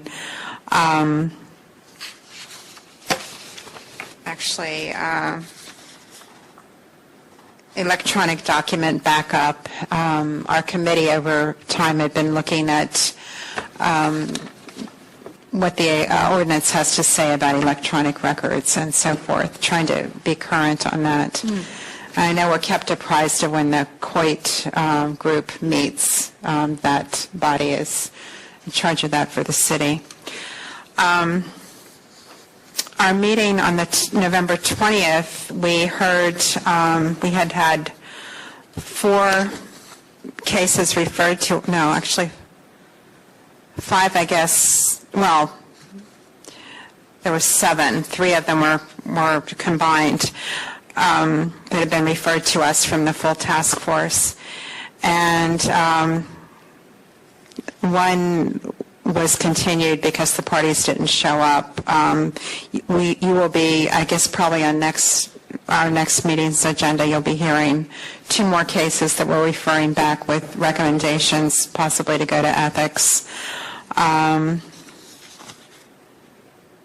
That's pretty much it. Okay. Thank you so much. Any public comment regarding compliance and amendments? Peter Warfield, Executive Director of Library Users Association. Ours was one of the cases heard and referred, and I had assumed that would be what would certainly be on tonight's agenda. As I said before, there's no sense in which I have any idea when anything is going to be heard anymore.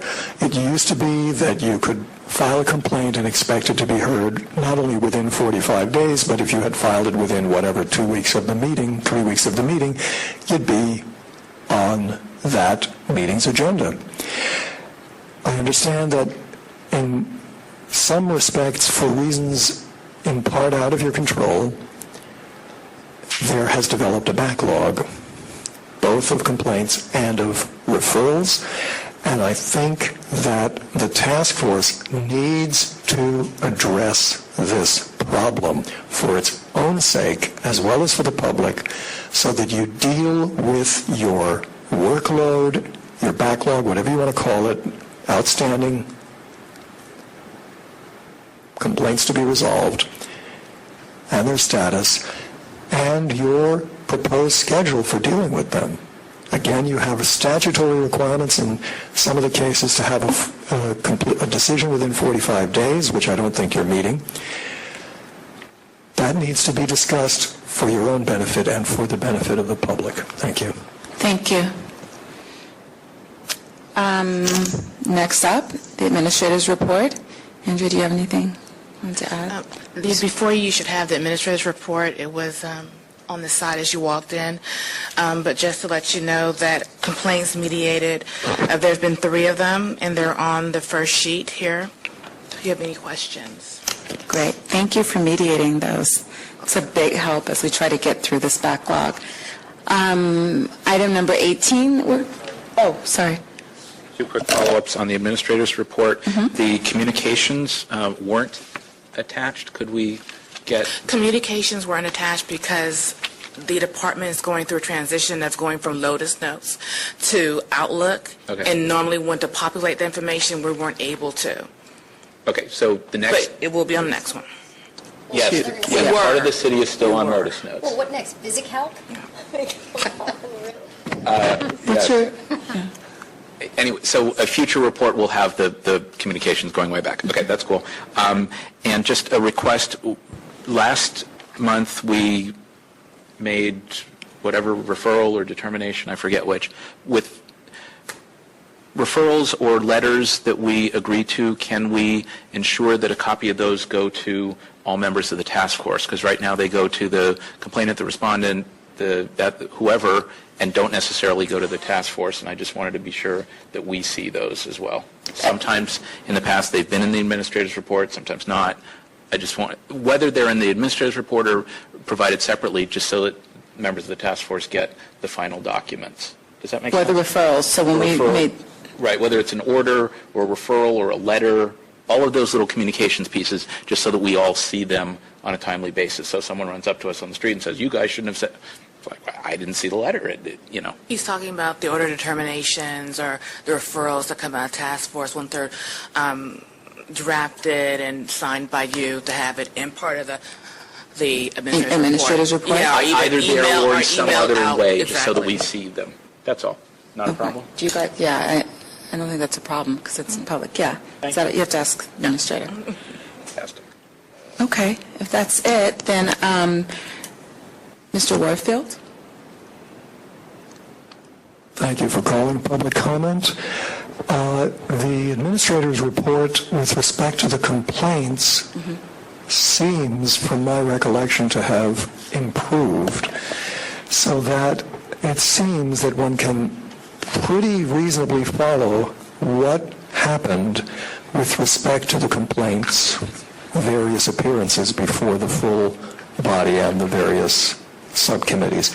So I appreciate that. I would like to hear whether I'm correct in my understanding, because I know that I have commented on the lack of information in the complaint log previously. The only thing I would recommend is where you have, for example, on 12001, which you heard earlier, Library Users Association versus Arts Commission, there is a listing here. It says CAC 512 recommended to TF, TF 12512. I think it would be useful to say what action was recommended by the subcommittee to the task force, and I think that would be very helpful. You have shown, the pages are not numbered. It's a little tricky if you're looking for it. Are you looking? No, I was following. It's at the top of the page. So it's very helpful to say TF 3712, member Washburn, seconded by member Monet, moved to 1, find the Arts Commission in violation of blah, blah, blah for failure to respond in a timely manner, and so on. Excellent. And perhaps you could say whether this has been an effort to improve, because it looks greatly improved from when I recall last commenting on the mystification that one got from the previous version. The administrator definitely has been working on this, so it has been noted, and she has been doing a great job, as you see. So, thank you. So number 18 is announcements, comments, questions, and future agenda items. Just want to remind everyone that we are doing a special meeting on next Wednesday, December 12th, to kind of make up for this, try to get ahead in some of the backlog of the cases. That is at 5 p.m. It will be posted, or it is posted. It'll be posted tomorrow. I don't know if anyone has any questions or comments. Yes, Mr. Vogel. Couple of quick things. Okay, so that's just dealing with cases? We're just dealing with cases. Okay. It's straight dealing with cases, trying to get Okay, ahead so in like that backlog. another 6, 7, whatever we're going to try? Yeah, you'll see once it's posted tomorrow. I think it might be a little bit more. Fun. Looking It's like forward. 8 Okay. or something like that. My other quick comments on future stuff, I think we should set aside time at a future meeting, whether it's, and I don't know if we're meeting on the regular date in January. Maybe we want to put that on for next week to talk about rescheduling the January meeting? Yeah, we had talked about that. That will be on there. Excellent. Okay. To talk about our work program, procedures, protocols, kind of what we want to do and how we want to organize, because we've talked around that a little bit, and I think we should set aside some time to have a more focused conversation around that. We have not set a meeting of the Rules Committee, Okay. but that will happen maybe after the New Year sometime? Yeah, Okay. the chair can Okay. talk to Yeah, administrator you about haven't seen my that. thing, so, okay. Yeah. Never mind. Never mind. All right. And just finally, I would like to make a specific request that we forward to the city attorney through Jerry to ask about any changes in state law relative to CPRA or the Brown Act that take effect January 1, if they could just find out if there were any, if so, what they were, so that we are apprised of that. There's always some little tweak of some sort, and we should be up to date on that and not find out later on, oh, by the way, the city changed, da-da-da, in response to, and nobody told us. Not a problem? Not a problem. I'll actually take care of that. Thank you very much. Okay, if there's no more comments. Public comment, please. Thank you for calling public comment. Thank you for the comments. The folks are... Pardon? Were you going to introduce yourself? Fill out a card? I like hearing it. It has a rhythm to it. I'm not used to it. I could do what somebody else says, which is, I'm the anonymous citizen. But I wouldn't want to confuse anybody. Did you fill out a speaker's card? I'm afraid you, unfortunately, in quotes, don't have any speaker card, for which, thank you very much. I am concerned, actually, that speaker cards give the impression that people have to provide information and so intrinsically are intimidating to people who are in various ways concerned about being on the record as complainers or whatever else, they are concerned about, or their boss or anything else. I would like to ask, again, what the rationale is for putting stuff on the agenda or not at this time. The chair has presumably been making those decisions. And since the holiday season is practically on us, I would certainly like to know what the plan is for, or the tentative ideas are for rescheduling the January 2nd meeting, as well as whether Library Users Association is going to have any cases next week. So in answer to your first question, I don't have the December 12th agenda, but we are going in the order of the cases. So, if the administrator, you know what, tomorrow morning, if you could go on the site, it will be all posted, what cases we're going to hear. So if yours was the next numerically, we're just going right in the order to be fair to all the people that have submitted things from the way back when, coming back up to the order of the cases that have been, when you guys submitted the cases, we're going right in that order. So I believe I saw on the administrator's report 12019 is a library user's complaint. So I take it that'll be the first complaint to be heard on that agenda? I'm asking because, like some other people in this world, including at least one of your members, I don't own a computer, and it's an effort and a difficulty to get to one.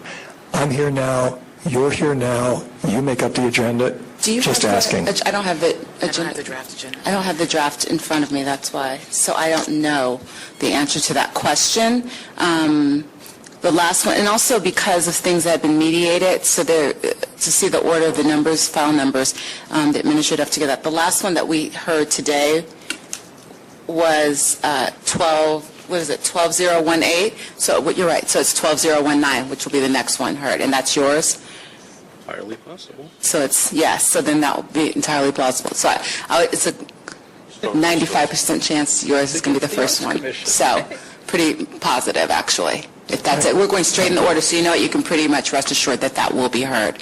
What was your second question? I'm sorry. The January 2nd meeting, is there thought about changing it or eliminating it, or what's the concept? Our concept or our thought process, and we'll discuss it, but we've kind of talked about it, is that I'm going to cancel the January 2nd meeting and move it to January 9th, the following week. Thank you. You're welcome. Well, we'll figure that out for sure next time. Yeah. I can't make the second, I'll be on a plane. Yeah, I won't be, no one, that's why I was going to cancel it.